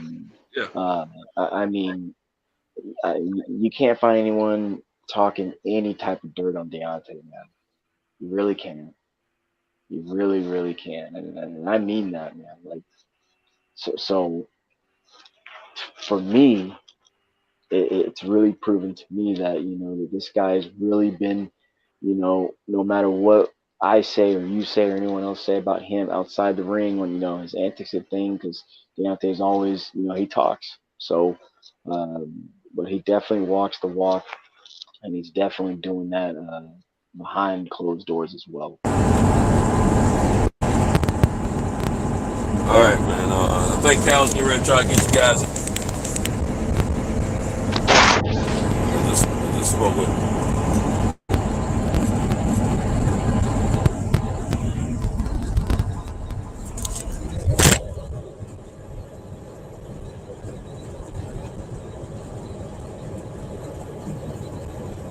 Driving? Yeah, man. Hey, if you guys backstage, get backstage, man, because Cal is trying to get y'all in. Okay. Pugilist. Hold on, let me send him a text because it's been a minute since he was backstage.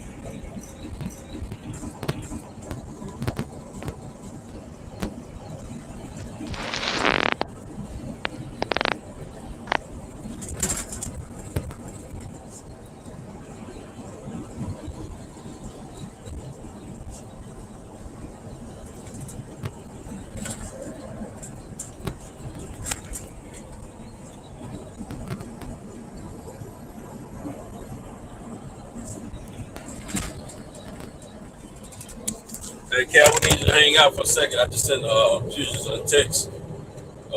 Pittsburgh, I don't know where he is. He was just backstage a minute ago. I can send him a text too. Send him a text too.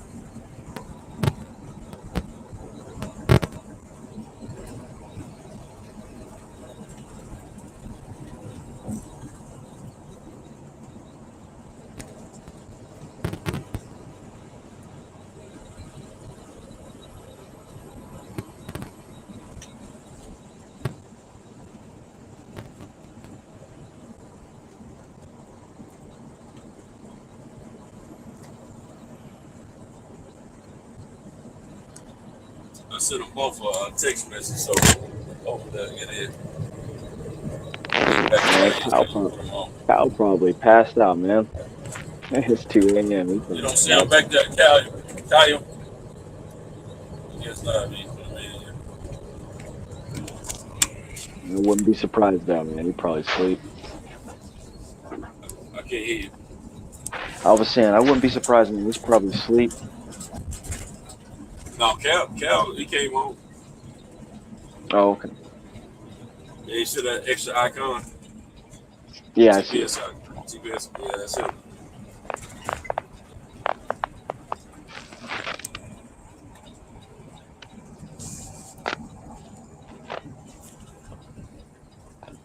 Mm.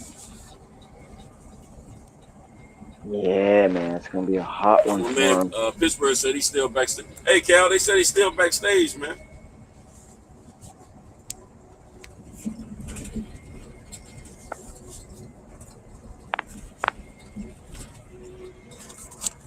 Yo. Said it's still backstage, bro. Pittsburgh is. Future's probably still is too.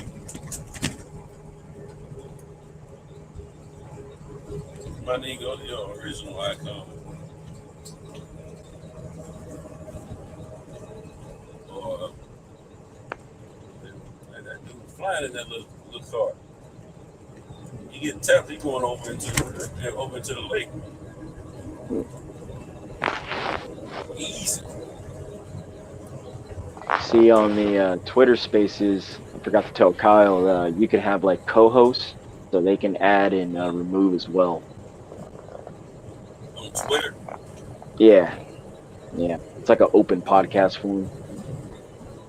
Everyone, he gets to speak. It's got these little you got these little spaces. They call them spaces, but you got these basically chat rooms. It's pretty cool. See that. I didn't know that. I didn't know Twitter was doing that. Yeah, it's pretty cool, man. I only get on Twitter for the girls anyway, though. Right. It's it's a crazy app. It's a crazy app. Twitter off the hook.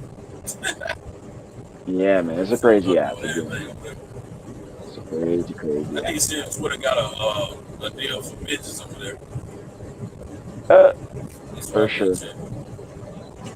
Yeah, I didn't even check that.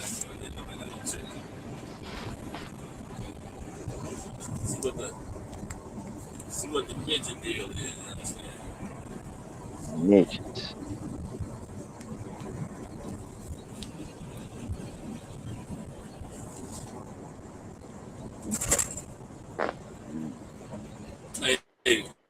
Hey, both of them are still backstage, man. So I don't know what the deal is. We'll call it again. I know he came home.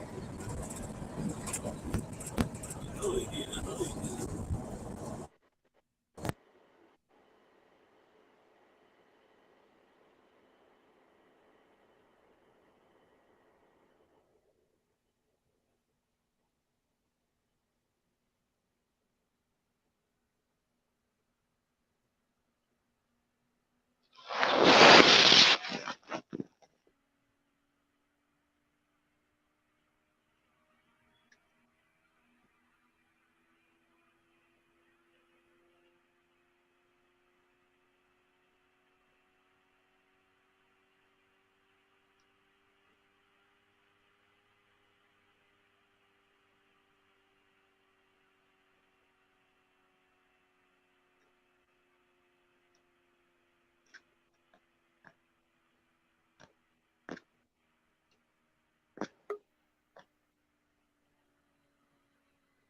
Made it back.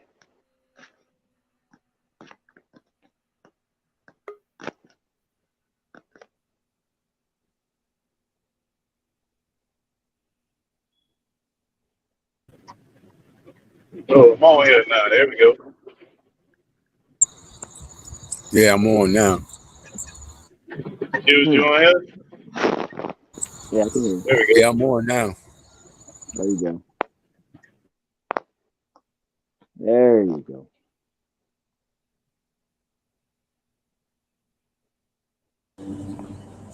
Hey, y'all there now? Yeah, I'm on now. Yeah, we have. Yeah, ain't been there. Y'all in quarantine, man.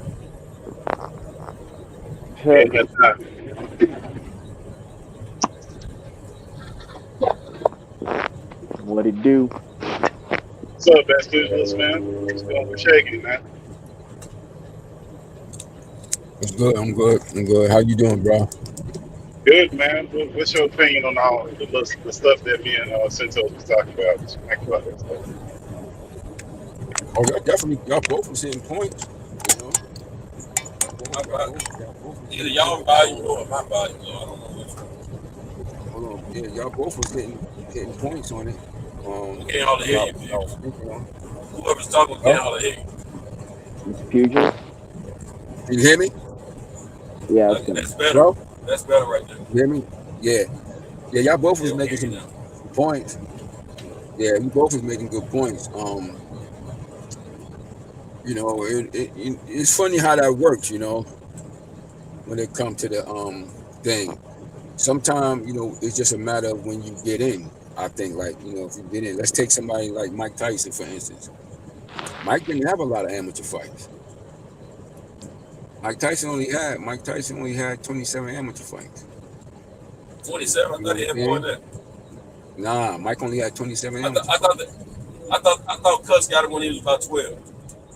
Nah, he got him. Mike was about like 14. He didn't have fight. Mike didn't fight long as an amateur. Mike Well, was. You know, remember when I he met. went through a year plus training, didn't Yeah, because you gotta remember, like, they got Mike started. They got Mike started early, like they got Mike into like a smoker fight when he was like 16. He had his. he? He was like no 15. No, excuse me. He was about 15 or something like that. But he didn't fight too long because we fought when I told you I met Mike in the JOs in '81, and you gotta remember that was like Yeah. about a. You remember the Olympics was in '84. Mike competed in the Olympic trials in '84. Yeah. See, I thought he had So more he than didn't have 27 during that time. Cause see, my homeboy used to tell me about Mike Tyson when we were kids. Yeah. When we were younger, brother. Nah, He Mike didn't fight. Mike didn't. national level. Nah, Mike didn't. Mike went. I told you Mike went. He went fast track. They fast tracked him. Yeah, they did. On the amateur thing, they fast tracked him because his punching power, and you know the way Cuss was training him. Well, he got fast tracked because he went from Mike went fighting like I said out of the JOs. He was fighting seniors because he was so and so powerful and fast and all that shit. He seemed like he was more advanced than he actually had that experience because of how Cuss was training him. Yeah. Because shit, I remember when Mike fought my man Winston Bent. I think he got him before he turned 15, though, didn't he? Did he get him before he turned 15? Yeah. Mike was about like because when Mike first got when he met Cuss through my man Stewart, the heavyweight, Mike was had to be somewhere between about 13. When he went to Tryon, he was about 13, 14. Yeah, that When he makes went a to difference Tryon. to me. It makes a difference because 13 or 14. Still. His mind he had went matured to 13. into I can't listen and hear what everybody else is saying to me. But you see what I'm saying? You can still cultivate a younger guy like that. But it ain't just that. I don't even think it's just that. Just that alone. You know, Mike wanted to. He was interested in boxing. You know, when he met Stewart when he met him at the Tryon, he was interested in the boxing. Like, because that when he did his first little training with him first, and because you know he saw that he was good. You know, he felt that he was good. He took him to Cuss because you know Cuss had worked with him. Yeah. But when he saw and Mike had a real interest in this shit at Tryon because he was a counselor. He was a counselor at Tryon, and he took Mike to Cuss. And but see, Mike was wanting to box though, so that was something he had an interest in. But he didn't have an extensive. He made Ali when he was like 11 or 12 or something. He came to Spofford. Muhammad Ali came to Spofford. He came to visit. That's when he was still in Spofford. That's before he got to Tryon. When he was still here in the city. When he was here at Spofford. That's in the city. It's a juvenile detention center here in the city, in New York City, where a lot of cats get in trouble. See, part of what I was saying, I believe if you get a young man or a young woman or whatever, you get them at a certain age when they're teenagers, you can cultivate their mind a little bit when they're a little bit more open to learn. But if you catch these cats at 19, 20 years, 18, 19, 17 through probably 20, it's hard to change. It's hard to cultivate them unless they just still got that willingness to listen and be a sponge and soak up some stuff. Well, I think I think what it is not. I don't even think it's just that, because that's still young. Like George Foreman. George Foreman hadn't boxed long before he won that shit. No, he didn't box long, but he was a teenager though. Yeah, but George Foreman was like 18 and 19 too. He came to boxing kind of late too. He was in the pro. He was in the same shit that Kyle. He was in the it shows. He was in the it shows. He was in that shit with that Kyle was in the Job Corps. The Job Corps. He started boxing in the Job Corps. Yeah, that's where George Foreman started boxing in the Job Corps.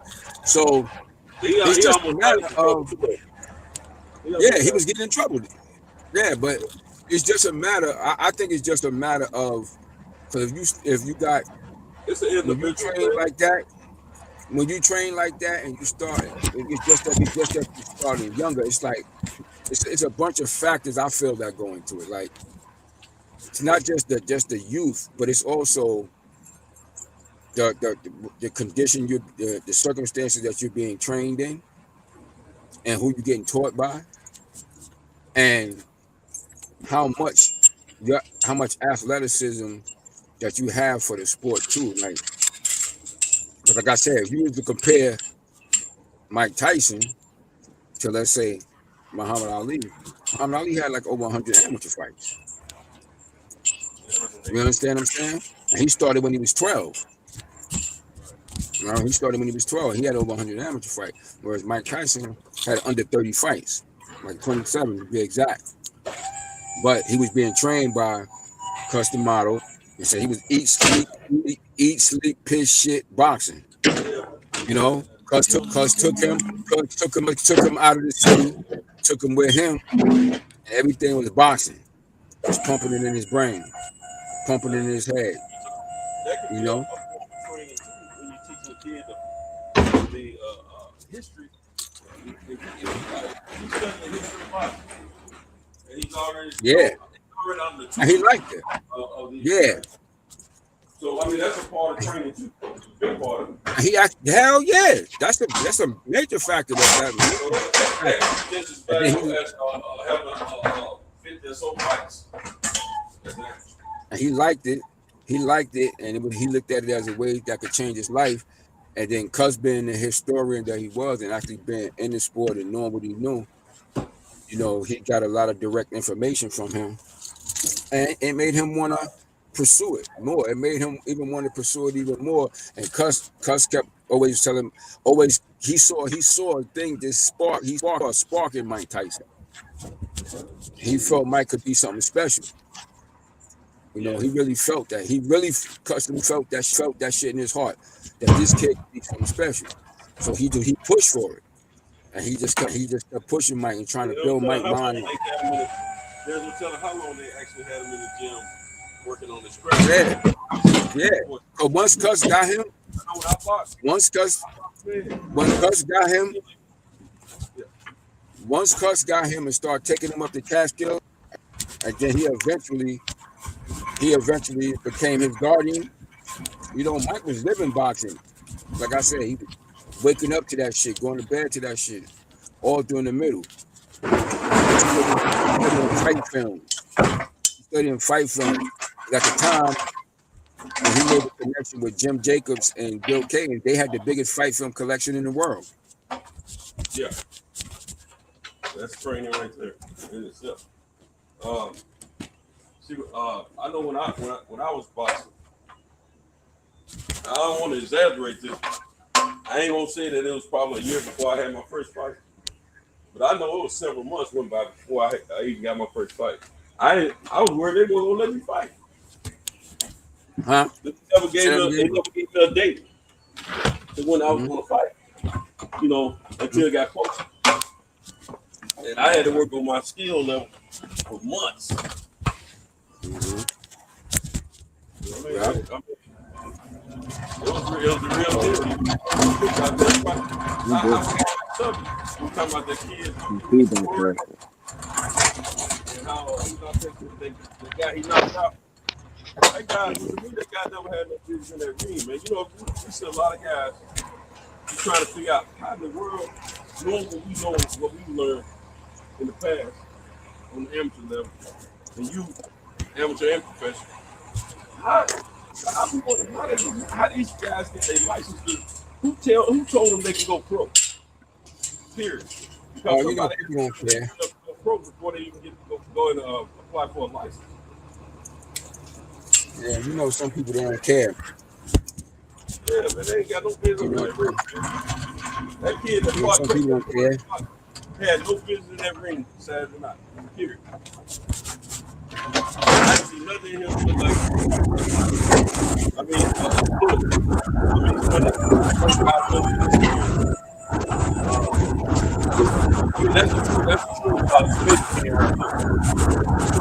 you know, that's boxing, man. Boxing always been like that. You always had, you know, boxing is like you always hear me say, boxing the red light district of sports. So it's always been like that, you know. People looking to take advantage, you know. Yeah, somebody got some background noise. Like somebody in a truck, one of those trucks. It sounds like one of those trucks. Who else on the road besides you? You in Pittsburgh? Yeah, I'm on that, but I'm muted. I'm muted though. Oh. Oh, Picasso. Yeah, somebody got a lot. So, you know, it's different, man. Like, you never know. Like with different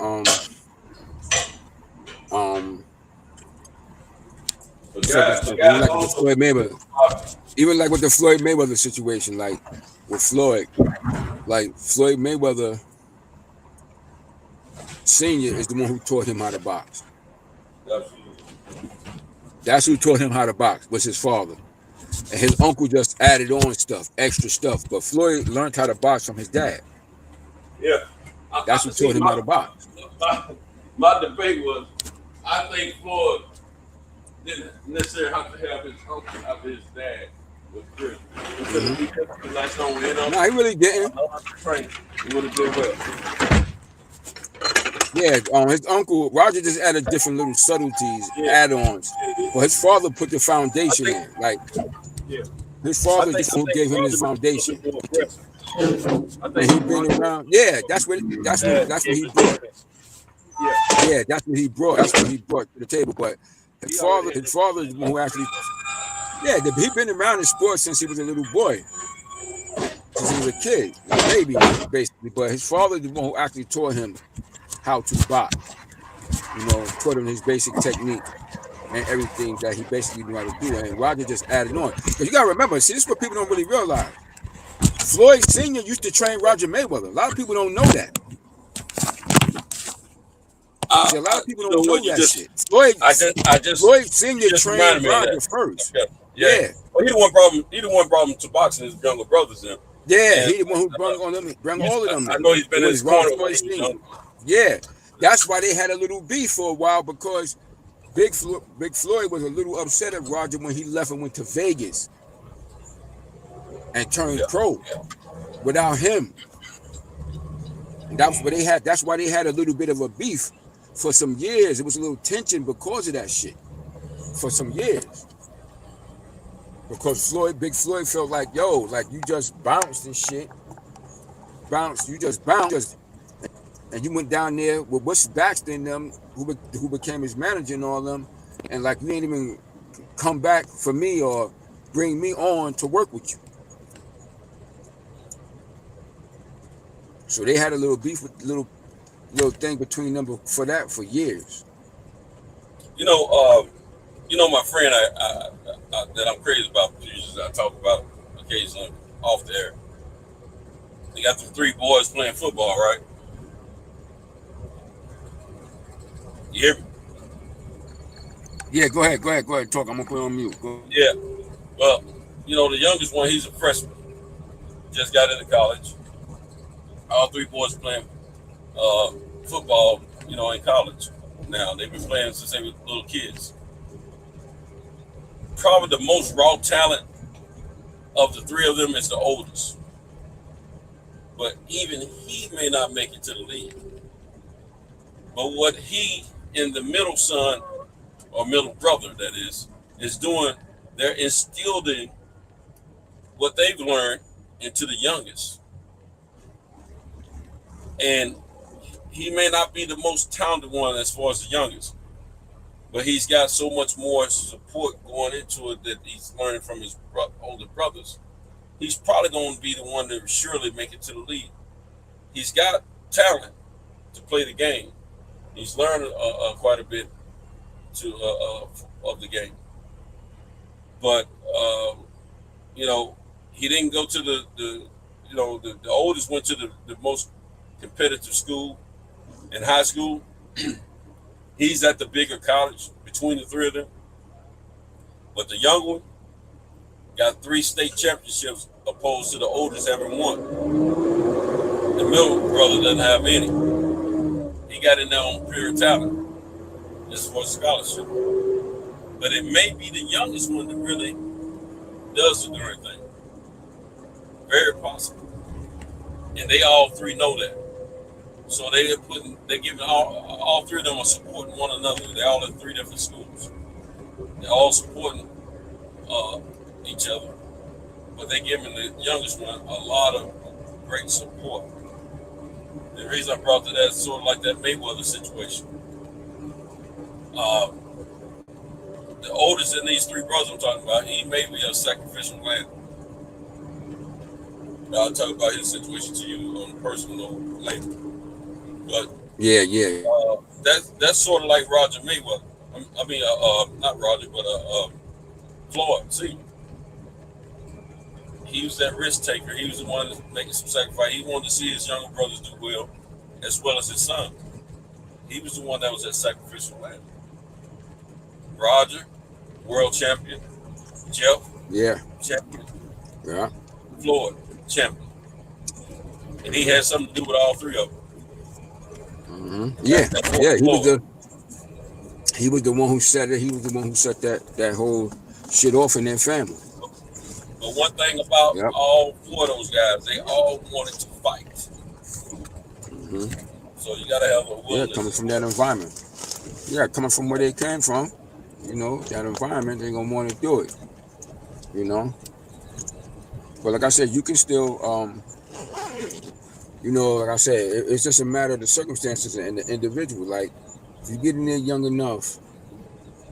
Now, granted, if you've been doing it since you was like a little, like 7 or 8 or 12 or like that, you could become a little bit more proficient. But if you just got the talent, if you just somebody who got that raw talent, you're gonna be able to do that shit. Yeah, you're gonna be able to do it. Because like I said, you gotta remember George Foreman, the came to the sport late. He came to it relatively. He had a short amateur career too. He didn't have more than 25 or 30 fights himself. Because George Foreman was 19. He started boxing, I think, when he was either 17, if I remember correctly, or something like that, or 18 when he was in the Job Corps, and he made it to the Olympics when he was 19. And he was going up against them and shit. That era when he was fighting, shit, when he was like that guy he fought in the finals, them guys would have been like them. That's when you had them Eastern Bloc boxers. Them guys was like pros, man. Yeah. Back then. See, what I was saying, it's not that common. It's not that common that a person take off at the age of 18, 19, and decide they want to start boxing then. And they got a short-lived amateur career, and then they have to go right into the pros. There's a few exceptions out there, but it's less than the traditional background of boxing type fighters that come through the racing and make it. But I'm talking about, and what I mean, I'm talking about guys that make it to the top of the pinnacle area of their division. Guys that get to that championship level, even if they win or lose. If they have a decent enough career to fight at the championship, that's saying a lot. But if you actually get in that championship fight and win, and be a champion for a considerable amount of time, you've done the darn thing. You've achieved something that most people don't achieve. Shoot, I don't know. I ain't never met a guy who got into boxing that didn't want to be a champion on whatever level he was on. You know, as an amateur, you want to be a Golden Glove champion. You want to be a U.S. A national champion. You want to be a national champion. Then you want to win on the Olympic trial. You want to go to the Olympics and represent your company. You want to win on that level. Once you achieve all those things back in the day, shoot, you say, you know what, ain't nothing else to do but go pro. That's what most guys did. Hey, Santos, can you hear me? Can you hear me? Yeah, I can hear you. Okay. Now, I agree with everything you were saying, Santos. I just don't want it to come off like a disclaimer, because a lot of people get caught up in what they coulda, woulda, shoulda did.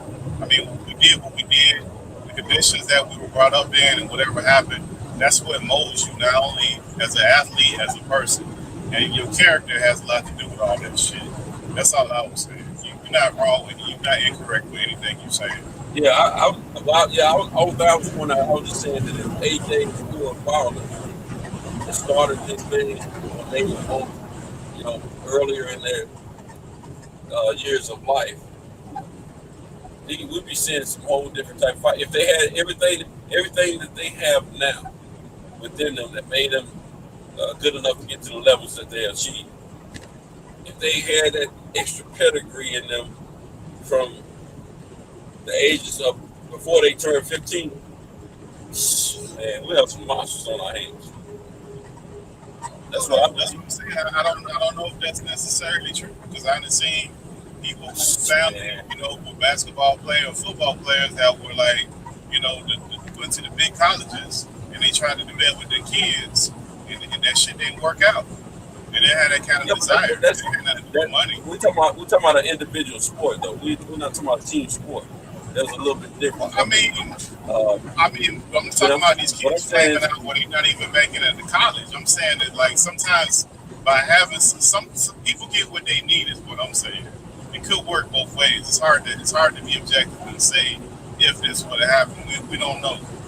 It's really. But I'm saying that both Wilder and AJ had everything in them that we know of them today. Everything that's gotten them to the level where they are now. If they had that in them back when they were 12, 13, 14, and 15, and they started boxing then, it'd be a different situation. But that's the thing. That's what we're missing each other. What I'm saying is they can't get that in them. But they can't get that in them without the life experiences. That's what I'm saying. They can't get the it in them that you're saying without the life experiences. Hear me clearly though. Forget that life experience. Forget all that. I'm saying if they had everything that they have today that made them get to where they got to, if they had all of that still, regardless of life experiences, if they had all of that still, and they got the experience at an earlier age, somewhere between 12 and 15, which would have been more than what they had, I think they both would be undefeated until they face each other. That's what I believe. But you can't. That's what I'm saying. But you can't discount. What I'm telling you is you cannot discount the life experience. Without the life experiences, they're just. You speaking on some more reality. You speaking on it went the way it went because of divine reason. I ain't talking about that. I'm just saying. Hypothetically, I'm saying if we gave them the same. Okay, let's say that you and I were building men. If we were building men and we put into those two men exactly what we know that they have now, and they were able to start boxing at an earlier age than what they did, they would have been better fighters overall, better than what they turned out to be. Not saying that they weren't good, because You got to be decent and good to get win championships. So, regardless of what your level of competition is, all that kind of stuff. I'm just saying, if they had everything in them, grit, grind, hard. But they can't get the grit and grind without the life experiences. So that's what I'm telling you. You don't know. You can't get grind. I'm not talking about the streets. I'm not talking about the streets, bro. I'm not talking about the streets. I'm not saying take that. It could be your mama died. It could be your brother died. It could be. Listen, man. I'm not talking about taking away any of that from them. I'm saying keep all that in them. Everything that they got, that gave them the idea that they thought they could achieve something great in the sport that they chose to do. I'm saying keep all that in them. Don't take none of that away from them. But I'm saying give them in addition, the extra training that some of the other guys have had. And I'm talking about what kind of fights they would have been at that point. I get you. I just don't think it worked like that. I get you. I just say that because I don't want, like I know for me personally, like we all older, man. Like at some points, like when we younger, like in our 20s, sometimes younger folks make a lot of excuses for shit that they can actually do, and they discount shit and they wash it away by bad decisions, and they play that victim shit.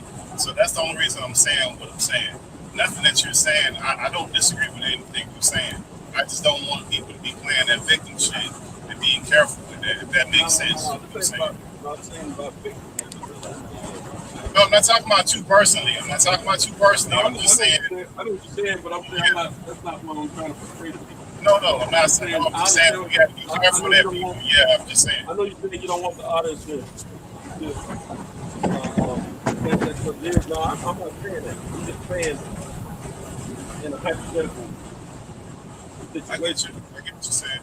That if they had everything they have to this point in their lives, and they got that extra training at an early age, in addition to what they have, I think they're going to be undefeated until they face each other.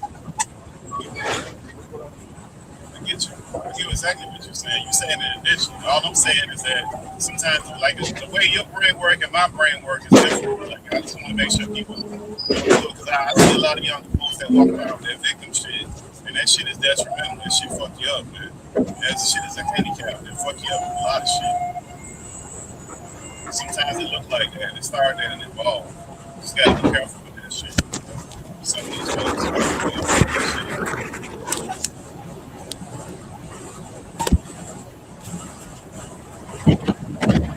If that's Lucius, did you see that Mike Tyson shit on Hulu? Did you see that series or any of it? I think it's 2 episodes.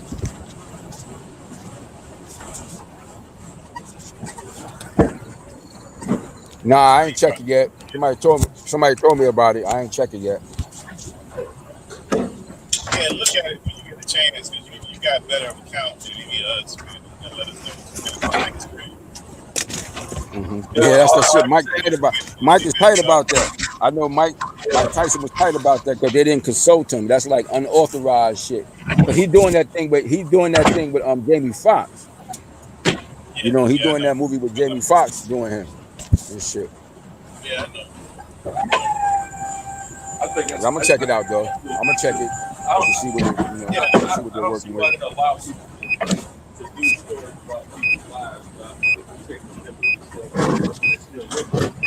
Nah,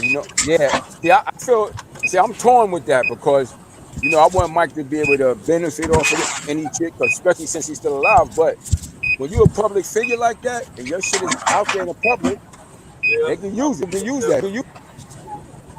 It's not unless you got to do something. When stuff is on public record like that, it's hard. Like it's hard to do that shit when you're a public figure. I also feel that a person should be entitled to. I think they should have the right to be able to give accountability for those events that were portrayed in the movie like that. You're supposed to check the source.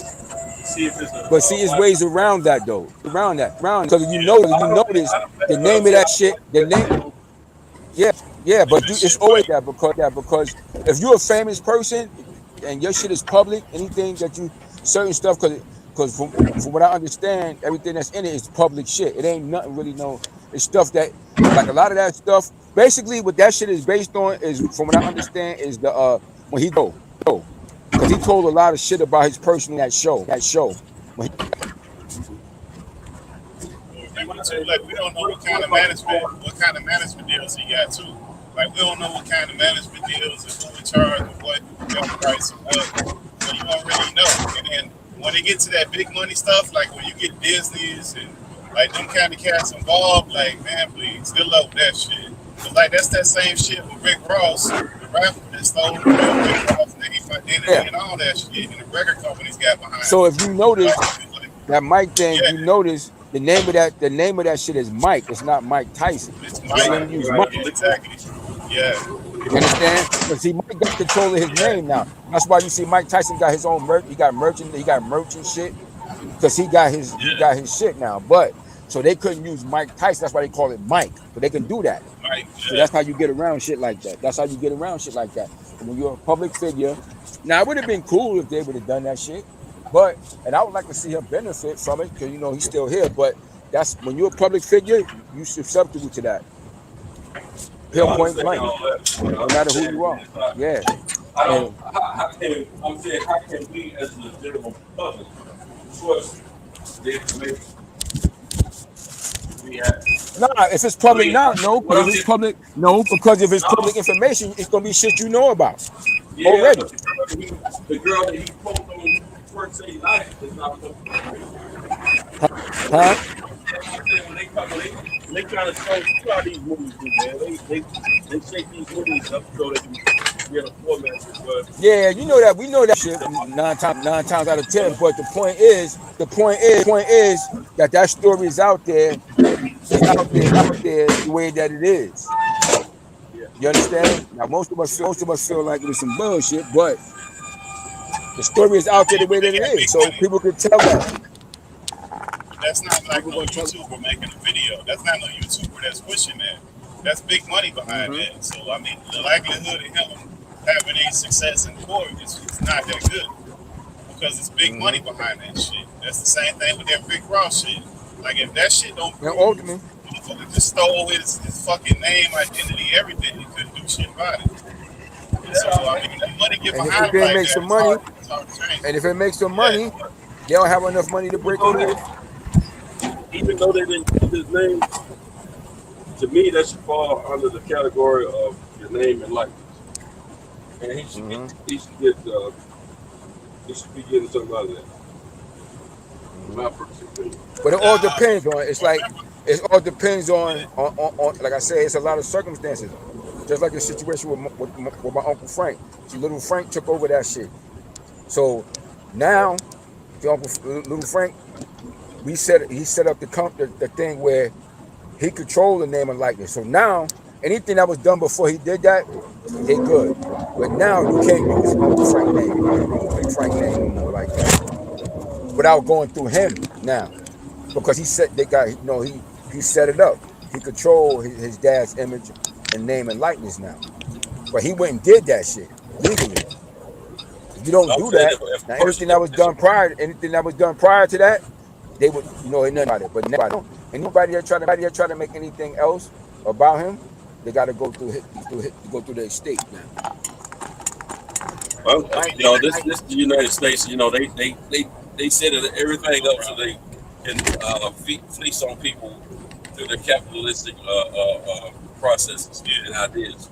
And my thing is, if a person is still living, you should have to get with them before you especially if they're not in the penal system. If they're a free man or free woman walking around in this country, legally they should be forced to check with those persons before they release anything like that to benefit off their life. And that way they get a cut of it saying. But you gotta set that up. But you gotta set that up. Like it's like a trademark. It's like a trademark. I understand that, but what I'm saying is I don't like it. I don't like it. I think it's totally wrong. Yeah, but it's always been like that though. But you just said it. It's America. Yeah, that's the way that shit go. Look at Michael Jackson when they did that shit on him when he was living, and they did that fucking documentary that he wasn't with. And he authorized that shit. They did that shit anyway. He didn't authorize that shit. Made a bunch of money off that motherfucker. Put a bunch of ladders in that shit. Nothing happened to the motherfucking shit. Nothing. No, I'm not saying it don't happen. I know that it happens. I'm just saying I don't think it's right, man. I don't think it's right at all. Nah, it's not right, but that's America. That's how America rolls. Yeah, that's America. It's supposed to be capitalist your own. You're supposed to own your own person. But you gotta legally but it's not naturally. That's not natural. You gotta legally set that shit up though. I understand. You don't just legally. You gotta remember. Like this is most people don't know about the law. Standpoint. I understand that, but I'm looking at it from this standpoint. When you're a kid, your parents have the rights over you. And when you become an adult, no, they don't. No, they don't. No, they don't. No, they don't. No, they don't. They do not. You get a birth certificate. Hear out. If you break a law, they can come out to your parents too. Depending on what that law is that you break. If your ass got a birth certificate, you don't stay. Why you think you're awarded a state? The state, if your parents ain't taking care of you, the state can intervene and take you. But the moment your mom, we talking about a child coming up in their parents' household. We talking about but you still don't understand. This child break the law. Now I know what you said about the legal part, but I'm just saying, if a child breaks the law up to a certain age, but they not have full understanding, they parents can be, if they can prove that their parents have been negligent in the what do you call it when you stay on top of a child's whereabouts and what they're doing, being their guardian and all that shit. Yeah, if something about guardianship. If they can prove that they hadn't been legally, had been overseeing your whereabouts and whatnot, and stuff like that. Like you've been a neglectful parent. You live in the household with your parents, and the parents not aware of what your whereabouts is, what you're doing, and stuff like that. If they can prove stuff like that, they can hold the parents on certain laws, certain crimes. That is, they can hold the parents accountable. And so I'm saying that's who. Just like a policeman, in certain situations, the police is not supposed to question a minor child without the parent being present or knowing about it. So that's kind of where I'm going with it. I mean, they basically telling us as society that you're responsible for this individual, and then when that individual becomes 18 or older, he or she is responsible for himself. That's what they tell us in this country. You see what I'm saying? Outside of the legal stuff you guys are talking about, I understand what you're talking about.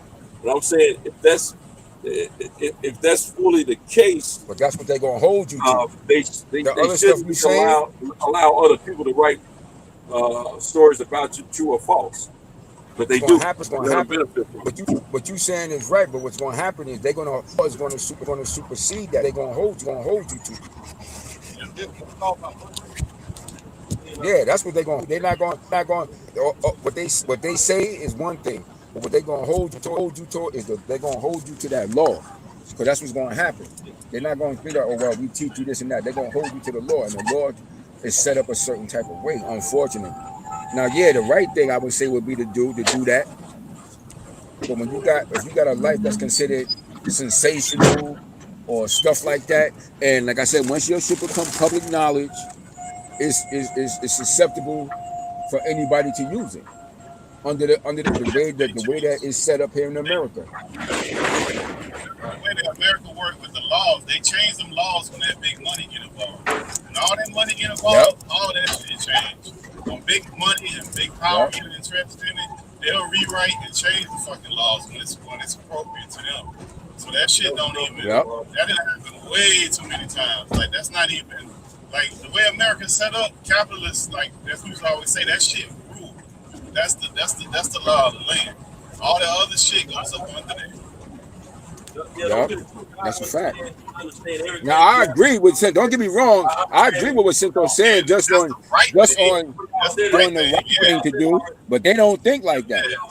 They don't think like that. Mike. That's what I don't like. Yeah. That's like they do a lot of these shits. Like, look how many things been done about Martin Luther King that his family wasn't even involved in. Wasn't even involved in. Yeah, a lot of them shits, man. R. Kelly, Malcolm X. What's the lady name? The only thing that she was like, his wife was involved in the Selma shit. That's the only thing. But most of that other shit that was done on him, most of that other stuff that was done on Martin Luther King, his family wasn't involved in that shit. Only one was that Selma, because Coretta Scott King was in that. She played the part because she gave some consult. She did some consulting on that, because she was even pleased with the girl that they got to play her. Because she's like, "Oh, she looks just like me," like I did when I was in like. She played stuff. She played the part, but unfortunately, that's just how it goes. And I agree with you and shit. It's kind of messed up. And I would love to see Mike have been able to benefit from it, because he's gonna benefit from the one that Jamie Foxx is doing, because he's doing it in conjunction with him. Because him and Jamie Foxx is tight. See, him and Jamie Foxx is tight. So all that Black Panther shit that they did, none of those families fucking benefit from that shit.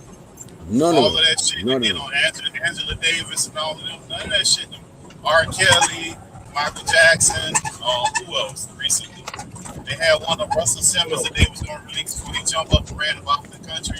Like, they didn't run. It's even worse because at least they shut that shit down with Oprah and them. Yeah, but at least the shit that they did with them other folks was true. That shit with Michael Jackson, they just had a bunch of accusations and a bunch of shit. But it just sounded good, so they just fucking did it anyways. They didn't even give a fuck. Like, they had motherfuckers. It was sensationalism. They did the shit anyways. They don't give a fuck. It was sensationalism. It was done based on sensationalism. That was what it's about. No repercussions behind that shit. No repercussions whatsoever. None. Yep, it was done with pure sensationalism, you know. Yep. But that's what they do. Like, they let that rapper do that, become a rapper with his whole fucking name. They did that whole Snowfall series based off of him, and he didn't get like one fucking nickel off of that's his entire fucking life. Yeah. And they get one nickel in court. He went to court and fucking lost. I don't think that was based off Rick Ross's life. It was an idea. Nah. It was because he did it with John Singleton. John Singleton. Yeah, him and John Singleton. Him and John Singleton. Nah, I saw him talk about the shit. He was talking to John Singleton. That was the whole purpose was to do it. I thought he said it was the idea. No, it's based off his shit. And what happened was it sat for a year, because originally they was going to do it based off of basically like a bio shit. But when he was negotiating with them and the studio to do this shit, that's when it was some discrepancy. Again, Rick fell back. Rick fell back. But then they still went on production with that shit. You understand? They still went on production with it, and then John Singleton died, and then they kept going with the shit. But that's his shit, though. That's his shit. I know his idea. It was his baby. Yeah. I heard him talking about they didn't want him to be involved. Yeah. No, what happened was they didn't want him to be involved. They did him dirty. Once he got, they didn't want him to be involved like that. They didn't want him to be involved. That was the agreement. Yeah, that's what he said.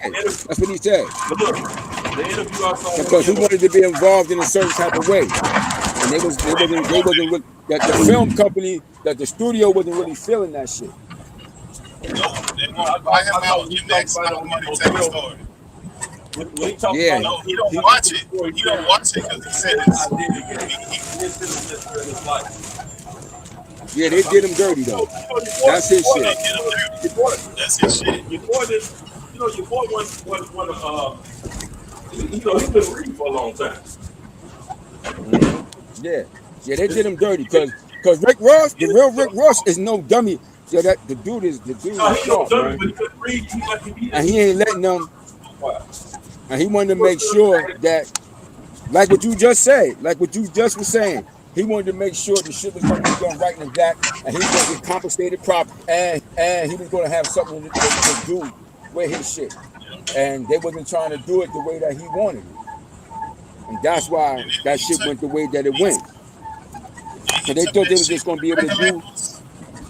They thought they was going to be able to do what they wanted with his shit. They thought he was going to just sit back and be happy and let them do what they want with his shit, and he wasn't. He was like, no, this is what it needs to be. He wanted to make sure, just like you were just saying, Cintos, he wanted to make sure that he was involved in the right type of way. And they was giving him a lot of fucking grief about that shit. He said he wouldn't John Santos and pitched the idea to him. But it wasn't necessarily everything he was doing in his life. It was just the idea of the short. He said he pitched John Santos. And John had like, now they couldn't get that done. He said they dropped the show. It was based on what he had pitched to him already. So I don't think they did him dirty. Boxing, I don't remember him saying anything about his life. I mean, he probably got some ideas. That's how it started. That's how it started. He wasn't trying to do that. Yeah. Like he literally took the script to them, and then they was talking about it. They agreed to do it, and then once they figured out there was no money that they could give him to get him out of it, they just waited. They waited a couple of years, and they just did the shit. They didn't tell him. That's what happened. They didn't want him involved at all. And then they tried to spin it and call the snowfall on the trees. Yeah, so that's how they but that started from him. Yeah, that's how they do that shit though. That's exactly how they do that shit. They did the same way. It's the same way like we talking about the Mike Tyson shit now. They can find a way to get around that shit without paying you. If they can find a way to do it without paying you, they're gonna do it. Just like who went and did that. I'm saying my argument is I thought I remember him saying it wasn't based on his life. That's right. Nah, yes that is, man. That's not what he said. But he's showing this kid that shit is based off of his life. But he's showing this kid he tells it that shit is based off of that man's life. That's based off of his shit. Well, maybe he saved it. Because I'm saying, Rick Ross. They flipped that shit on him. I know that for a fact. I know you remember saying that. Yeah, they tried to get him dirty. They did him dirty, man. That's his shit. They don't add some dramatic other parts in that shit, but the basic principle of that shit, that's his story. Yeah. They just changed it a little bit. So when they doing it don't be. That's why when they do the movie, they tell you it's based, like a lot of times you will see that based on real events. They don't say it's based on real events. That's like when you see the Uncle Frank movie. That shit was, that's why you see that shit. Like that, what y'all saw in that American Gangster, that shit was, like I told y'all when I had Frank on here, that shit was just based on a story that was done in the New Yorker magazine. That's what that was based off of. Information that was done on there. You know, that's what that was really based off of. You know. I mean, but they've been stealing shit from when he get to now that he got control of their trade of his state, now he's gonna do a real thing, the full life, the real life of his dad. Not just that few little years that y'all saw in that movie. That's all that was. I'll give you another one that's even more money. It's not even close to that. The fucking Matrix. They stole that shit, that script from Black. Yeah. For what's her name? Yeah, because she wrote those stories. But she did a couple of them things. She did the Terminator, because all that shit is connected. The Terminator, the Matrix, all that shit is actually, it was all a trilogy. It was all a trilogy. Yep. All of that shit is connected. And she lost. And guess what, So she lost every single case, even though she had manuscripts that she wrote years before any of that shit hit the fucking film. And it was exactly in line with that shit. But it's been money behind that. Warner Brothers, and what was that pedophile cracker one that was touching all the actresses and shit. What the fuck was his name? Funny Nah, the dude that the actresses and shit that he was touching and making them give him head and stuff. Yeah, the one that went the old man. Yeah, well him. Yeah, Weinstein or something like that. Weinberg or something. Weinstein. So now if you look at Weinstein and you look at Warner Brothers, those motherfuckers got their hands on so many movies back in the days, and they stole so much shit till you not fucking with them. And then what they did, once they started taking Weinstein, they knew they was gonna take Weinstein to jail. They did it, dismantled that company, and then they brought it back as another company because they didn't want the legal ramifications of it. So they didn't want to have to pay for shit and lawsuits and all that. So they immediately destroyed that company and brought that bitch back. Just so when they get sued, that company don't exist no more. Yeah. The motherfuckers got so much money. Yeah. Yeah, that's peanuts to them. They made billions of dollars. Saying that way more. Yeah, they made billions. That's what I'm saying. Like that money, like they steal manuscripts, they steal people's stories, they steal all kind of shit, and they never because it's a game. It's a video game. It's a fucking game. Yeah, that's what they do, man. That's exactly what they do. Yeah, when they stole the Matrix, if you look at, remember the Matrix was back when it wasn't no streaming shit. People was going to the movies to see them shits.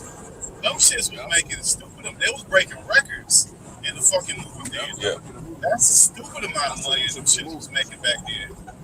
Yeah, that was a crazy amount of money, man. And they didn't give that lady now one fucking nickel. They ain't give her no settlement. That's crazy. They took her shit and say, fuck you. You ain't got nothing to do with it. Taking it. That's it. You know what they told his little story. You know what they told that? You know what they told that lady? Who wrote good? They told that lady, "It's America. It's America." Yeah. That's how they get down, man. They don't kill her. They don't give her a nickel. They don't kill her. They ain't no right. Ain't no fair, no business. Nothing fair about business. Business is they gonna get what they can get and take as much as they can take. That's the capitalist shit. That's the American way, yo. Yeah, if you don't protect your shit, if you don't protect your stuff, they taking it. Straight up. Even if you protect it, even if you protect it, that's what you. If you get a big enough corporation, they can sign you to a contract, and they got lawyers that'll look through that contract, but they know it's a word out of place that they can key in on. It's one fucking word, and manipulate the shit out of that bitch just to get up out of that shit, and they'll win. Because they playing golf with the judges, they go to dinners with them, they go to parties with them, they know all that shit, man. That shit is a fucking game. You remember Cinto? Yo, Cinto, you remember we was talking about that shit with the brother from Chicago, who wrote the Good Time, who wrote Good Times and all that, how fucking Norman Lear stole all that shit from him. Stole all that shit from him. He wrote Coolie High. That's the one who wrote Coolie High. And shit. They stole all that shit from that brother. And then they tried to settle with him for only $1 million. Before they tried to settle with him for $1 million. Fucking Norman Lear, they made like close to hundreds of millions of dollars off of that shit. They still make monies off of those reruns and shit, his family. Yo, and his name got blown up. Because who made the Matrix and who made them? Like those writers and those people who put their names on shit, they get all that credit. So every movie they had behind that or whatever they did after that, it was based off of that original work that they stole. Yep. That shit, that's crooked, man. That shit ain't gonna never change. There ain't nothing you can do about it. Yep. You just got like, now as long as this system is the way it is and capitalism is ruling, it's going to be. I was just talking about this earlier with a couple of people. We was talking about the system, and I had to bring that point to them. I said, nah, man, y'all gotta understand it's the capitalistic system is the reason why certain things is done. So I said, why do you think every time you hear in the politics when you hear the mentioning of something socialism or communism, they go so fucking buck wild? Why do you think they go so crazy for that shit? I said, like the doctors here in America make a grip. Like Canada got that universal health care shit. I said, America don't want to do no shit. Them give up their money. No. I said, them doctors ain't trying to give up their money and they nice houses and their cars and shit. Nah. And they force teachers to tell us that the capitalism program is the best program. When your kids going to school, they program you that way. Well, because people think that they're going to be that person that's going to be at the top. And they'll live with it, they might get to be that person at the top. That's what it breaks down to. You got to think it in your mind that you're going to hit the lotto and get all the way to the top. You cool. That's unlikely. It's highly unlikely.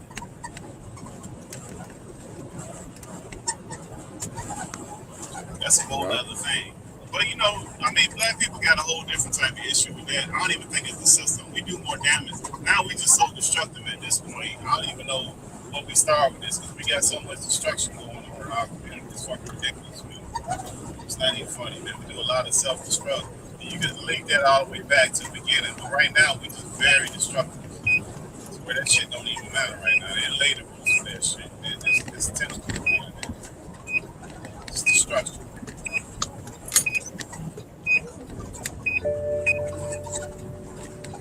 Yeah, DJ, get your foot on this pedal, man. Yeah, you over there in Instagram, man.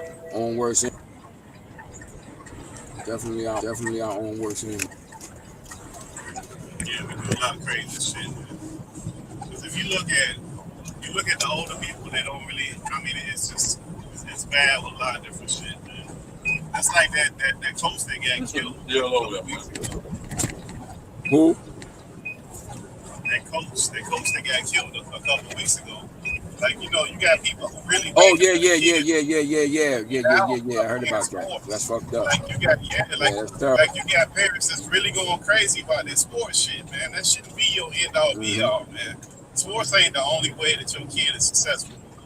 Sports ain't it. Everybody, it's very few of us that's gonna be that exceptional in sports, man. More likely, you know what? You're right.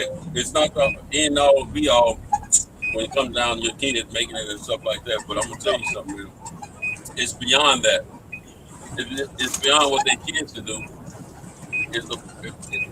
These amateur sports have become some big money situations, man, compared to yesterday. It's more money involved than we realize. And these folks are going crazy, man. And the ones that's fighting against each other, not even getting a dime out of it. Yeah, it's been fair. Nah, the ones at them leagues too. Cause they got them leagues here, man. They play basketball here, they got them 7-on-7 football leagues. Them parents be acting buck ass wild now too with that shit, man. I'll tell you something, but those same parents, some of those parents that act like that, they won't spend no money on no tutors or no other shit. They spend all their money in sport. And when it comes to other shit, they don't see the value, so they don't fucking do it. So they setting them kids up, that's all they care about. And then the kids, that's what's reflected upon them. And if they don't make it, it's like they're a failure. Like they setting them up like as though that's the only option. When at your youth, you should have more than one option. It shouldn't be the only fucking thing.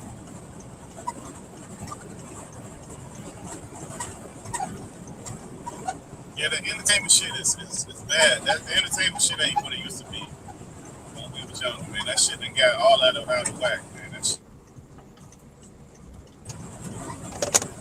And I wonder when that thing with Mike Tyson and Jamie Foxx coming out. That should be coming out pretty soon, man. If they hurry up and they probably try to beat them pretty much by releasing that. Yeah, but that's exactly what it was. Look, once Jamie Foxx and Mike Tyson and them put that out, shit, other people like shit. We could go for it too. Yeah, every time that happens, whenever somebody big, just like what the Aretha Franklin did, the Aretha Franklin did when she did the Hollywood shit with Jennifer Hudson. You remember they did another one with the TV network. Yeah. And I heard that shit was good. I'm gonna watch both of them shit. I heard the one that I don't know if it was Epix or Paramount, one of those other networks did one. And I heard that shit was good too. Yeah. I tell you another person music who gets stole all the time, probably the most, is James Brown. James Brown shit gets stolen the most. All his shit gets stolen. All his music gets sampled like a motherfucker. All his shit. They don't reference him at all. They steal all his shit, man. Him and you know who else before him was Herbie Hancock. He was like one of them late breaking like dudes who did like some cutting edge shit where everybody just stole all his music because they had never heard none of that shit before. Yeah, see, I knew about Herbie Hancock growing up because my mom was into jazz. My mom was a big jazz fan, so she had his albums and shit like that. Herbie Hancock is a jazz dude. A big Dicks Cletus. Yeah, what's happening? Yeah, jazz. But I mean, the way that he was manipulating those instruments, that had never been done before. Not on that level. So Herbie James Brown. But he manipulated those, like the way he manipulated that music, besides what he was saying, that was just some whole other level of shit, man. Like you never heard of the synthesizer into the jazz shit. Yeah. Like you never heard no shit like that. So I mean, but then that's the people that come behind it too. When hip hop came, they were sampling all that shit. Yep. Most sampled is James Brown, and they don't give him no respect, no reverence, no nothing. They just the same shit they did with Rick Ross. They just steal the shit, say fuck you, get out of here. I created this.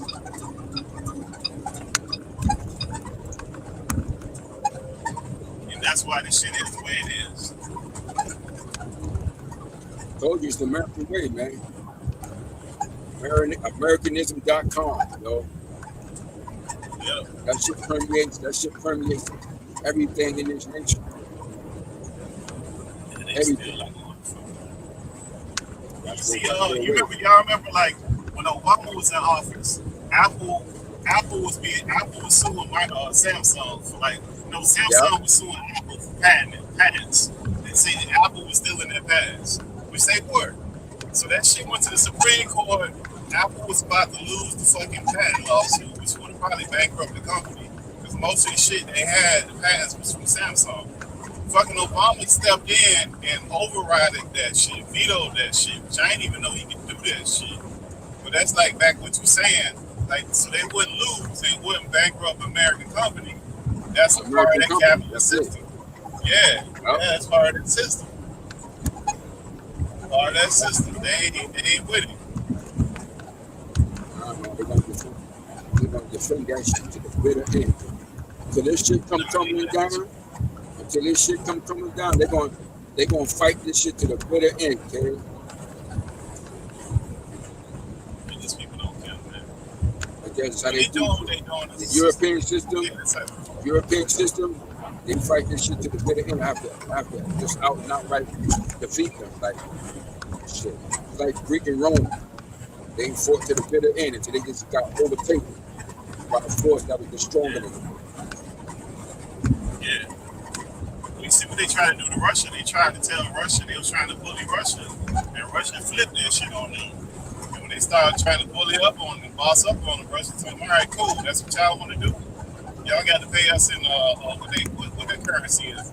You got to pay us in rubles. We ain't taking. You want to buy oil and our coal and that fertilizer shit. Most of the fertilizer come from them. They had to pay for it in Russian rubles. They didn't want to take no American dollar, no fucking euro, none of that shit. So like these countries fight, they ain't letting that shit go, man.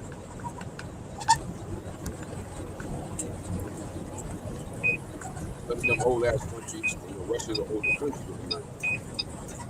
Yeah, that shit. You know? In terms of what we call the United States of America. Russia's an older country. And they got natural resources that other countries need. Like they supply them natural gas, coal, oil. Like they got shit that other countries need that they can't just fucking get rid of their ass like that. They need that fucking country. They need shit from them, so they can't get rid of their ass.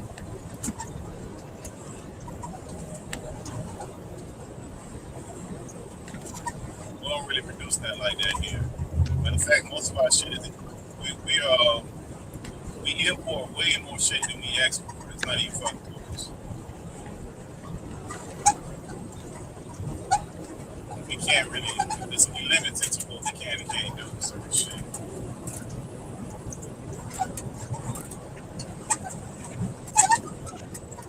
It's fucking weather.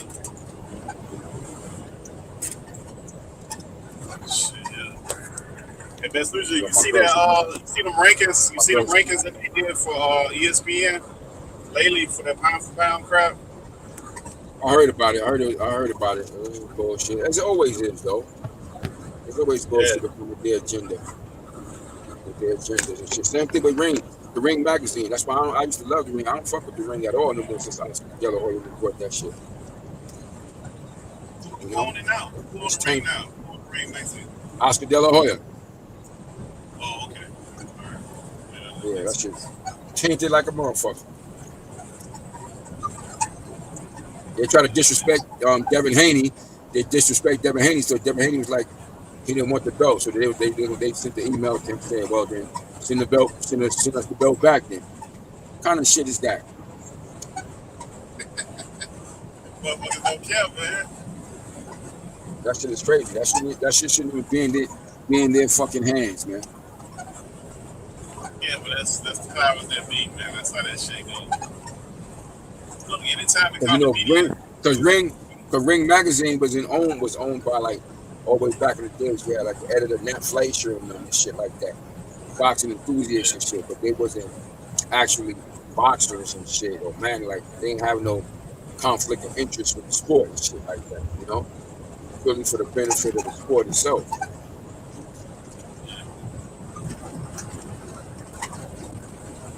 yeah, you know, media they try to control that media shit as much as they can. You're not trying to get that shit up. They'll sell it like if I don't want to do it and I'm up at the top and you my buddy, you look like me, I'll sell it to you for $1 before I let the bitch get it. That's not gonna say what I want to say. Yeah. That's how they get down, man. That control shit is serious.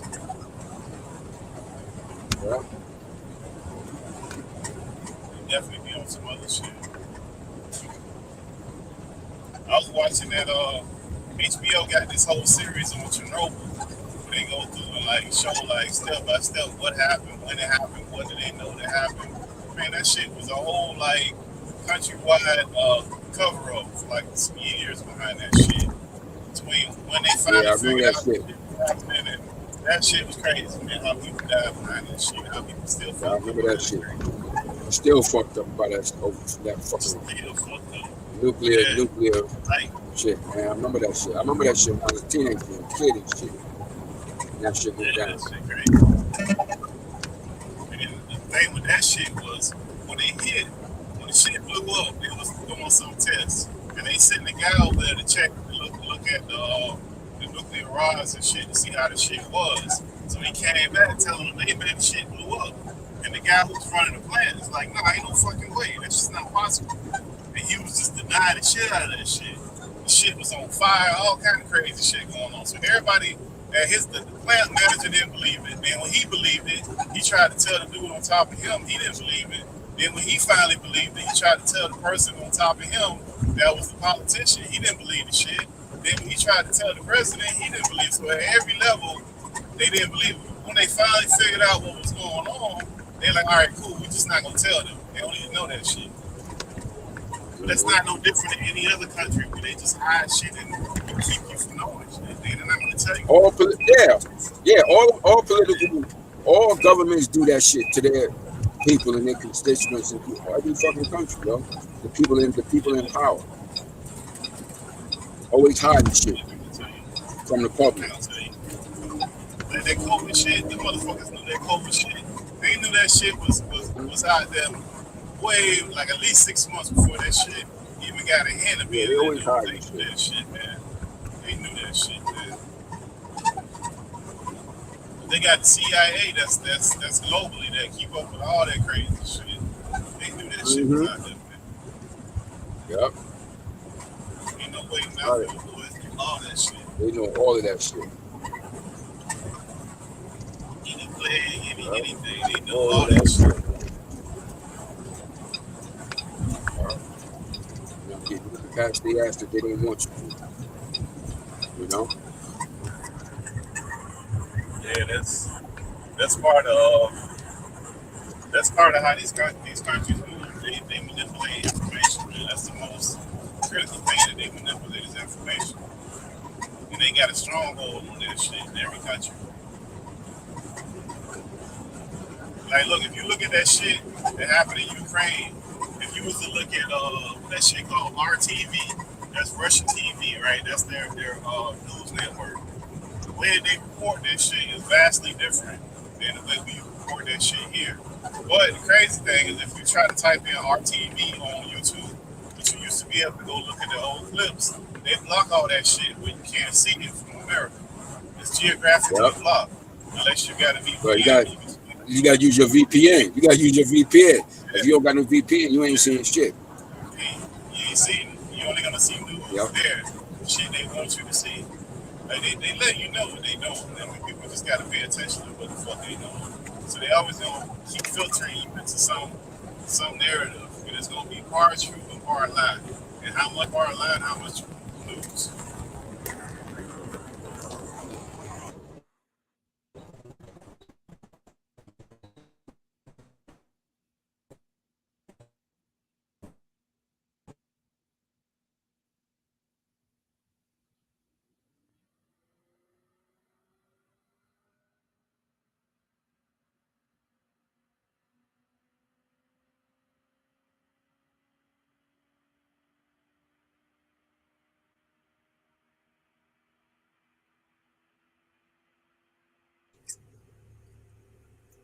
Hello?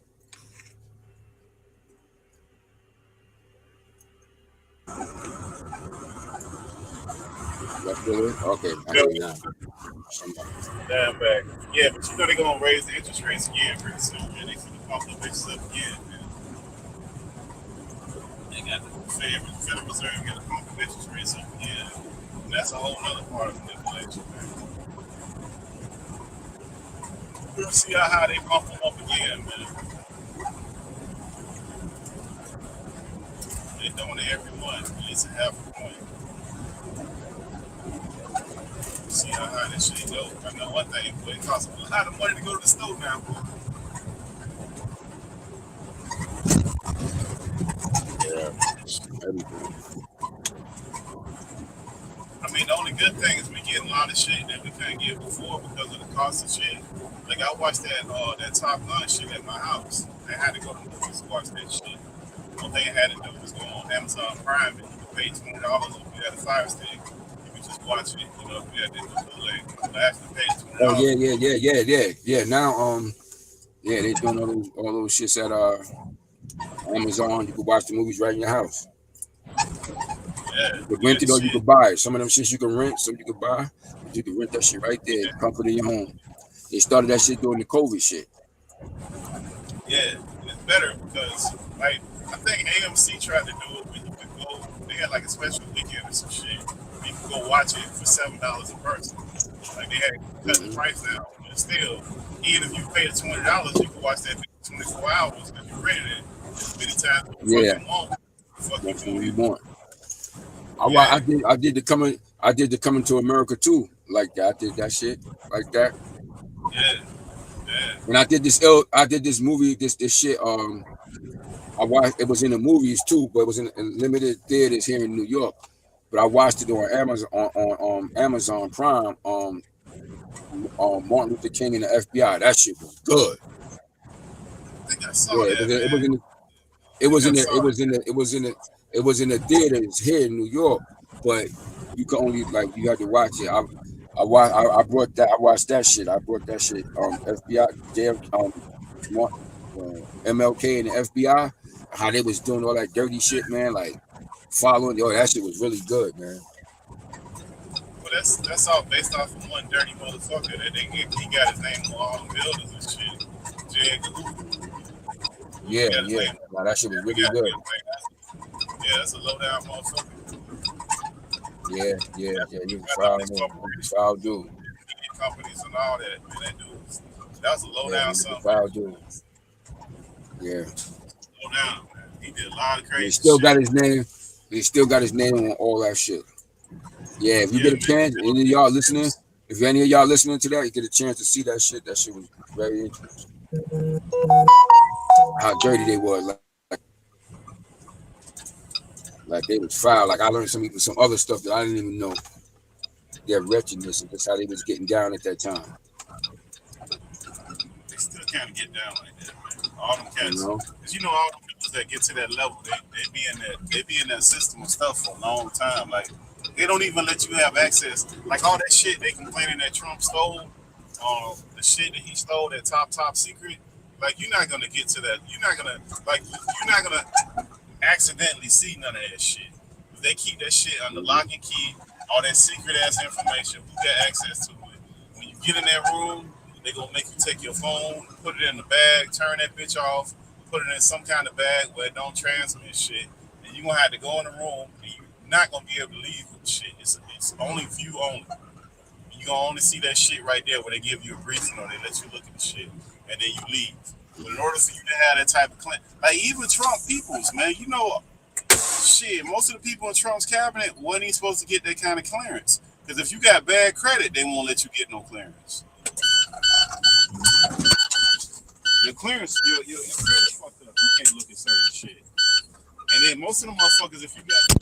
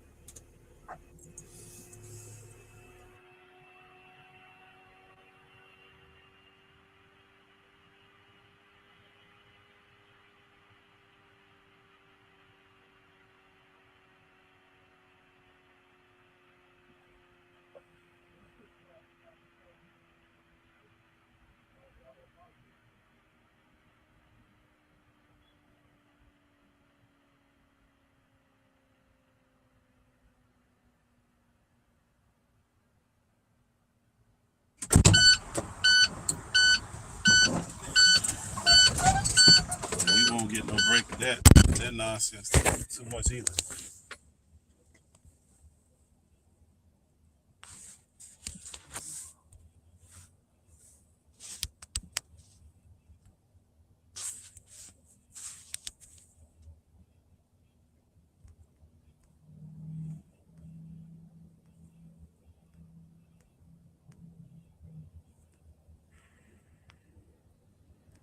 That's visually still there. Hear me? Go ahead out. Yeah, I hear you. I'm still here. Yeah, I ain't got that many bars over here in this area. Man.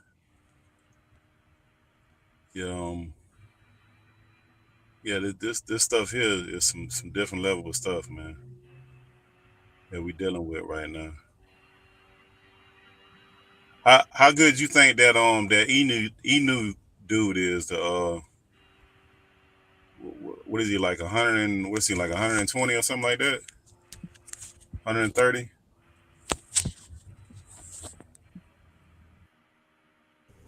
Who, the kid from Japan? Who you talking about? The guy from Japan?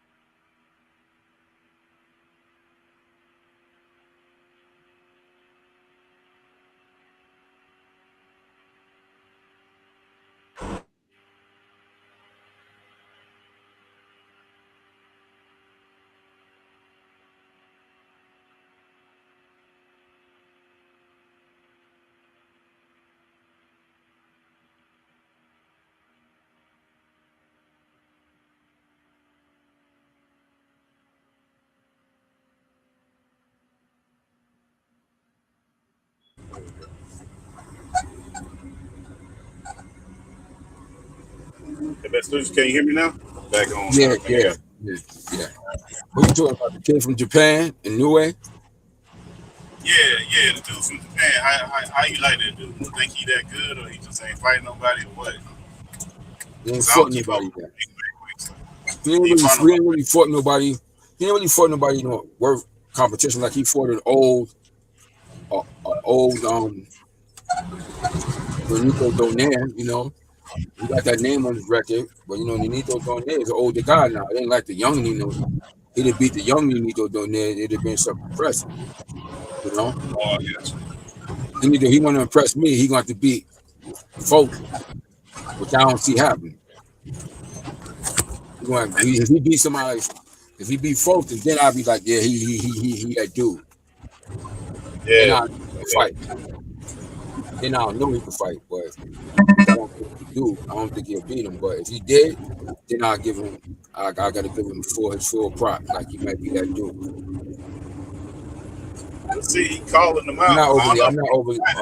I'm not overly impressed though. He He calling struggled out with folks. Nonito Donaire. He struggled with Nonito Donaire in that first fight. That was older. He was older at Struggled. that point. Yeah, but the first fight, he struggled with him, and then he blasted Nonito out to let the rematch. But that first fight, he struggled with him. I saw a lot of deficiencies with him. But he get hit easily. Excuse me. He get hit. He's still kind of easy to hit. But he attacked. He's an offensive minded fighter, but he's still very susceptible to get hit.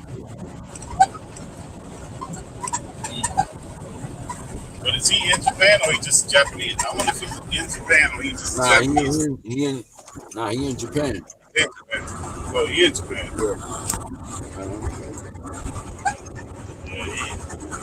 Yeah, they sure hyped him up, but I don't know how good he is. But every time they say something about him, but That's they do.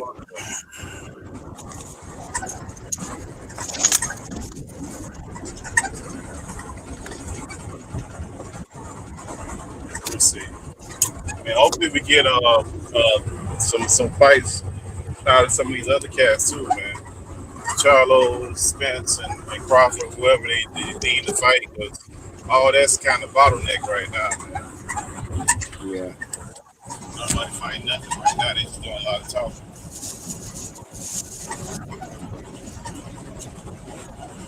They don't really have no incentive, like you always say. That game, man. They don't really. And they ain't got no incentive to take any kind of risk. They gonna get paid by fighting on them.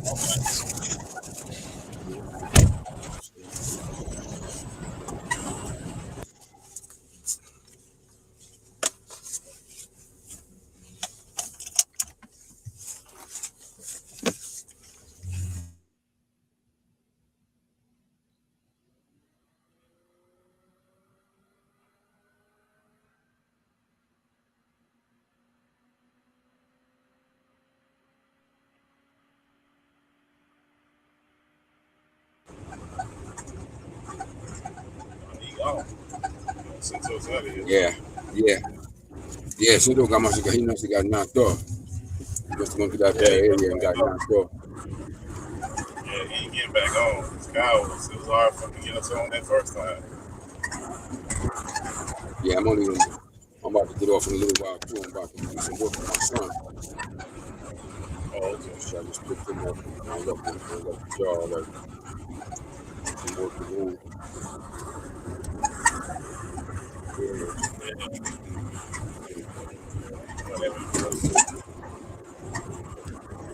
All right, Mr. Useless, man, ain't gonna hold you up, brother. You know, I hit you up on the other side, man. Yeah, no doubt, no question. And so, all right, brother. Everybody that was in the panel, everybody that's in the chat, stay up out there, stay safe, and stay brave.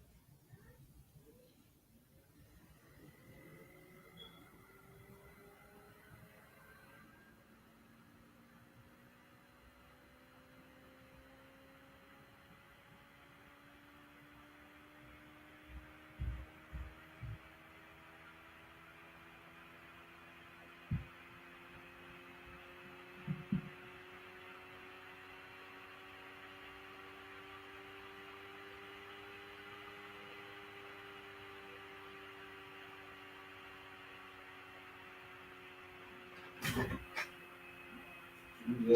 ended up going back to sleep.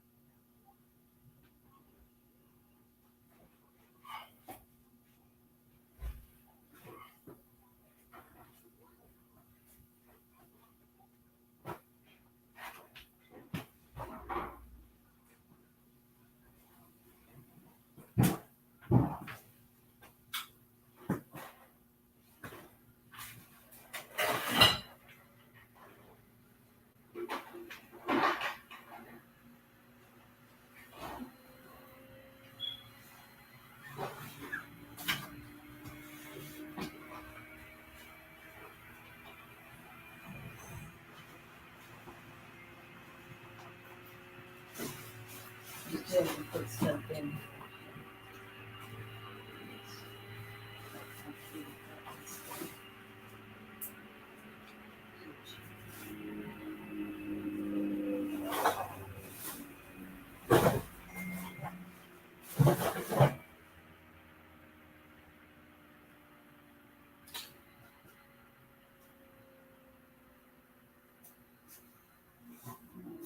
We dump that garbage trash. Cut this up. Ain't nothing big. We gotta get some. Jeez. That's a workout right there. That's a workout with that bubble. We gotta work it up. Oh,